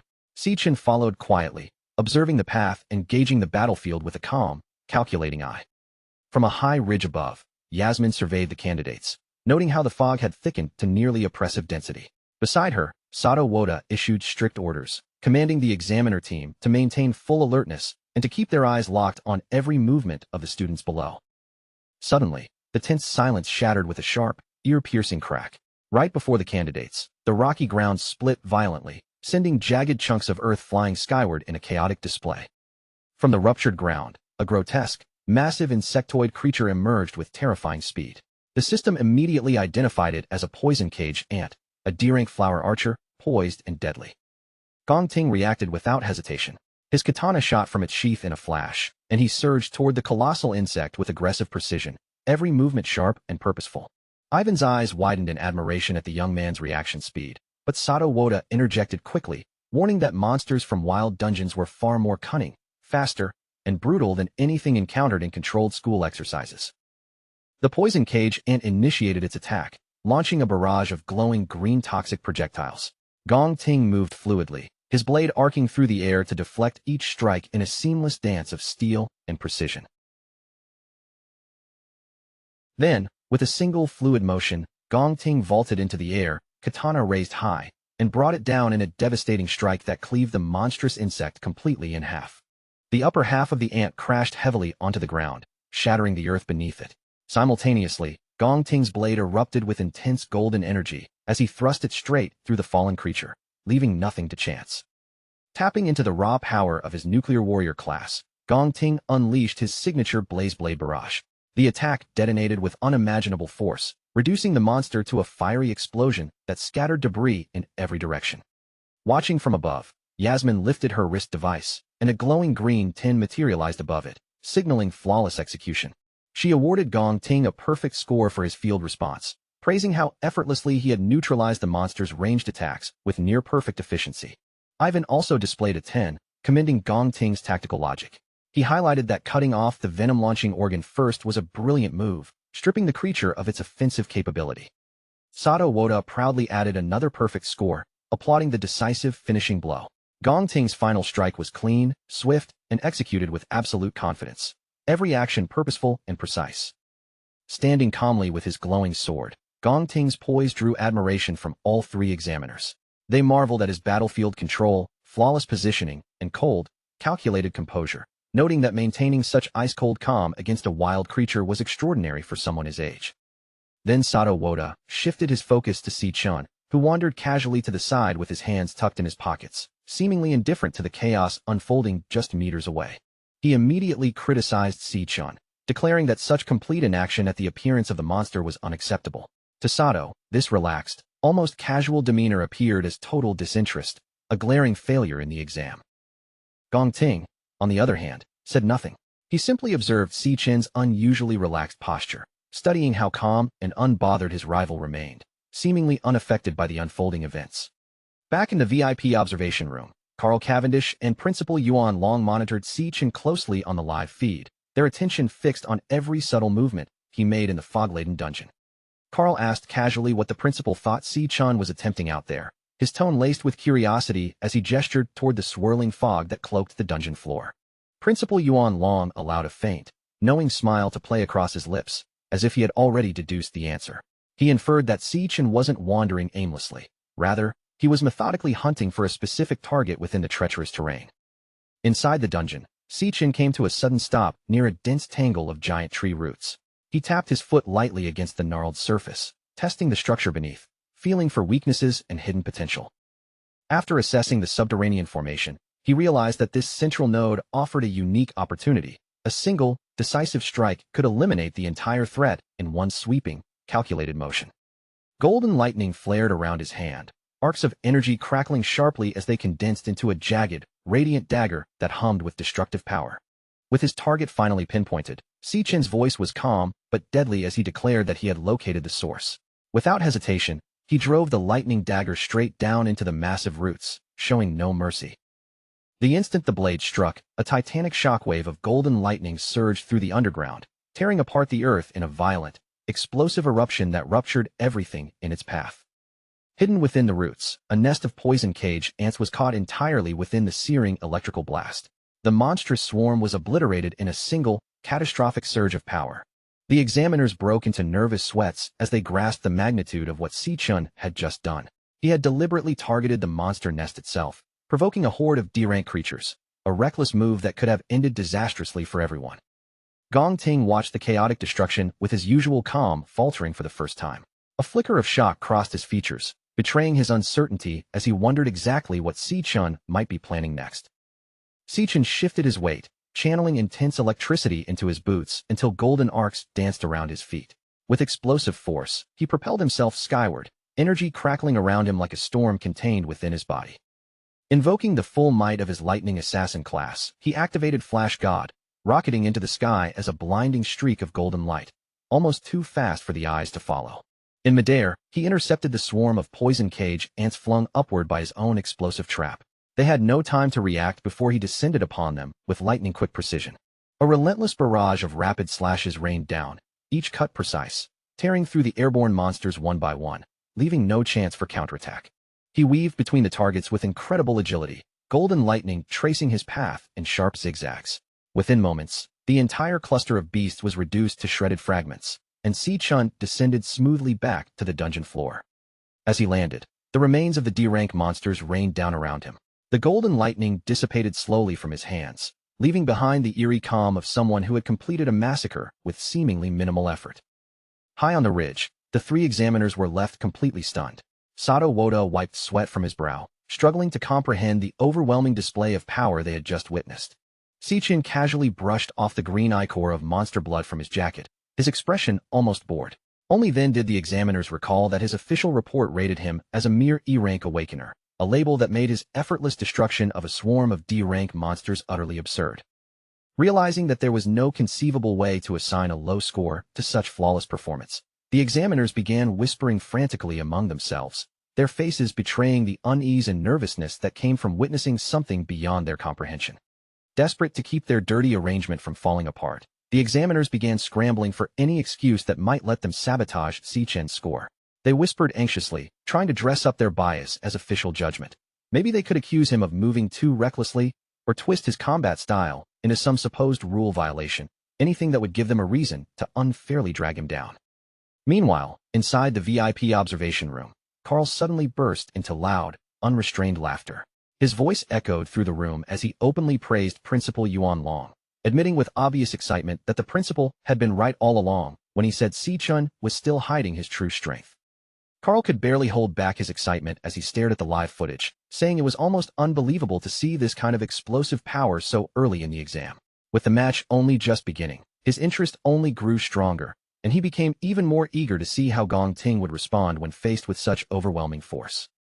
Behind him, Gong Lin remained completely silent. He did not say a single word, but his expression kept growing darker and colder by the second. His eyes locked tightly on the monitors as the situation slipped further out of his control. Then, without the slightest warning, the live footage on the massive monitor suddenly began to break apart. Thick bursts of harsh digital static tore across the screen, swallowing the image in violent flashes. The picture flickered again and again, warping so badly that the scene became impossible to follow. Then the entire monitor went black, and a sharp red warning appeared in its place, announcing that the signal had been completely lost. Principal Yuan Long's expression immediately tightened as he stared at the dead screen. His brows drew together in concern, and he questioned aloud why the transmission would cut out again, especially at such a critical moment. Outside the dungeon entrance, the monitoring equipment began shrieking with rapid warning beeps. A technician leaned over the console, fingers flying across the controls while the system flashed a critical alert, reporting a severe abnormality in the signal. On the diagnostic screen, the dungeon's official D-rank classification started distorting violently. The once clear rank display fractured into a storm of glitches, flickering uncontrollably before collapsing into a single unreadable question mark. At almost the exact same moment, the internal communication signal plummeted without warning. The reading crashed straight down until it hit absolute zero, leaving no response from inside the dungeon at all. The technician froze in front of the console, his hands stopping in midair. He stared at the corrupted data with wide, stunned eyes, unable to process the impossible numbers flashing back at him. Director Gong Xian broke into a cold sweat as panic spread across his face. He snapped at the staff around him, demanding to know what kind of disaster could possibly be unfolding inside the dungeon right now. Their panic only grew worse when the swirling green energy of the portal suddenly began to dim. Right before their eyes, the glowing vortex started fading away, its surface breaking apart like it was being erased from existence. In the next instant, the luminous gateway vanished completely. What remained in front of them was no longer a portal at all, but an ordinary, empty cave entrance, leaving the candidates trapped inside with no visible path back out. Far deeper within the now isolated dungeon, a sinister and unnatural melody began drifting through the darkness. The sound did not merely echo through the air. It seemed to take physical form, turning into glowing pink and green musical notes that floated eerily through the gloom. Sichin stopped moving the moment he heard it. His body went completely still, and his attention sharpened as he listened closely to that strange, chilling tune spreading through the dungeon. Almost immediately, Sichin sensed what was hidden beneath the melody. The presence woven into that eerie sound felt terrifyingly familiar, sending a cold realization through him. It was the voice of the Demon King, Wrath. Outside the dungeon, at exactly 4 p.m., the cave entrance suddenly sealed itself shut. Stone shifted and hardened across the opening until it became a solid wall of rock. Director Gong Xian was thrown into panic, demanding to know how the gateway could have disappeared so suddenly, while a technician rushed to report that every connection had been lost and the equipment had triggered a chain of critical signal errors moments earlier. Sweat ran down Gong Xian's face as anxiety completely overtook him. Without delay, he ordered the staff to contact command, his voice tense with dread because he could already sense that something catastrophic had happened inside the dungeon they could no longer reach. At the same time, inside the dungeon, that eerie melody continued flowing through the air. Its sound kept forming into glowing musical notes, drifting around them like unnatural fireflies suspended in the dimness. Si-chun and Gong Ting both paused, their eyes drawn toward the bizarre sight surrounding them. For a brief moment, neither of them moved, watching as those strange notes hovered silently through the dark air. The examiners were just as confused by the sudden shift in atmosphere. Yasmin Kai looked around with unease and asked whether the others could hear the sound too, while Sato Woda confirmed it, saying it really did resemble some strange kind of music. As the heavy rhythm began thudding through the dungeon, Si-chin's expression turned deeply alarmed. To everyone else, it may have sounded like music, but to him, it was something far worse. He immediately recognized it as the voice of the Demon King, Wrath. His thoughts raced in disbelief as he struggled to understand why Wrath would appear here, inside a low-level dungeon of all places. According to what Si-chin knew, the Demon King should not show up for another 3 years, and yet that terrifying presence was now unmistakably close. Then, all at once, the Demon Heart system began hammering Si-chun with severe high-danger alerts. Each warning slammed across his senses like an emergency alarm, one after another, louder and more urgent than the last. Si-chin's entire body tightened as he realized the interface was not simply cautioning him anymore. It was practically screaming at him that a lethal threat was approaching right now. Heavy thuds began shaking the ground beneath his feet, each step landing like something massive was drawing closer. Through the fog behind him, Sichin suddenly understood that something enormous was standing there, hidden just beyond the reach of his sight. A sinister laugh rolled through the cavern, echoing from within the mist like a voice crawling out of a nightmare. Then a towering shadow began moving closer, its massive outline slowly becoming clearer through the thick fog. Sato Woda visibly trembled under the crushing pressure of that presence. As he stared into the haze, he wondered what kind of monster could possibly be hiding there, just as two glowing eyes suddenly pierced through the darkness. The creature finally stepped forward, revealing its horrifying shape. It was a grotesque humanoid mantis monster, its twisted body radiating dark energy as it loomed over the rocky ground like a nightmare given flesh. Looking down at the group with a cruel, predatory glare, the monster welcomed the humans in a chilling voice. Then it declared that they had walked directly into its trap. The moment Sato Woda heard the creature speak, his shock deepened. A monster capable of forming human words was no ordinary beast, and he immediately realized that this thing had to be at least a high-tier C-rank threat. That shock quickly turned into frantic confusion. Sato could not understand how a monster this powerful could possibly exist inside a dungeon that had supposedly been classified as only D-rank. Afraid that the high-level monster would tear the students apart, Sato instantly summoned a massive glowing axe into his hands. Without wasting a second, he threw himself forward, trying to intercept the beast before it could reach anyone else. As he charged in, Sato shouted for everyone to get behind him. His voice was urgent as he positioned himself in front of the others, trying to become their shield against the approaching monster. But before Sato could even bring his attack down, the mantis demon moved first. Its counter came with terrifying speed, so fast that the eye could barely keep track of its movement. In one brutal motion, the monster swung its scythe-like limb through the air. The strike landed cleanly, and before Sato could react, his entire arm was severed from his body. The other examiners froze in horror, unable to process what they had just witnessed. In that same instant, the mantis demon vanished from sight and reappeared directly behind Gong Ting, raising its bloodied scythe as it coldly mocked the group and told them to curl up and accept their fate. With a sickening, heavy impact, the monster drove its blade straight through Gong Ting's shoulder and out through his chest. Its voice turned ruthless as it commanded the young man to die. Even with his body impaled, Gong Ting did not collapse. He clenched his teeth against the unbearable pain, and instead of showing fear, a fierce, almost crazed grin spread across his face. Using the monster's close range against it, Gong Ting swung his flaming golden sword downward with vicious force. The blade cleaved through the trapped scythe arm and chopped it clean off, leaving the mantis demon staring wide-eyed in shock. Gong Ting did not give the beast even a second to recover. He immediately followed up with a powerful mid-air kick, sending the crippled monster flying backward across the rough rocky terrain. Blood poured from the massive wound torn through Gong Ting's shoulder, but he acted as if the injury meant nothing. His glowing eyes remained locked on the enemy, burning with a dangerous glare. He declared that since the Overlord had drawn first blood, the kill belonged to him according to the rule of combat priority. Then, with fierce intensity in his voice, he warned Sichin not to even think about interfering in this fight. Sichin kept his attention fixed on the monster, watching its every movement with sharp concentration. A green glow lit up in his eyes as he activated his ability and began measuring the creature's true level of power. The system interface quickly updated the mantis demon's classification, and the result confirmed their worst suspicion. This was no ordinary dungeon monster, but a highly dangerous C-rank high-tier beast. Seeing the huge hole torn through Gong Ting's shoulder, Yasmin Kai shouted urgently for him to receive medical treatment. She begged him to suspend the exam and let them pull him out, warning that this monster was far beyond what he could handle. Gong Ting rejected her immediately, without even the slightest hesitation. He gathered intense fire magic into his hand, the heat surging around him as his stance became even firmer. No matter how badly he was injured, Gong Ting completely refused to back down or give up. Si-chun can only stare in stunned silence as Gong Ting lifts his burning hand and presses it straight against the bleeding gash in his chest, using the fierce heat of his own flames to seal the terrible wound through sheer, brutal cauterization. Even with pain tearing through him, Gong Ting forces himself to endure it, his eyes blazing as he growls that this battle will not be over until one of them is lying dead.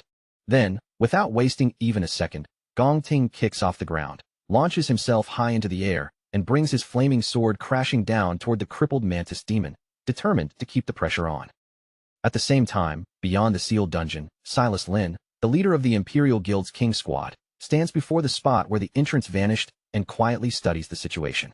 With a calm, measured expression, He explains that a phenomenon like this means an unusually intelligent monster is operating inside, one clever enough to lure the humans in first before slamming the trap shut behind them. Director Gongshin immediately loses his composure, panic spreading across his face as he urgently asks whether there is any possible way to force the entrance open again, since the students are still trapped inside. Silas gives him a cold, unflinching answer, making it clear that there is only one method left to bring the exit back.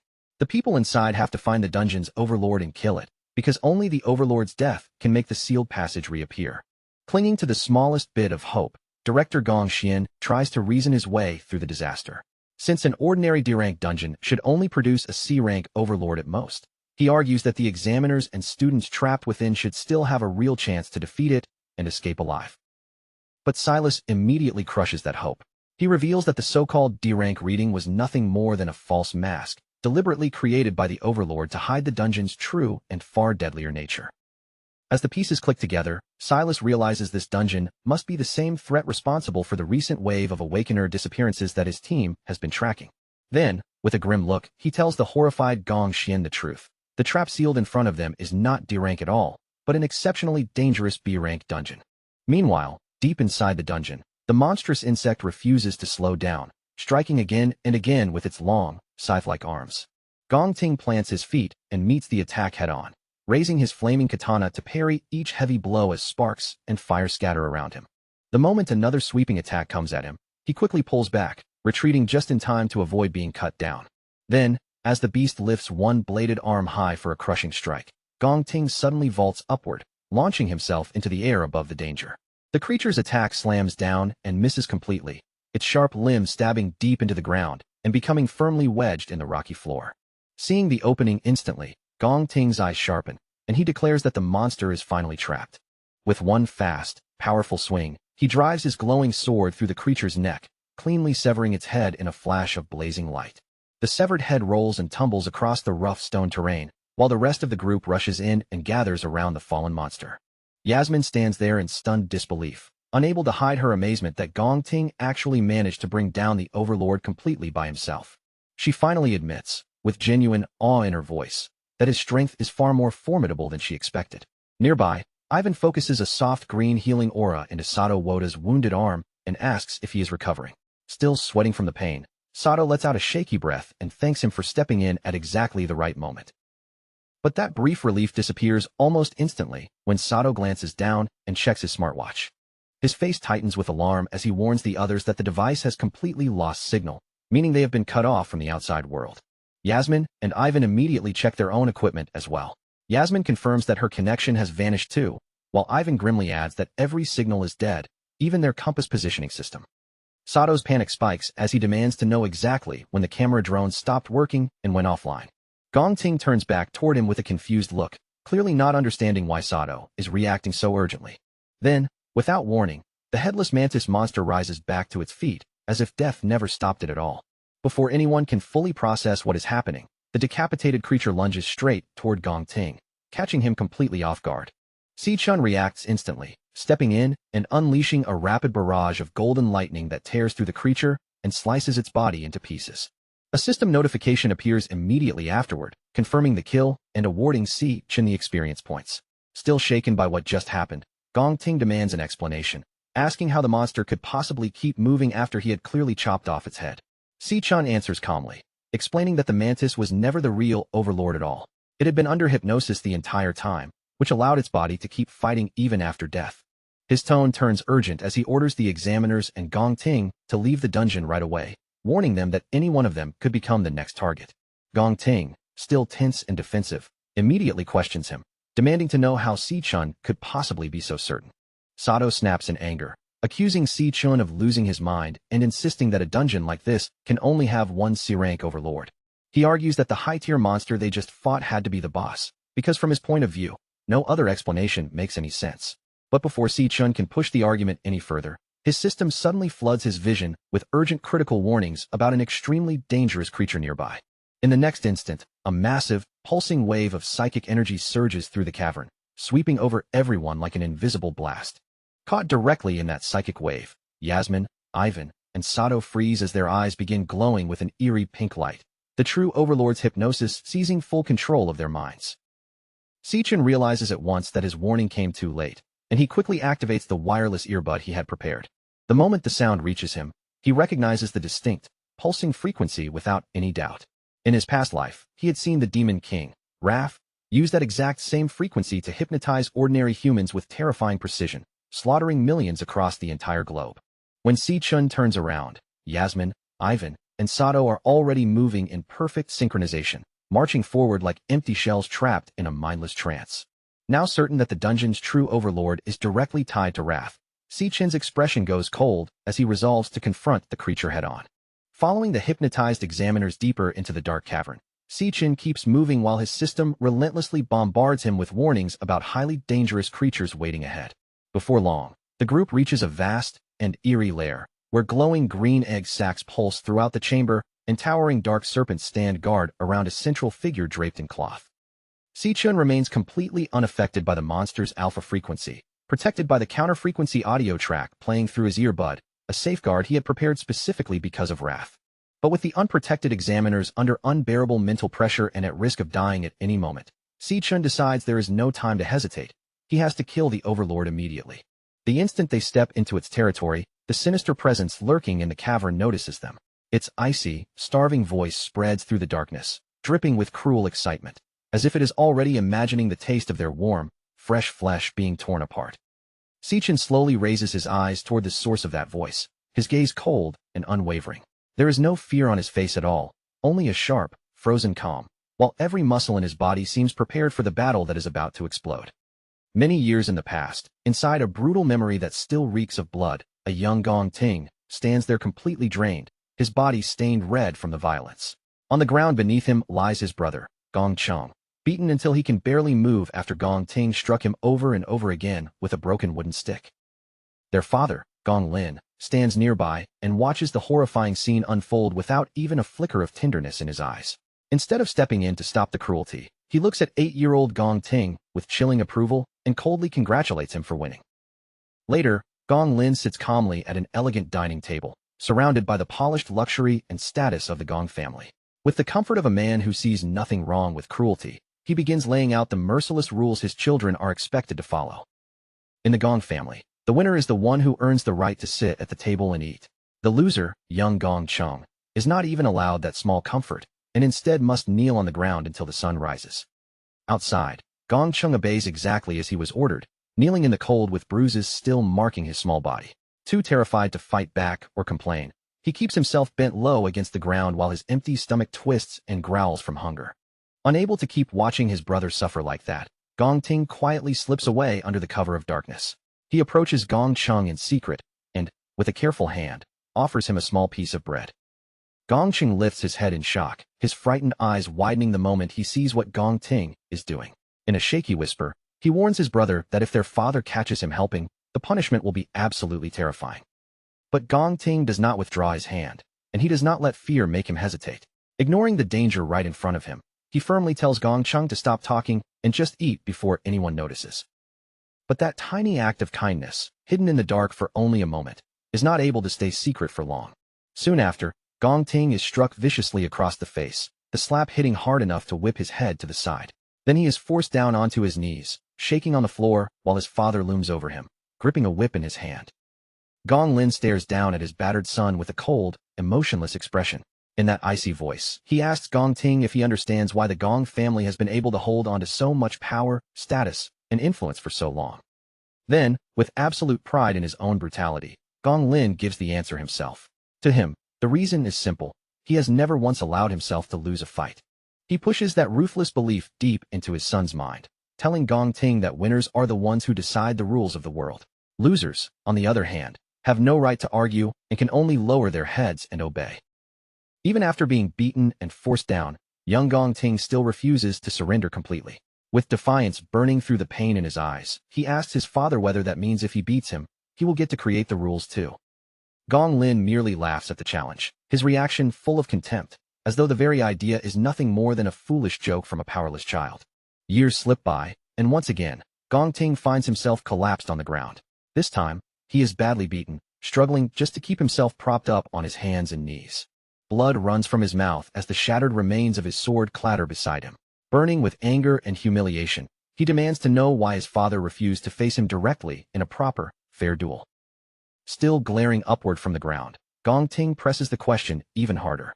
He asks why Gong Lin chose to send Silas Lin to attack him instead of accepting the challenge with his own hands. Gong Lin is not shaken in the slightest. With a faint, superior smirk, he explains that his true strength has never been limited to his own fists, his own weapons, or his own body, but comes from the power and authority he can command through others. Standing above his defeated son, Gong Lin looks down on him as if he has simply failed to understand the most basic truth of the world. In a cold tone, he tells Gong Ting that reality has never operated by fair rules. In Gong Lin's eyes, the world is driven by only one merciless law. No matter what method is used, no matter how ugly it becomes, the only thing that matters is winning. He continues forcing that lesson into Gong Ting, insisting that the process means nothing and the result means everything. As someone born into the Gong family, Gong Ting is expected to stand above everyone else, even if reaching the top means throwing away family, loyalty, and his own dreams. Gong Lin ends the lesson with one final, heartless sentence. He tells Gong Ting that winning is the only reason he is even permitted to remain alive. Those cruel words echo backward through Gong Ting's entire childhood, cutting into him like a wound that never fully closes. Over time, that scar twists into a belief that survival itself is only possible if he keeps winning. Back in the present, the group now stands directly before the enormous hidden monster overlord, the true ruler waiting in the deepest part of the dungeon. Around the creature's lair, massive snakes coil and shift through the darkness, while eerie green egg sacs glow and pulse like living things, as if whatever is inside them could break free at any moment. Sichin remains completely untouched by the monster's mind control magic. The special audio track playing through his earbud shields his mind, a countermeasure he had prepared in advance because he had always expected that sooner or later he would have to face the Demon King wrath. The hypnotized examiners, however, have no protection like that. Sichin understands that their minds could break under the pressure at any second, and because of that, he decides the monster must be eliminated immediately. But just as Sichin is about to act, Gong Ting suddenly reaches out and grabs his wrist. His grip is tight, tense, and almost desperate as he lowers his voice and whispers for Sichin to stop. To rip his mind free from the monster's control, Gong Ting drives his fingers straight into the terrible wound in his own chest. Fresh blood spills down onto the floor, while the sharp pain violently drags his fading consciousness back into focus. Gong Ting breathes hard, his body trembling from the agony, and admits that he has no idea how Sichin is resisting the trance so easily. For him, the only way to stay awake and clear-headed is to keep hurting himself badly enough that the pain anchors his mind. He warns Sichin in a low, urgent voice not to rush in recklessly. One careless movement could expose their position completely, and if that happens, everyone inside the lair could end up dead. Sweat slides down Gong Ting's face as he forces himself to stay focused. Then he points toward the countless glowing eggs gathered around the monster's throne. He explains that if they disturb the nest, those eggs will release dozens of C-rank monsters all at once. Once that swarm pours out and surrounds them, escaping alive will become almost impossible. As Gong Ting studies the traps spread out before them, he quickly understands just how dangerous this enemy really is. This intelligent overlord deliberately disguised its lair as a weak dungeon, using that false appearance to lure unsuspecting awakeners inside and slaughter them. Because of that, Gong Ting is convinced the monster will not simply leave them alone. If they remain patient, then sooner or later, it will come closer to check its prey on its own. He immediately lays out a new plan. They should pretend to be caught in the hypnosis, stay completely still, and let the overlord believe its spell is working. Then, the moment it gets close enough to strike, they can attack together by surprise and finish it in a single blow. Sichin looks at Gong Ting with a faint trace of surprise in his eyes, clearly a little impressed despite the danger around them. He admits that he did not expect Gong Ting to remain so calm and think this logically under such crushing pressure. Even so, Sichin immediately rejects the plan. His expression turns serious as he warns Gong Ting that waiting will not work, because this particular monster does not even have to move closer in order to kill them. He explains that the overlord does not need claws, fangs, or any physical attack to end their lives. With just a single thought, it can order anyone trapped under its spell to kill themselves. The moment Sichin says this, the hypnotized examiners begin to move, as though the monster itself is proving his warning right in front of them. Each one starts preparing to take their own life. Sato pulls out a saw, Yasmin lifts her gun and points the barrel directly at her own head, and Ivan's hands lock around his throat as he begins choking himself. Sichin moves before any of them can complete the act. In a blur of lightning-fast motion, he strikes all three examiners one after another, knocking them unconscious just in time to stop them from harming themselves. That sudden burst of movement cuts through the stillness of the lair and immediately draws the Overlord's attention. Realizing that its prey is no longer obediently standing still, the monster flies into fury. To it, the humans it planned to consume have been ruined before it could properly enjoy them.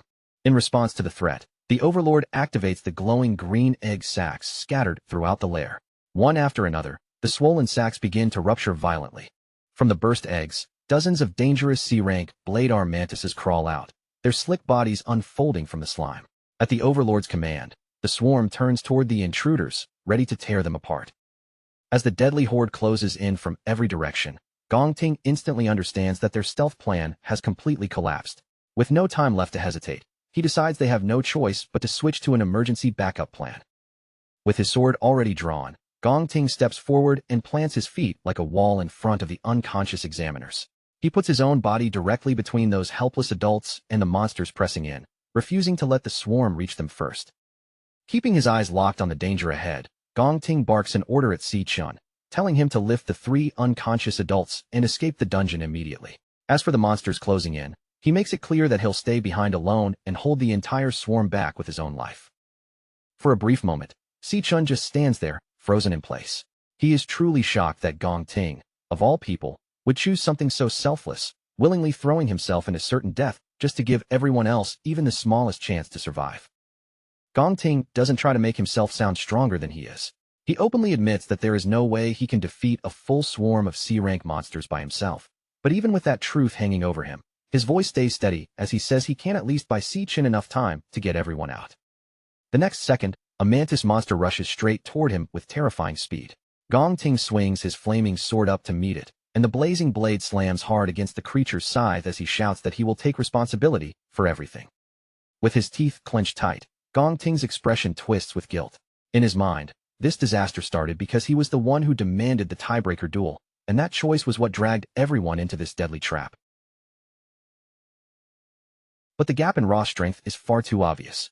The mantis monster's physical power completely surpasses what Gong Ting can withstand, and the force of its strike crushes through his defense instantly, sending him flying backward as if he weighed nothing. Gong Ting drives his sword deep into the ground, using the blade like an anchor to stop himself from sliding back any farther. Breathing hard and forcing himself to stay upright, he stubbornly insists that because all of this is his fault, he has to be the one to make it right. Si Chun steps forward, his expression slowly changing as he looks at Gong Ting again. In that moment, he admits that he had completely misunderstood what kind of person Gong Ting truly was. As his system begins shifting his class, Si Chun reminds Gong Ting that he wasn't the only one who accepted that duel. Gong Ting may blame himself, but the decision belonged to both of them, so the responsibility cannot fall on Gong Ting alone. In the very next instant, Si Chun completes his transformation into his level 24 lightning assassin class. A sharp blade made of golden electricity gathers in his hand, crackling and flashing with a dangerous light that cuts through the darkness around him. With mantis demons closing in from every side and the giant overlord's buzzing presence pressing down from ahead, golden lightning begins flowing through Si Chun's entire body. Even in the middle of that deadly pressure, he calmly says that he has a plan. Gong Ting, still bleeding heavily from his injuries, reacts immediately.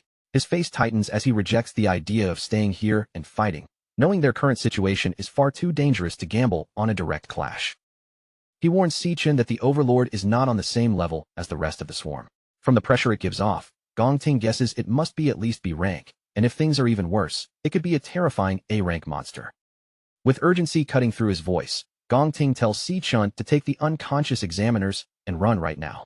In his eyes, continuing the fight is suicide, and escaping is the only realistic option they still have left. Si Chun admits that the monster ahead of them is absolutely a nightmare to deal with. But then he points out the fatal flaw in Gong Ting's plan. The dungeon gates have already been sealed shut, because if the exit were still open, the Imperial Guild's rescue teams would have stormed in long ago. Gong Ting's eyes widen in disbelief as the meaning finally sinks in. They are not simply surrounded by monsters anymore. They are completely trapped inside the dungeon with no open way out. Si Chun keeps his gaze fixed on the silent overlord standing ahead of them. He studies every tiny movement, every trace of pressure from the creature, trying to find the safest path through this deadly situation. He thinks through the danger carefully. If this monster really is a rank, then its combat strength should be close to the phantom main Lion King he once faced inside the Dreadspire. Then, without the slightest warning, the swarm suddenly launches its attack. One mantis demon leaps forward with its heavy scythe raised high, bringing the weapon down with brutal force. Si-chan meets the attack head-on, lifting his lightning dagger and blocking the blow with surprising ease. At that exact moment, another mantis drops down from above, aiming for Si-chan's blind spot. Gong Ting's face tightens with panic, and he immediately shouts for Si-chan to watch out. Before the creature can complete its attack, Si-chan and Gong Ting move almost perfectly together. Their glowing blades flash across the battlefield at the same time, and each of them cuts down an attacking mantis demon in a single instant. But that brief opening disappears almost as soon as it appears. A moment later, a massive swarm of mantis demons screeches violently, their voices ripping through the air as they rush straight toward the two of them. Gong Ting clutches his bleeding chest, his teeth clenched from pain and frustration. Seeing that many monsters charge all at once, he realizes that it is only a matter of time before he and Si-chan are completely overwhelmed. Even with the odds stacked so badly against them, Si-chan refuses to retreat or lose focus. He steadies himself in the middle of the chaos and begins gathering his energy with a sharp, controlled intensity. Drawing power from his lightning assassin class, Si-chan forms several blades of crackling electricity in his hand. Each golden blade shines fiercely, trembling with power as if it is ready to tear through anything in its path. With one swift motion, Si-chan releases a wave of golden lightning blades. The attacks shoot forward and rip straight through several charging beasts at once, cutting across the swarm before the monsters can stop their momentum. But Si-chan doesn't pause there. The instant that first wave of attacks connects, he follows up immediately and activates his Flash God skill. His speed explodes so violently that his body almost vanishes from sight. In a blur of movement, he darts straight into the swarm and slices through several monsters in one rush, sending their heads flying before they even have time to react. Gong Ting stares at the scene with his eyes wide open, completely stunned by the unbelievable display of power. What Si-chan is doing right in front of him feels like something that should not even be possible. Gong Ting knows very well that the assassin class is naturally weak in base strength, which should make it terrible when surrounded by large groups of enemies. And yet, right before his eyes, Si-chan slips past a massive side swing with effortless precision. Then Gong Ting notices something even more shocking. Every single time Si-chan strikes, his blade lands cleanly on a weak point, as if he can read the monster's bodies perfectly. That is when Gong Ting finally understands what Si-chan is doing. He is covering the assassin class's lack of raw power with overwhelming speed, flawless technique, and a level of precision that is almost frightening to watch. As Gong Ting watches those blurred afterimages flash across the battlefield, he can barely keep up with Si-chan's movements. The sheer speed in front of him leaves him completely amazed. And while Si-chan tears through the rest of the swarm in a storm of lightning slashes, Gong Ting reaches a shocking conclusion. His rival's speed has already reached A-rank level, and it might even be beyond that. Seeing Si-chan fight with such incredible skill lights a spark inside Gong Ting's chest. He tightens his grip around his glowing sword, and for the first time in this battle, he realizes that they may actually have a chance to survive. But the Overlord, clearly irritated by their stubborn resistance, finally begins to move. A massive wave of dark pink energy gathers around the Overlord's body. The power swells violently in the air, growing heavier and more dangerous as the creature begins activating a powerful boost. That dark energy spreads outward and washes over the remaining mantis demons. It wraps around their bodies like a sinister aura, sharply increasing both their strength and the pressure radiating from them. Filled with rage, the Overlord gives a brutal command to the newly strengthened swarm. It orders them to tear Si-chan apart immediately and chop his body into pieces. Si-chan remains where he is, refusing to take even a single step back. Electric blades burn brightly in his hands as the strengthened enemies begin closing in around him. One of the buffed mantises lunges forward, trying to crush him with its newly enhanced power. But Si-chan springs over the attack in one clean motion and slices the monster apart while still in midair. Seeing the battle grow even more intense, Gong Ting's fighting spirit surges again. He raises his own blade and shouts for Si-chan to hold on, preparing himself to jump back into the fight. Si-chan pushes himself right to the edge, unleashing a relentless storm of golden slashes. Again and again, he cuts into the supercharged swarm, forcing his way through the enemies with everything he has. Then, all of a sudden, a mantis demon appears directly behind him. Trusting completely in his insane speed, Si-chan vanishes from that spot just in time. The deadly strike cuts through empty air as he slips away before it can connect. He reappears almost instantly and launches a rapid barrage of close-range slashes. But this time, his blades fail to cut through the creature's newly strengthened armor. The enraged mantis wastes no time retaliating. It swings back with a heavy, brutal blow, pouring its enhanced strength into the attack. Si-chan raises his blade and blocks the strike head-on, but the impact is still overwhelming. The sheer force drives him far backward, forcing him to give ground as the blow pushes him across the battlefield. Breathing hard from being forced back, Sichin quickly takes in the change around him. The Overlord's boost has amplified every single monster's stats, pushing the entire swarm up into terrifying B-rank territory. The air itself seems heavier with their newfound menace. His eyes narrow, scanning their reinforced shells. The monster's carapaces now gleam like solid iron, almost impervious to direct attacks. He knows that to land a true strike, he must first find a way to shatter this armored barrier. From behind, Gong Ting's voice rings out, laced with gratitude. He shouts that Sichun has already done more than enough. His efforts bought exactly the time needed for what comes next. Without hesitation, Gong Ting sacrifices every ounce of speed, every fragment of stamina, even the delicate control of his elemental power. He channels all remaining energy into sheer strength.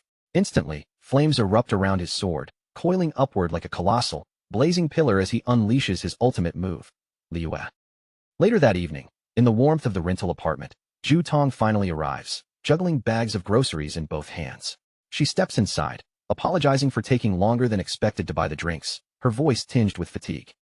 CC Yun, Leo perched quietly on her shoulder, smiles gently and reassures her, saying not to worry, their brother still hasn't returned yet. Ju Tong blinks, surprised, asking in disbelief if he's really still outside. Curious, Ju Tong asks whether CC Yun's brother already knows about her success at the art academy. CC Yun shakes her head, admitting she hasn't revealed the result, only mentioning that she has big news. Since he's likely just running late, she suggests they begin celebrating without him. Just as they prepare to start, CC Yun lifts an empty jar and frowns, realizing the garlic sauce is completely gone. She instructs Ju Tong to stay behind while she and Leo make a quick trip to the store. Taking the opportunity, she plans to pick up extra snacks too, ensuring their celebration will be properly indulgent when she returns. A short while later, CC Yun emerges from the nearby convenience store, bags in hand, stepping out onto the quiet street. Leo, safely tucked inside her backpack, nibbles contentedly at his food, peeking out only occasionally with bright eyes. CC Yun chuckles softly, brushing a hand over him and calling him her little angel for staying so quietly hidden the entire time. She praises the cub warmly, telling him he's been such a good boy and promising that next time, she'll buy him cookies as a reward. Unbeknownst to her, shadowed figures lurk in a nearby alley, eyes fixed on her every movement. One man, standing beside a hooded partner, holds up a picture of CC Yun and reports into his radio that they have located their target, then asks if they should attack immediately. A crackling voice responds through the radio, instructing him to wait and follow her until she is safely out of the street camera's range. The man nods silently and resumes his watchful surveillance from the alley. As CC Yun continues along the street, the faint thud of heavy footsteps follows closely behind, each step matching her pace with deliberate precision. The stalkers inch closer, steadily closing the gap as the tension in the air thickens. CC Yun, aware she's been trailed since leaving the store, quietly wonders what these men could possibly want from her, her grip tightening on the backpack strap. Inside the backpack, Leo emits a low, warning growl. Gently, she steadies him, whispering to see if he senses the danger too. She lowers her voice further, instructing Leo to remain hidden for now, keeping his presence secret. Casting a sharp, fearless glance over her shoulder at the men behind her, she murmurs softly, almost with thrill, that her night has suddenly become far more interesting. Deep within the dungeon, Si-chun pants heavily, fully aware that the monster boss's dark energy has now transformed the bug swarm into an even deadlier threat. Seeing the insect's shells gleaming like solid iron, he realizes his blades can no longer slice through them as before. To strike their weak points, he must first find a way to shatter their armor. At that moment, Gong Ting shouts from behind, gratitude and determination lacing his voice, thanking Si-chun for buying him precisely enough time. Throwing caution aside, Gong Ting sacrifices his speed and every remaining ounce of energy, transforming it all into raw strength. Flames explode outward, forming a towering inferno that swirls violently around him. With his body pushed to its absolute limit and eyes blazing with fury, Gong Ting raises his flaming sword and announces, a voice full of resolve, that this is his final move. He swings with all his might, the sword trailing waves of scorching fire, declaring that no matter how formidable the monster is, he will burn it to ashes. The enormous inferno crashes into the charging swarm, engulfing the bug monsters in violent, roaring flames, tearing through their ranks with unstoppable force. The blazing blade cleaves through the mass of enemies, surging past the swarm and heading straight for the calm, waiting boss behind them. The strike connects with the boss, detonating in a blinding explosion that wraps the monster in a massive wave of roaring fire. Gong Ting can barely remain on his feet, his knees buckling as he leans heavily on his sword, utterly drained of both physical energy and magical power. Exhausted, he wipes the sweat from his brow, letting out a long, relieved breath. As the flames slowly die down, revealing the charred remains of the swarm, Gong Ting exhales with relief, muttering that the grueling battle is finally over. But then, slicing through the fading smoke, a sinister, mocking laugh echoes. The boss's voice sneers, questioning whether that pitiful attack was truly all they could muster. Gong Ting freezes, struck by shock, while Si-Chin remains calm, his eyes narrowing as he assesses the source of the voice. As the smoke clears, the boss is revealed completely unharmed, enveloped in a massive, glowing green shield. It gazes down at them, voice dripping with disdain, calling their attack disappointing. Pure terror spreads across Gong Ting's face at the sight. The monster hasn't been harmed at all. All hope collapses instantly. He has expended every last ounce of power, yet failed to even scratch the creature. Si-Chun remains silent, his gaze fixed on the enemy's formidable defenses, carefully analyzing the shield surrounding the boss. He quickly pieces together what has happened. The boss absorbed the life force from the remaining monster eggs just before the fire attack landed, using that energy to forge an impenetrable barrier. Gong Ting trembles, barely standing, panting heavily from exhaustion. Feeling utterly defeated, he wonders if this is where they are going to die. Then, Si-Chin steps past the broken Gong Ting and calmly extends a deal. As he begins shifting his combat class, he tells Gong Ting he can take first place in the exam, but only if Si-Chun keeps the entire cash prize. He lays down one strict condition. Gong Ting must never reveal a single detail of what he is about to witness. Si-Chin summons his glowing sword, and in the next heartbeat, his form fully transforms into his hidden demonic class. Gong Ting stares, utterly dumbfounded, struggling to comprehend that his rival has been concealing not one, but two combat classes. Without warning, streams of glowing pink energy erupt from the corpses of the slain bugs, twisting and writhing towards Si-Chun. He activates a special skill, draining the residual energy and strength from nearby corpses, pulling their power directly into himself. A towering pillar of vibrant pink energy surges around Si-Chun, spiraling skyward as his power skyrockets to an entirely new level. Gong Ting throws one arm up in front of his face, barely managing to shield himself from the violent wind ripping through the cavern. Through the narrow gaps between his fingers, he stares at the unbelievable surge of power exploding before him, his eyes stretched wide with shaken disbelief. Even the boss monster falls completely still for a brief moment, its body freezing in place as it silently locks its gaze onto the boy standing in front of it. Si-Chin exhales through his sharp teeth, and a thick stream of energy spills from his mouth, like dark smoke. His body has already been driven to the edge, with both his strength and stamina scraping against their limits. But surrounded by that sinister demonic glow, he still stands with terrifying confidence and repeats the promise he made before. This monster will die by his own hands. Then, at last, the Overlord makes its next move and releases its skill, Soul Rest Enigma. A violent pulse bursts out from the Overlord's glowing green shield, spreading through the cavern in an instant and filling the entire space with a crushing wave of psychic pressure. The mental assault slams straight into Gong Ting.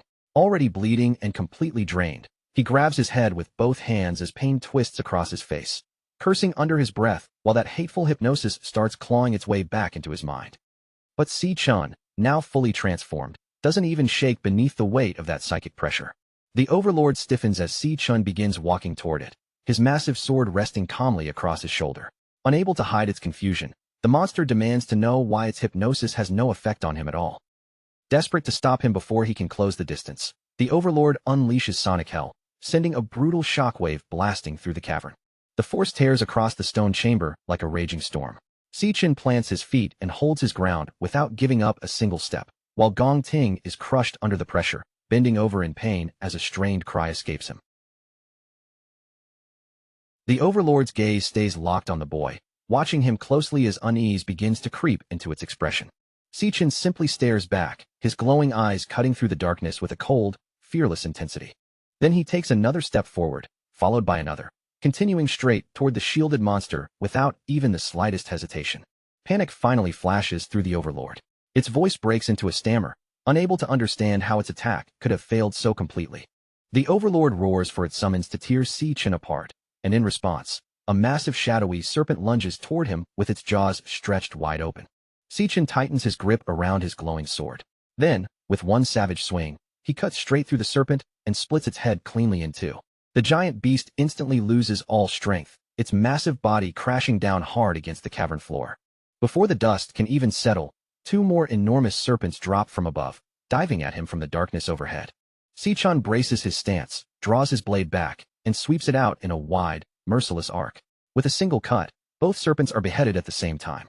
With nothing left blocking his path, Si-chan surges forward and charges straight toward the Overlord. The monster bursts into arrogant laughter, loudly declaring that its barrier is impossible to break. Si-chan looks up at it and asks if that is really true. Then he launches himself high into the air, rising above the glowing shield as his next attack begins to take shape. The system announces the activation of his Stellar Warrior skill, Ossuary Collapse. Power begins draining from the monster corpses scattered across the cavern, their remaining strength being pulled into Si-chan's body to fuel his strike. With that borrowed force surging through him, Si-chan lets out a fierce roar.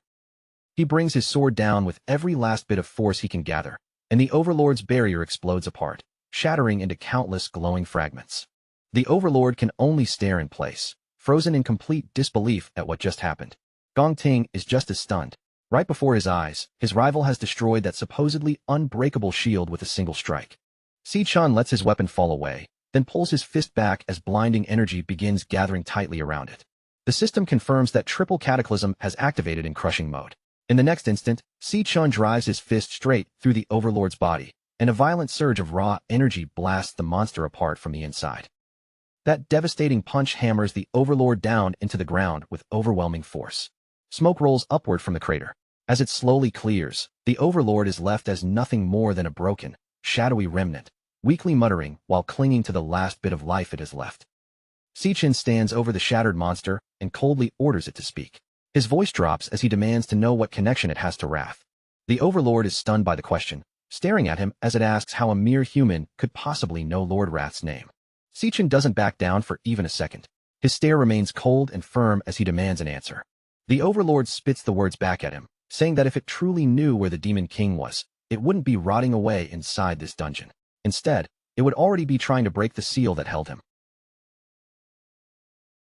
Si-chan suddenly freezes. The meaning behind those words strikes him hard. Someone in this world had actually managed to seal Wrath away. The Overlord breaks into wild laughter, warning him that Lord Wrath will rise again.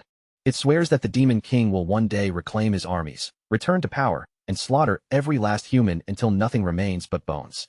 Then the Overlord's core ruptures, cracking apart before dissolving into the air. Si-chan reaches out as the system activates, pulling in and devouring the monster's glowing green essence. The system confirms the absorption. Si-chan gains a new Flower Mage class known as Phantom Sorcerer, along with the Overlord's psychic attacks and barrier abilities. His level rises all the way to 25, and as part of the reward, he also receives 3 rare black scale snake galls. As Si-chan reviews the details of his new class, the pieces begin falling into place. Wrath hadn't simply appeared out of nowhere in the future. The Demon King had already been trapped in their world long before the invasion ever began. That means a massive hidden conflict must have happened sometime in the past, one powerful enough to seal Wrath away, and Si-chan realizes he knows absolutely nothing about it. His thoughts are suddenly interrupted when he notices Gong Ting limping toward him through the cavern. Badly injured and coughing up blood, Gong Ting admits that he never expected to end up fighting someone with dual classes. He acknowledges that Si-chan stands on a completely different level from him. With no more excuses left, he admits that Si-chan is the winner of their duel. Gong Ting then gives his word that Si-chan's secret will stay buried with him. Everything he witnessed today, he promises, will be taken with him to the grave. A moment later, the last of his strength finally leaves his body. He coughs up another mouthful of blood and collapses back against the cavern wall. Si-chan quickly tells him to hold on, refusing to let him slip away there. With the Overlord finally dead, the seal on the dungeon's exit should break open at any moment. And once that passage opens again, the guild's rescue teams will be able to rush in from outside and reach them. But before Si-chan can even let his guard down, his entire body suddenly freezes in place. His passive pact skill triggers on its own, and a sharp, urgent warning floods directly into his mind. In the next instant, the system forces a shared vision into his head. Through the eyes of his contracted beast, Leo, Si-chan sees exactly what the little cub is facing. Inside that vision, a hostile man stands ahead, wrapped in dark, swirling energy. The moment Si-chan realizes where Leo is, his expression changes completely, and he cries out his sister's name in alarm. Through the psychic link, he sees an awakener with eerie green eyes glowing in the darkness, controlling shadow-like tentacles that twist, stretch, and spread around him. The man is closing in on the terrified Si-Yun, while she clutches Leo tightly against her chest. With her own body, she shields the small cub from the creeping appendages reaching toward them. Late in the afternoon on June 24th, Siyun walks by herself through the cramped backstreets of the city, heading home as the warm daylight slowly drains away between the tall buildings around her. But the uneasy feeling starts the moment she leaves the convenience store. Something is off. No matter which narrow street she turns into, two unsettling shadows keep trailing behind her, matching her pace like they have been waiting for the right chance. Just a short distance behind her, two rough-looking thugs follow with smug, crooked grins spread across their faces, and the worst part is that they barely even bother pretending their intentions are harmless. Inside Siyun's backpack, little Leo senses the danger before anything actually happens. The tiny cub gives a quiet, protective growl, and when Siyun feels the bag shift against her back, she calmly murmurs to him, asking if he can feel those dangerous men nearby too. Even then, Siyun refuses to panic.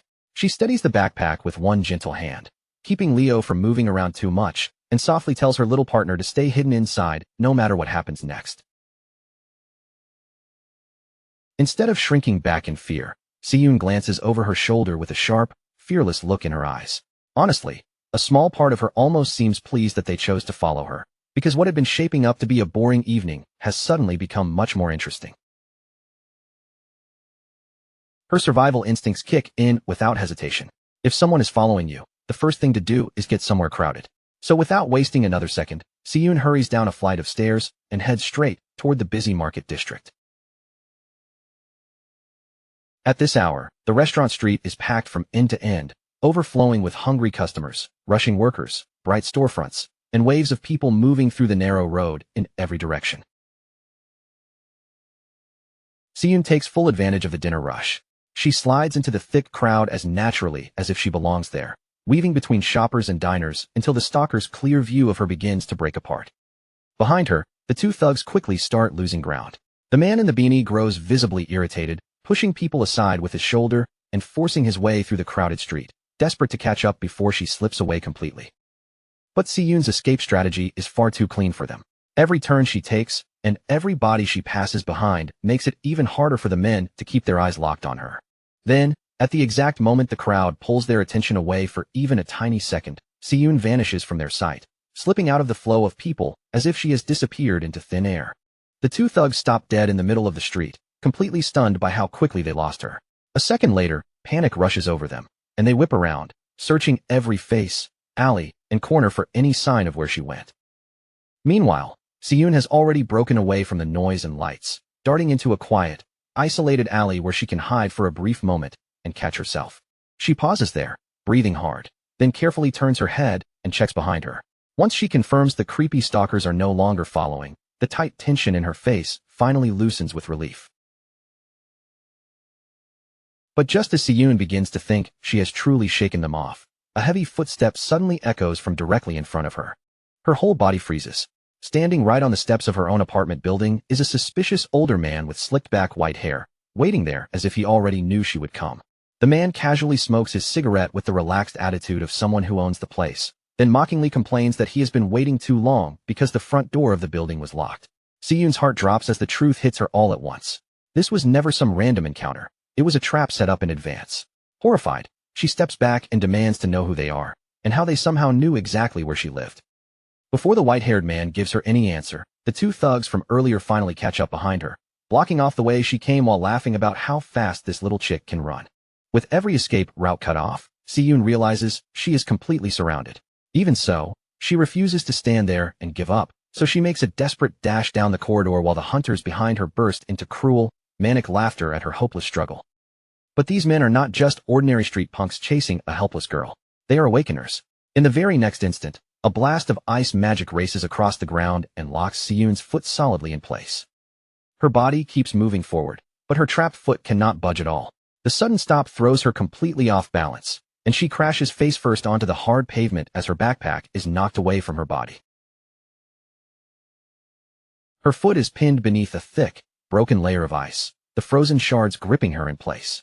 Above her, a glowing blue hand wrapped in frost reaches closer, looming over her like a terrifying shadow. The disgusting thug in the beanie stands over Siyun with a warped, drooling expression, looking less like a person and more like a deranged predator enjoying the sight of prey that can no longer run. He mocks her with a nasty grin, asking if she has already run out of energy, then tells her to take a little breather and entertain him for a while. As the creepy stalker bends down and reaches toward her, ready to put his hands on her, Siyun screams out in pure panic. But before his fingers can even touch her, a massive spectral paw crashes straight into his face with terrifying force. The blow launches him backward through the air and sends him slamming brutally onto the pavement, shocking even the white-haired leader. A heavy thud shakes the ground as the thug's body hits the pavement, and for one stunned moment, the entire alley falls into sudden silence. Standing protectively in front of the trembling Siyun is a colossal white lion, enormous and majestic, its overwhelming presence glowing through the alley like something legendary has descended. Siyun can only stare from where she has fallen, her eyes wide and her mind struggling to understand what has just appeared in front of her. As she looks up at the radiant, mythical beast, disbelief spreads across her face. This terrifying predator is not some stranger that came out of nowhere. It is her tiny Leo. The beanie thug clutches his bleeding face with both hands, screaming in horror after being smashed aside by an attack he never could have expected. He frantically shouts at his partner, whining that the client who hired them never said a single word about having to fight a giant, insanely powerful monster lion. Leo opens his jaws wide and releases a deafening roar, the sound exploding through the narrow alley with enough force to shake the air and echo off every wall. The hooded stalker is clearly terrified, but desperation pushes him to move anyway. In a panic, he charges yellow lightning around his fists, trying to prepare one last defense against the enormous beast in front of him. But for a baby cub like Leo, maintaining such a massive legendary form takes an unbelievable amount of strength. Right after that heroic entrance, Leo's energy gives out completely. His giant body suddenly shrinks back down, returning to his tiny, adorable cub form before he tumbles onto his back, dizzy and utterly drained. Seeing her fluffy little guardian collapse from exhaustion, Siyun panics instantly.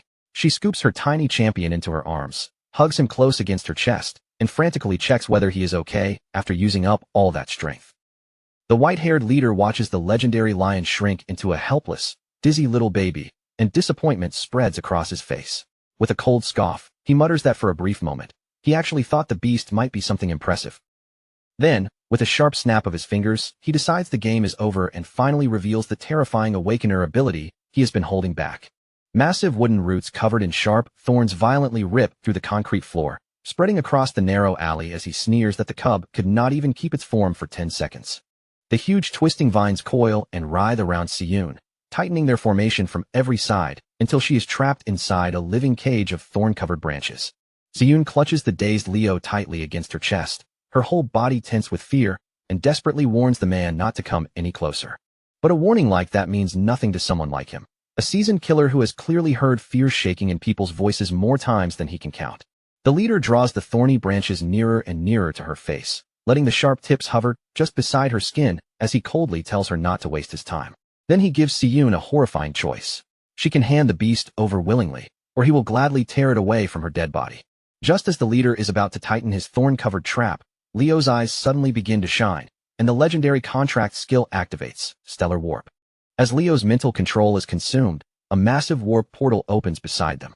In a flash of pink light, Sichin teleports directly to Leo's location and drives a devastating kick straight into the leader's face. The force behind that teleporting strike is overwhelming. The thug is hurled backward like a ragdoll, smashing brutally through the metal bins stacked in the alley as the impact rings out around them. Sichin turned his head toward his sister, his expression still unbelievably calm, almost as if he had not just stepped into the middle of a life-or-death mess.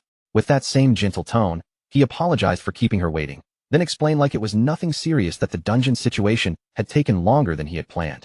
Only after reassuring her did his gaze shift between her shaken face and Leo beside her, quietly checking whether the two of them had managed to stay unharmed. At that exact moment, the hooded thug could only stand there, completely stunned, his thoughts nearly locking up from the absurd thing he had just seen. He had no idea where this terrifying man had come from, or how someone that strong could appear so suddenly. To him, it felt less like a person had arrived, and more like some overpowered monster had dropped straight into their ambush out of nowhere. Sichin's sister was still shaking from the shock, her complexion drained pale as the fear from moments ago clung to her body.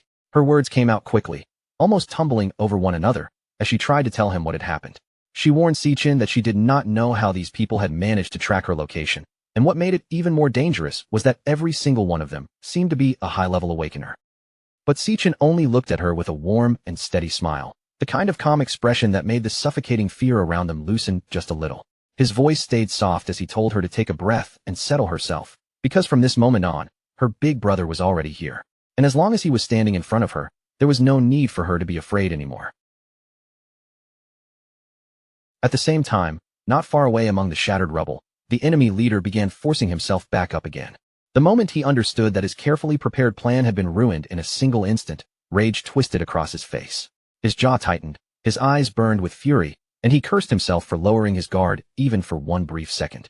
That tiny opening, that one careless mistake, had given Sichin the chance to cut in and destroy everything. Then thick wooden roots covered in sharp thorns began wrapping around the leader's body, twisting and tightening over him like living armor born from his anger. As the roots coiled harder, his fury erupted completely. He roared that Sichin had just made the biggest mistake of his life, then swore he would take their severed heads back to his client and demand triple the original payment for all the trouble they had caused. But even after hearing that vicious threat, Sichin did not so much as flinch. He slowly curled his fingers into a fist, and the instant his knuckles tightened, golden lightning began bursting to life around his hand. Sharp crackles flashed through the air, wrapping his fist in violent sparks as the atmosphere grew heavy around him. Without looking away from the enemy in front of him, Sichin calmly told his sister to move behind him and stay there, promising her in a steady voice that this fight would end very quickly.